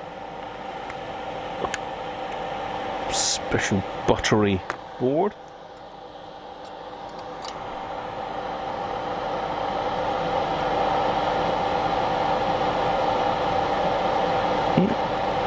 No bridging, thank you. Oh, we've got a wire jumped off of there.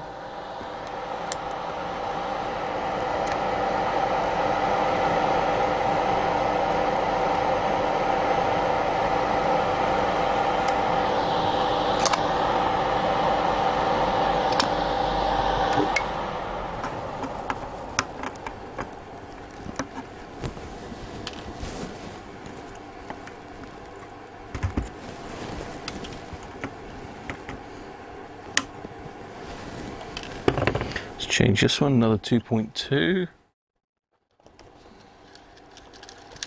This is on the back of the board, so I'm just going to stick a radio in here. So the positives down there, and the negatives up there.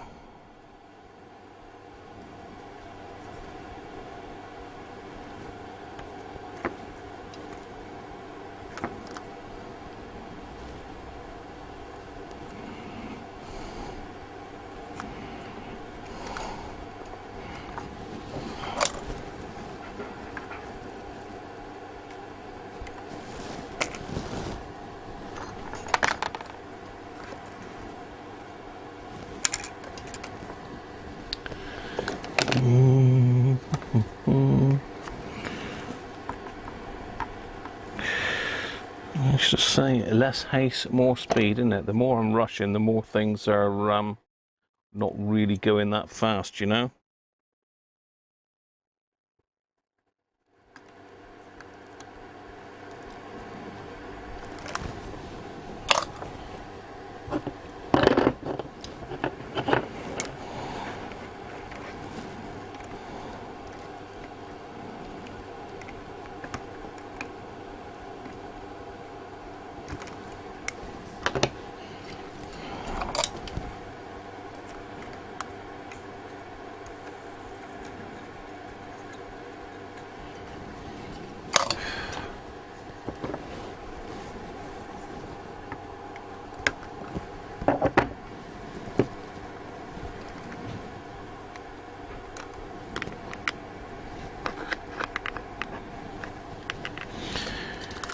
Right, we're cracking on now. We are really cracking on. Not many to go. We've got these two now, which are a bit of a pain. So we've got 330 there.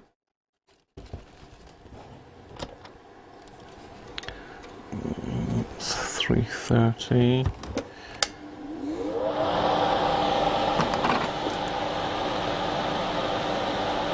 We've all gone quiet now.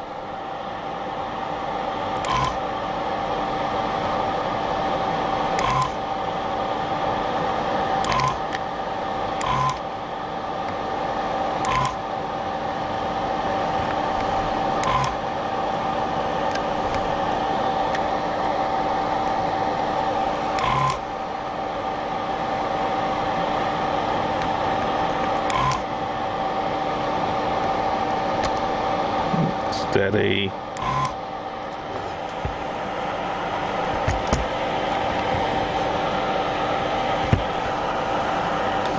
I got the wrong one there, it's that one.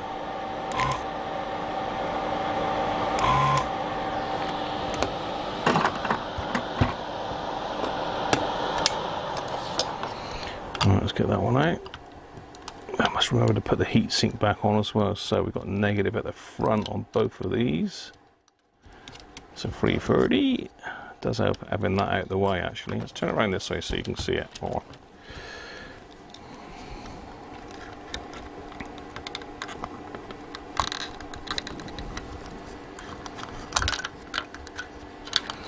So negative at the front for both of these, so that's a 330. And this one is, I've just desoldered this one at the same time. It's right beside it. A little transistor out of the way.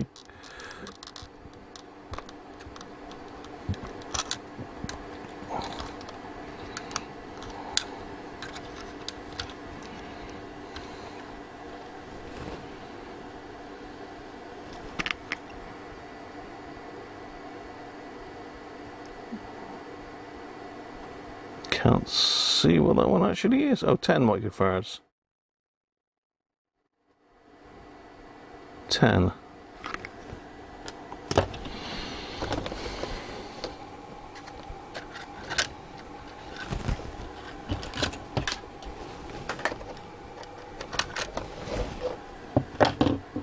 Oh, what am I doing? I want a radio, don't I? Axial, I mean. So 330 and a 10.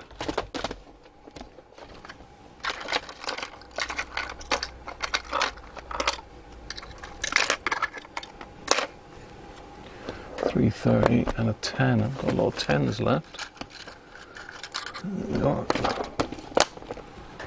So negative at the front.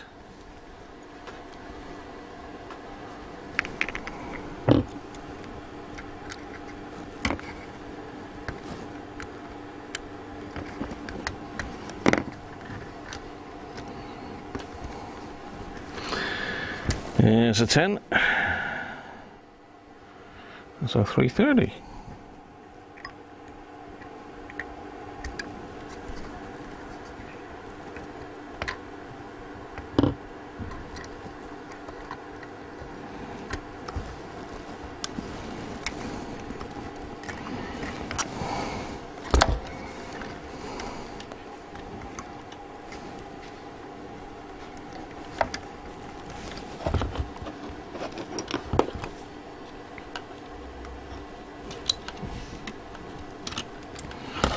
Get them burnt on.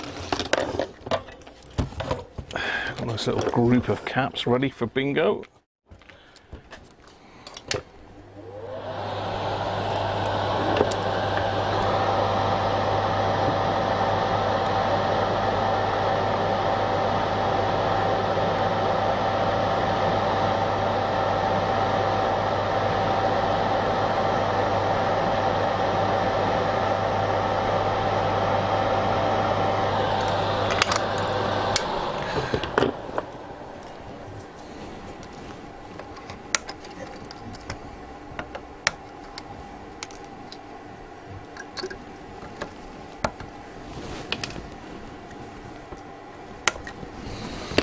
Now we're motoring. Now we are motoring. So that's all that side of the board done. We did that one, done that one earlier.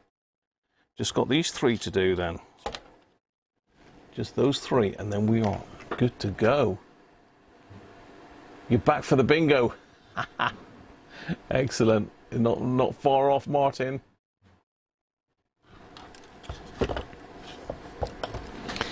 Right, what have we got here? Something at 16 volts, 33. 33 with a negative. Let's just mark the negatives. Just so as I know where we're going. That's a negative. That's a negative. And that's a negative. There we go. It's so much quicker with this though, isn't it? You've got to admit it is quicker.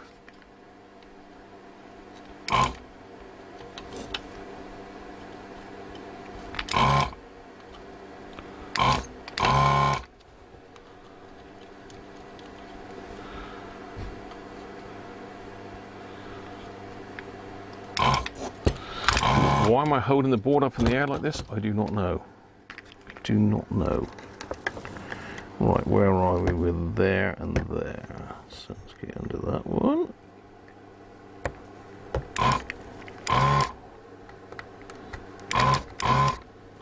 That one. That one.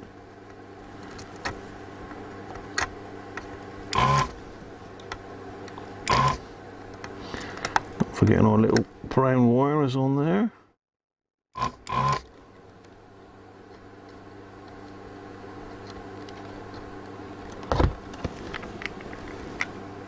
So off of that, yeah. Not sure about that one though. See off? Yeah. Right, let's have another drink of beer.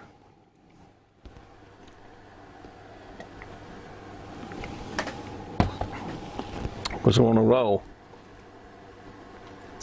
We are on a roll. Right, so what, 33. And that needs to be an axial because it's spread a little bit apart. So we'll pop an axial in there. The other two can be radials.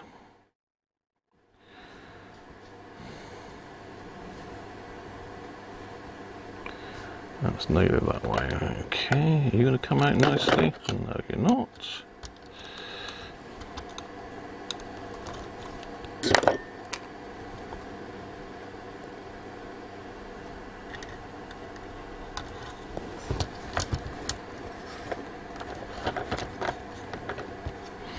That's that one. So what's this one here?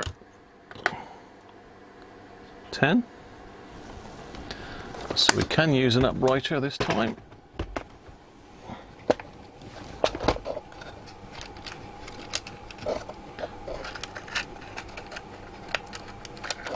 We need to get some more 10 at 16 volts. I bought a bag of like 500 years ago and they've lasted me a long time. But now they're all gone. And what's this one? 2.2, so again we can use a radial in there.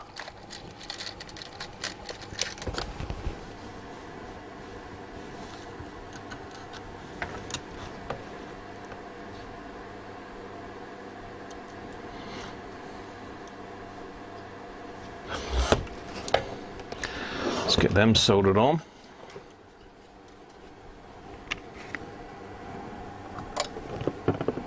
So I'm going to do the 680 first on the bingo.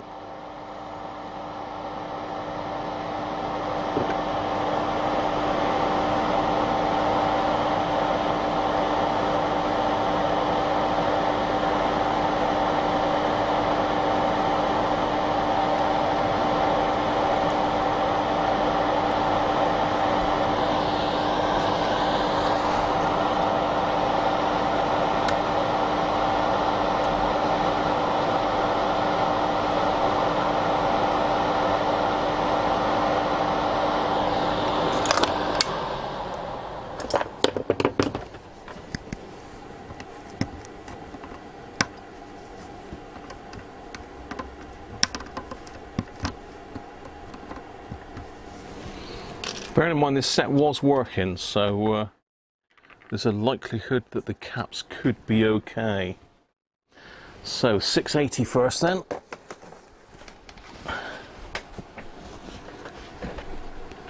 Saying that, I do tend to find the 680 is never 680, if that's a clue for you.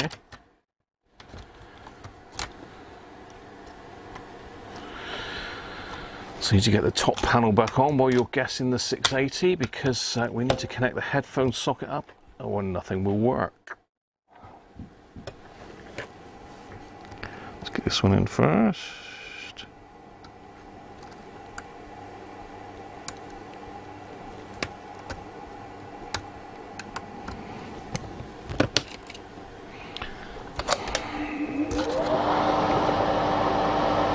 Eyes don't look in then.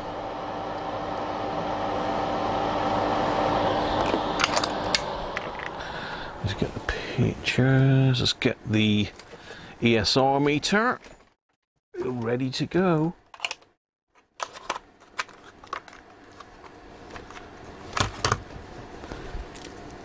2680 locked and loaded.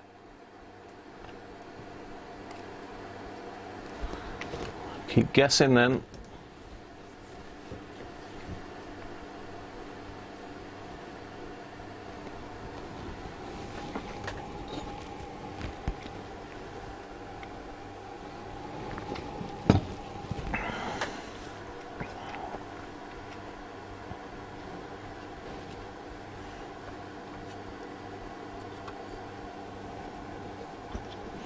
We seem to be a lot of wires short of getting the headphone socket wire. That's these here. There we go. There we go. Let's get them underneath that one, shall we? So 3 headphone wires. Let me get my photos out for that while you're guessing. How we doing? Chris is in with 715. Any more takers?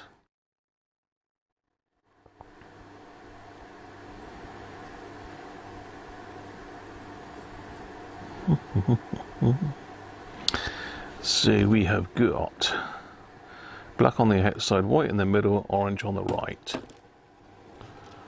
So let's do the hardest one first, which is the white.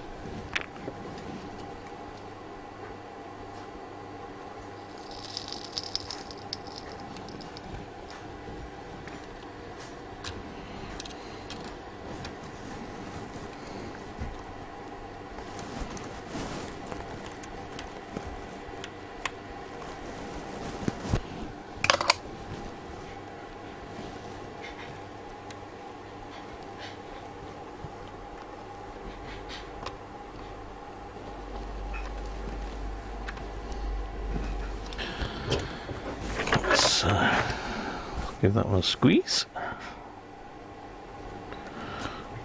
Are we all done?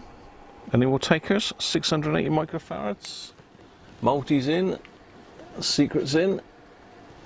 600, 750. Oh, so we're going a bit higher. I reckon, myself, I reckon he's going to be up around 800, 900, you know. I reckon. But it is a slightly newer set, so we might not be the case. Well, that's that connected back up. Let's do it then.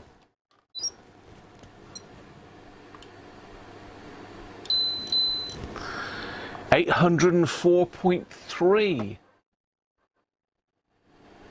804.3. Who's got? I was closest to that one. 815, Bob. 792. Hang on, who's closer? 92. What's 10?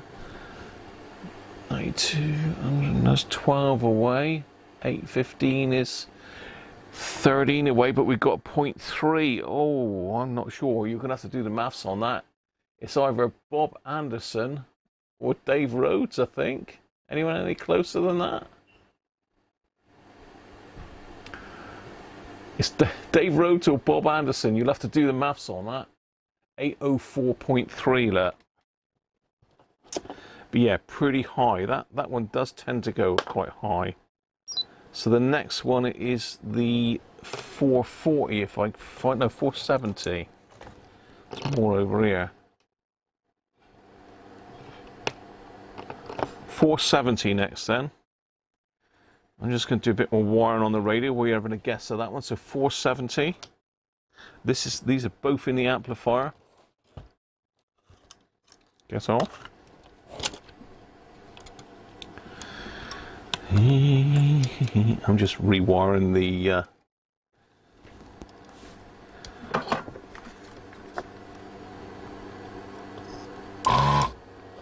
FM external aerial. Well, FM AM area, wouldn't it? Is it just FM? I think it's both, isn't it?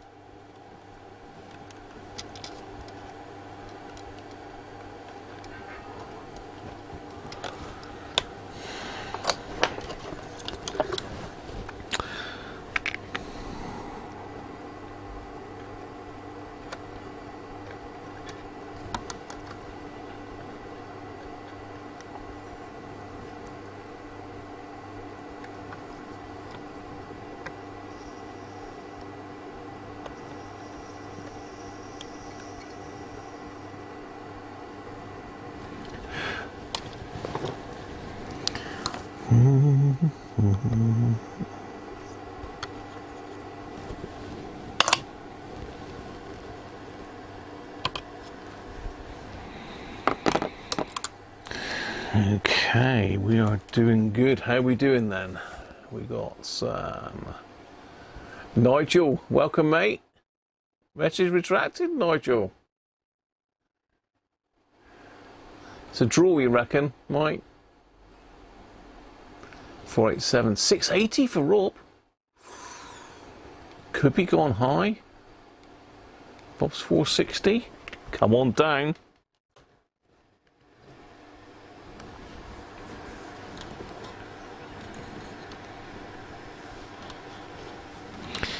Well, let's connect that to my power supply. That's no problem. I'm just prepping up the radio for a test because we're going to have to test it before we go. It's not going to go back in the case today, but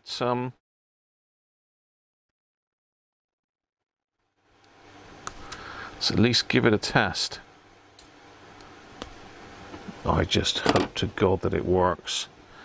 I'll be ripping my hair out if this doesn't work. Because you know what's going to happen. Well, it should work, shouldn't it? Because we've got our friend Frankie that helped us out.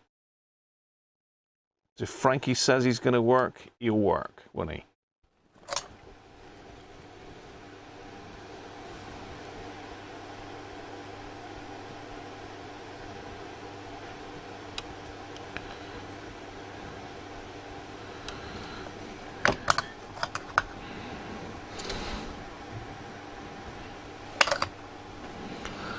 Now, what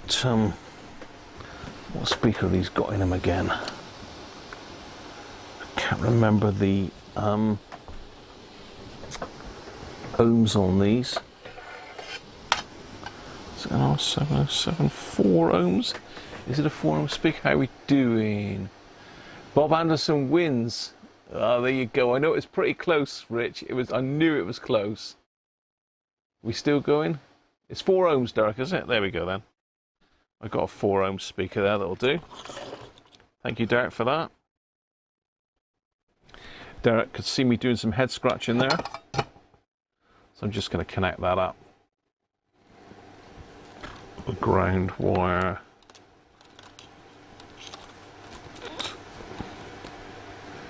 Is that one there? I'm just connecting this up while we're guessing. Are we all done? 470? I think we're nearly there, aren't we?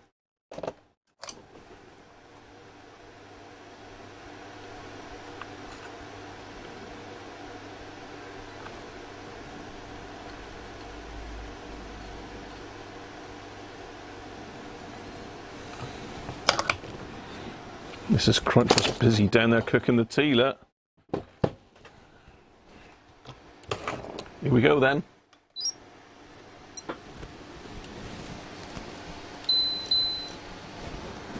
$658 dead. 658 dead. Now Rob was pretty close at 680.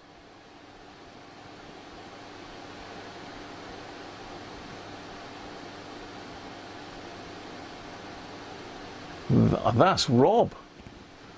658 for 470. How about that? Right, so I've got 1, 2, 3 330s. So we'll have a guess on this, and we can. I'm going to do all 3 of these, all in one hit. 2 150s. Because say I do need to.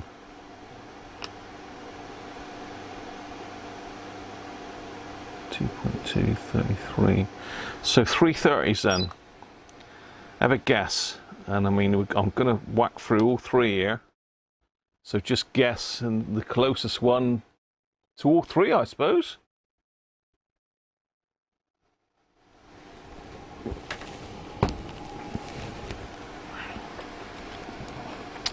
So we've got some 150s. How many 33s have we got here? 2 33s. 2.2, 2.2, 2.2. I think these are the 10s, aren't they? Okay. Right, so 330s. The radio is pretty much ready to rumble. I've got the top plate on, all soldered up. And so I haven't got an aerial. So I'm just going to clip an aerial onto there.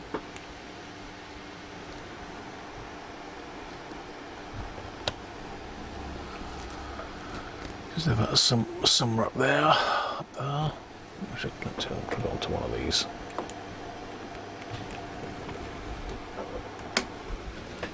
Right, how are we doing on the 330s?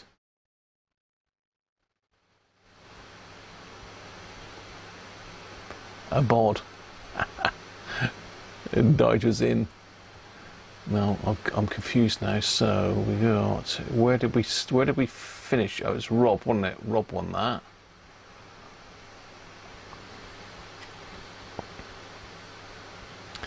That was Rob. He won, Rob. He's not with it at all today, is he? Too busy twanging his strings. That's the problem. He's lost interest in the radios. He's a string twanger. He's a twanger now. So we're going pretty high on this one. So let's bang through him, shall we? Are we all ready?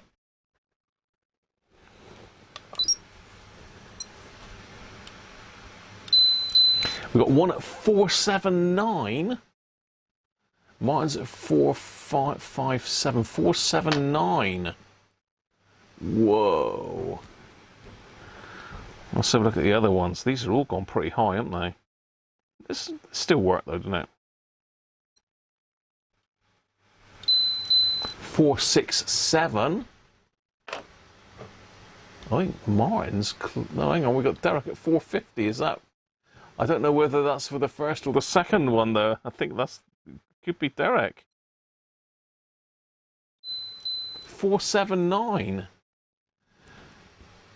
So is that, no, it's got to be Martin at 457 because Derek's 450. I think that's Martin. Unless I'm wrong, people. On to the 150s next then. On to the 150s. Do you want these caps, by the way, Chris?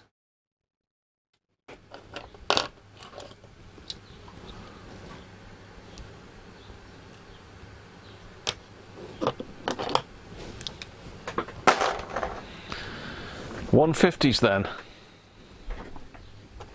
Let's get them done. A bit of a tidy up here.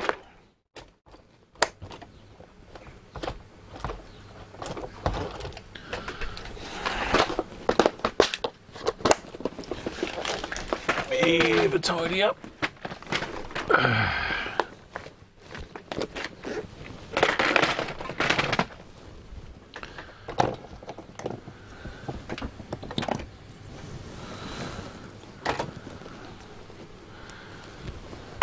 $150. Gonna have to unblock that thing as well.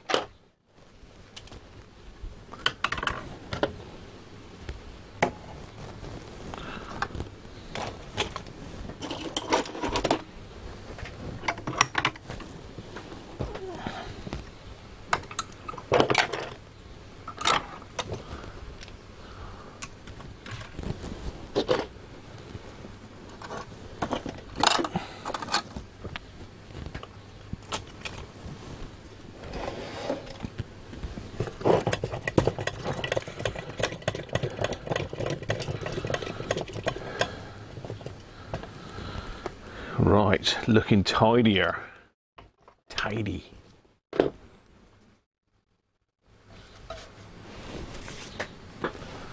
Let's do it then. Multi had 2 out of 3.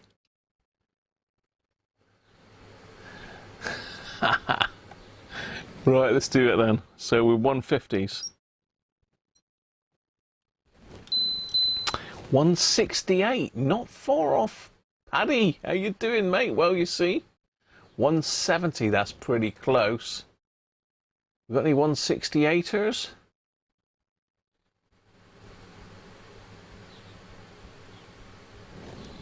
Paddy, that is. Well, you see. Well, there you are. Well, you see. Let's see what the other one's doing. Are we in the same ballroom? 204, that one. Ow. So Paddy had the first one. We got 201 with Anthony. I think that's Anthony. We got Paddy and Anthony there. Next one's then. Let's have a look. We've got 33s next. 33 then. All the threes, 33. Eyes down. None of these are good at the moment, are they really? I mean, the 168 one, far off, I don't suppose. But, you know, this is a radio from the early 70s, so these first came out in 1969, I believe.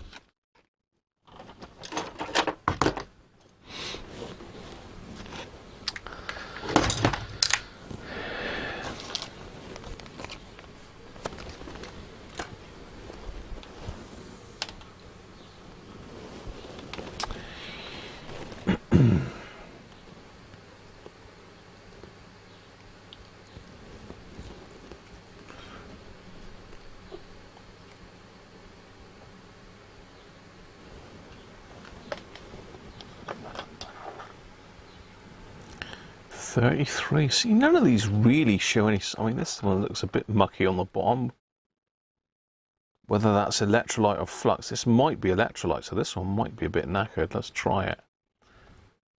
33. Here we go. I'm going to push the button.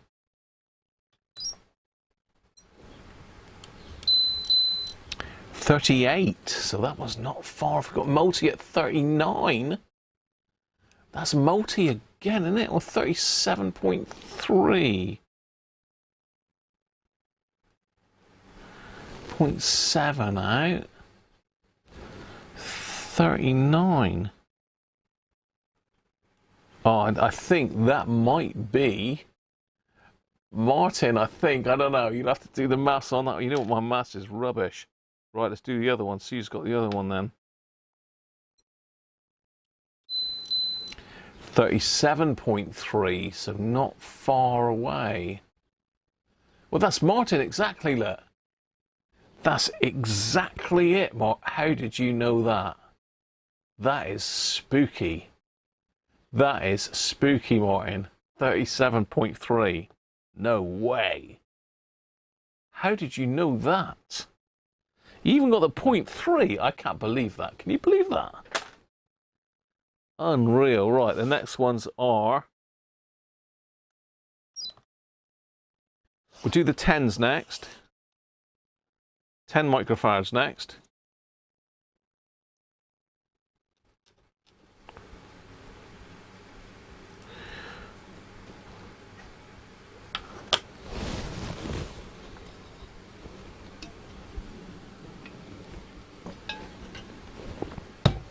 I think we already did the caps in the module, didn't we? And I think they were okay. I don't think they were far off at all, were they? So 10 microfarads next in.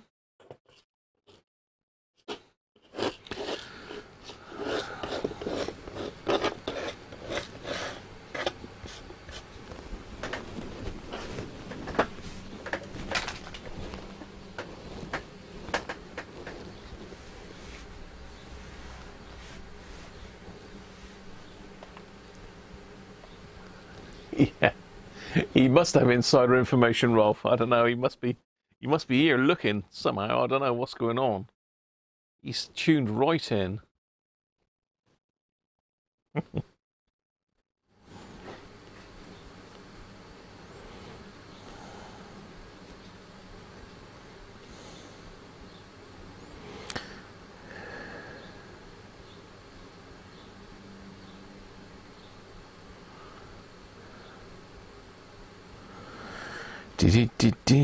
Oh, I can smell chicken.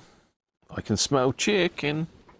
And no, I haven't touched the soldering arm when it's been on. How are we doing then? 10. Are we all done? 11.533, Rich. Yeah, 10 can go either way. It can either be pretty good or it could be off the chart. Don't know, it depends. I mean, these are not highly stressed, I don't think. The worst ones are the bigger ones. They tend to go pretty high. But as I say, normally it's very rare for a capacitor to stop one of these working. But I think I've maybe once had the big 680 shorted, but really the caps do not stop these working. They just blast on through it normally, but it does affect the sound quality, the caps. But it doesn't usually affect their operation. Right, let's do it then. 10. Are we all done? Need more decimal places? 12.6. 12.3 we've got with multi. 12. No way. Martin, you are having a giraffe. What?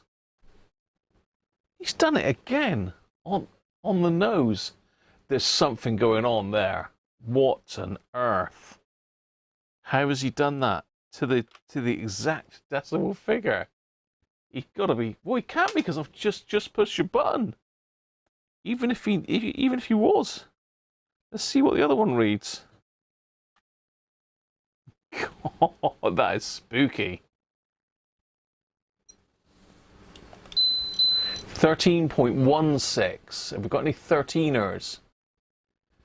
13.16. Who's closest to that then? Is that Martin again? Or Rolf? Is that Rolf closer with 14? I think maybe that's Rolf, isn't it? 14, 13.1. Oh, I don't know. You'll have to do the maths. It's close. It's close. He could be. He could work for Google.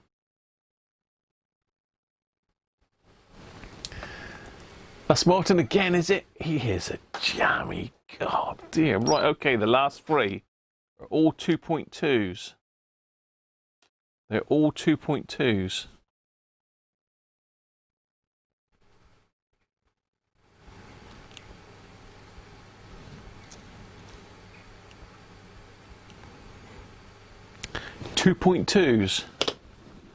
How are we doing for time?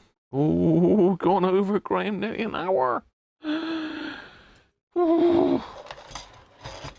Mrs. Cruncher's gonna lynch me. Oh, she's okay. Good as gold on Mrs. Cruncher. Might have to get her some flowers for the extra time. I've got to go and paint my patio stuff yet.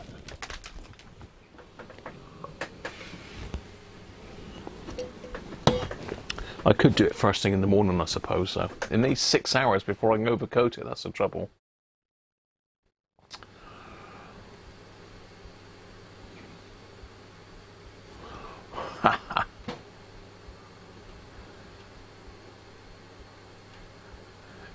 Cheers, Martin. You're not going to have a final go on the last... I thought you might do. Alright, let's have a look then.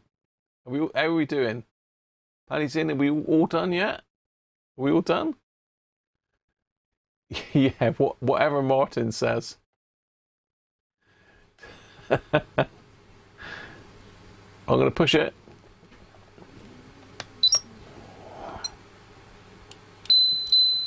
.33.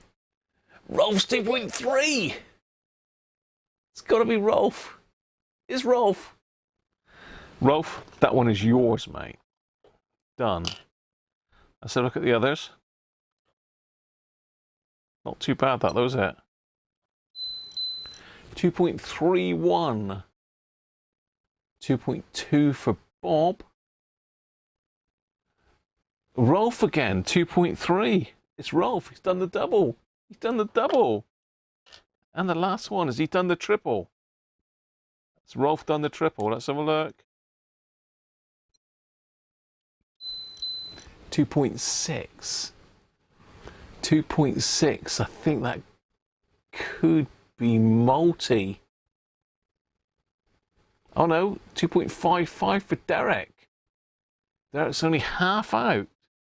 I think that's Derek. And Rolf's done the double. And Derek's finished it off, I think. Unless I'm wrong. There you are.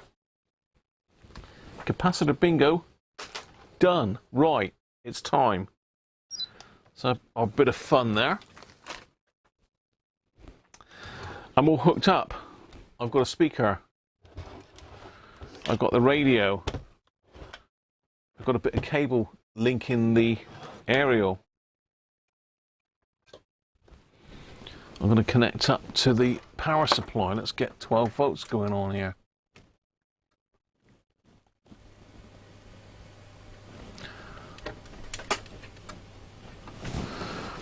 Let's make sure we're off. Are we off? We are now. Let's just get a knob to make this a bit easier.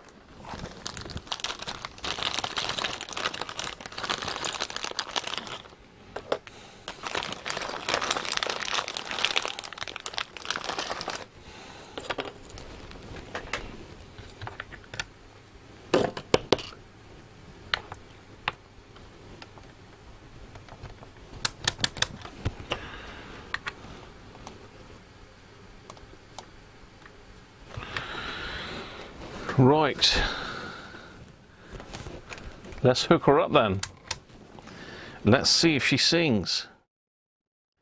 Incidentally, I got a copyright hit last week. It was a bit naughty, wasn't it?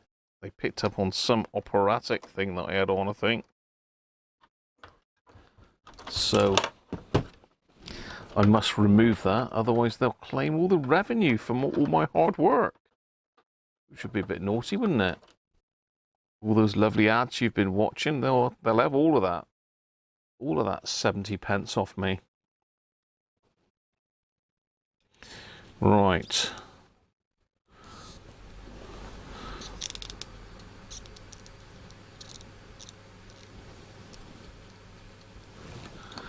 Here goes then.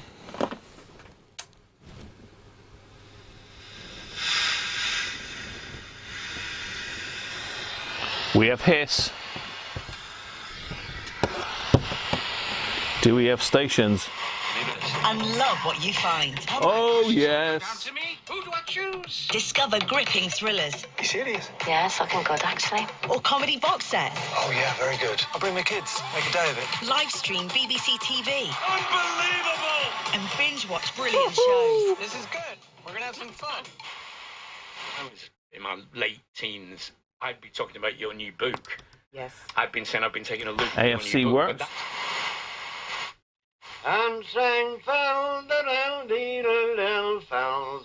He's had a few. We're opening an absolute can of worms here. Worms? Worms? It's kicking off. It's kicking off in here. I'm going to be jamming to... On the official chart first. Yeah.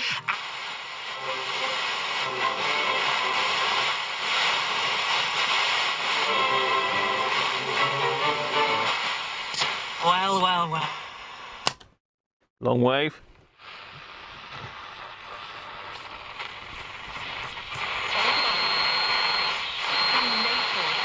Radio 4. Medium wave.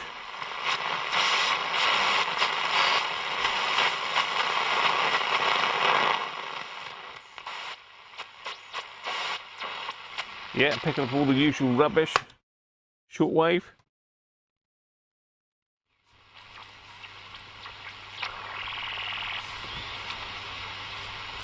These aren't great on shortwave, to be fair. But nothing on at the moment. You need a big wire antenna for that. Job done.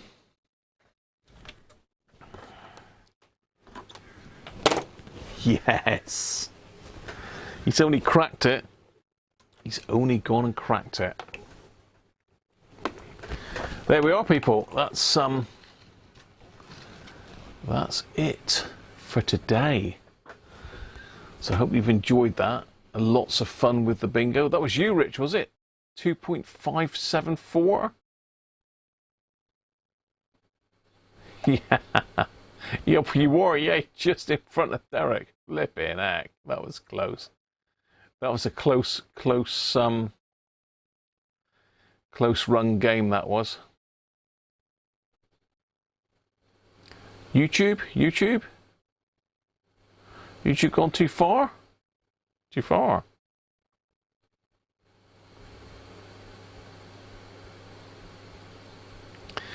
YouTube contributors should be able to view it ad-free. After all, it's us generating the money.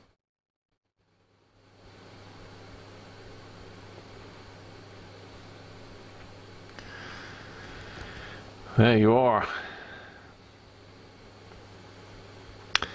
Yeah, no, you're right, Rolf. I mean, you're a contributor, aren't you? But then I suppose everybody would then just make up a channel, wouldn't they? Just for the sheer hell of it, just so they could have free ads. Ad-free even, not free ads. But as I say, it does help. It does help people, so please don't trash the ads too much. I know nobody likes them. I don't like them when I'm watching stuff on YouTube. But to be fair, when I'm watching YouTube, I don't think there's a single channel that I watch where I don't get loads and loads of ads. And I've got this set at minimal, so you don't get a massive amount of ads on this. But some of them I'm getting like 10 ads in a video. Some of them are like 40, 50 seconds long, so you've got it easy, is what I'm saying. Anyway, that's me done for today. Hope you've enjoyed that. At least we got there, didn't we? We got it done. It is done, ready to go. Well, it's not quite ready to go. Got some cosmetics to do yet. Got to get it back in the case, tied it up a little bit. We've got to do a bit of sanding on the sides. I've got to do some sanding out on the patio furniture tomorrow, so I might do a bit of that at the same time. See if we can get it looking a bit nicer for Chris. So there you are.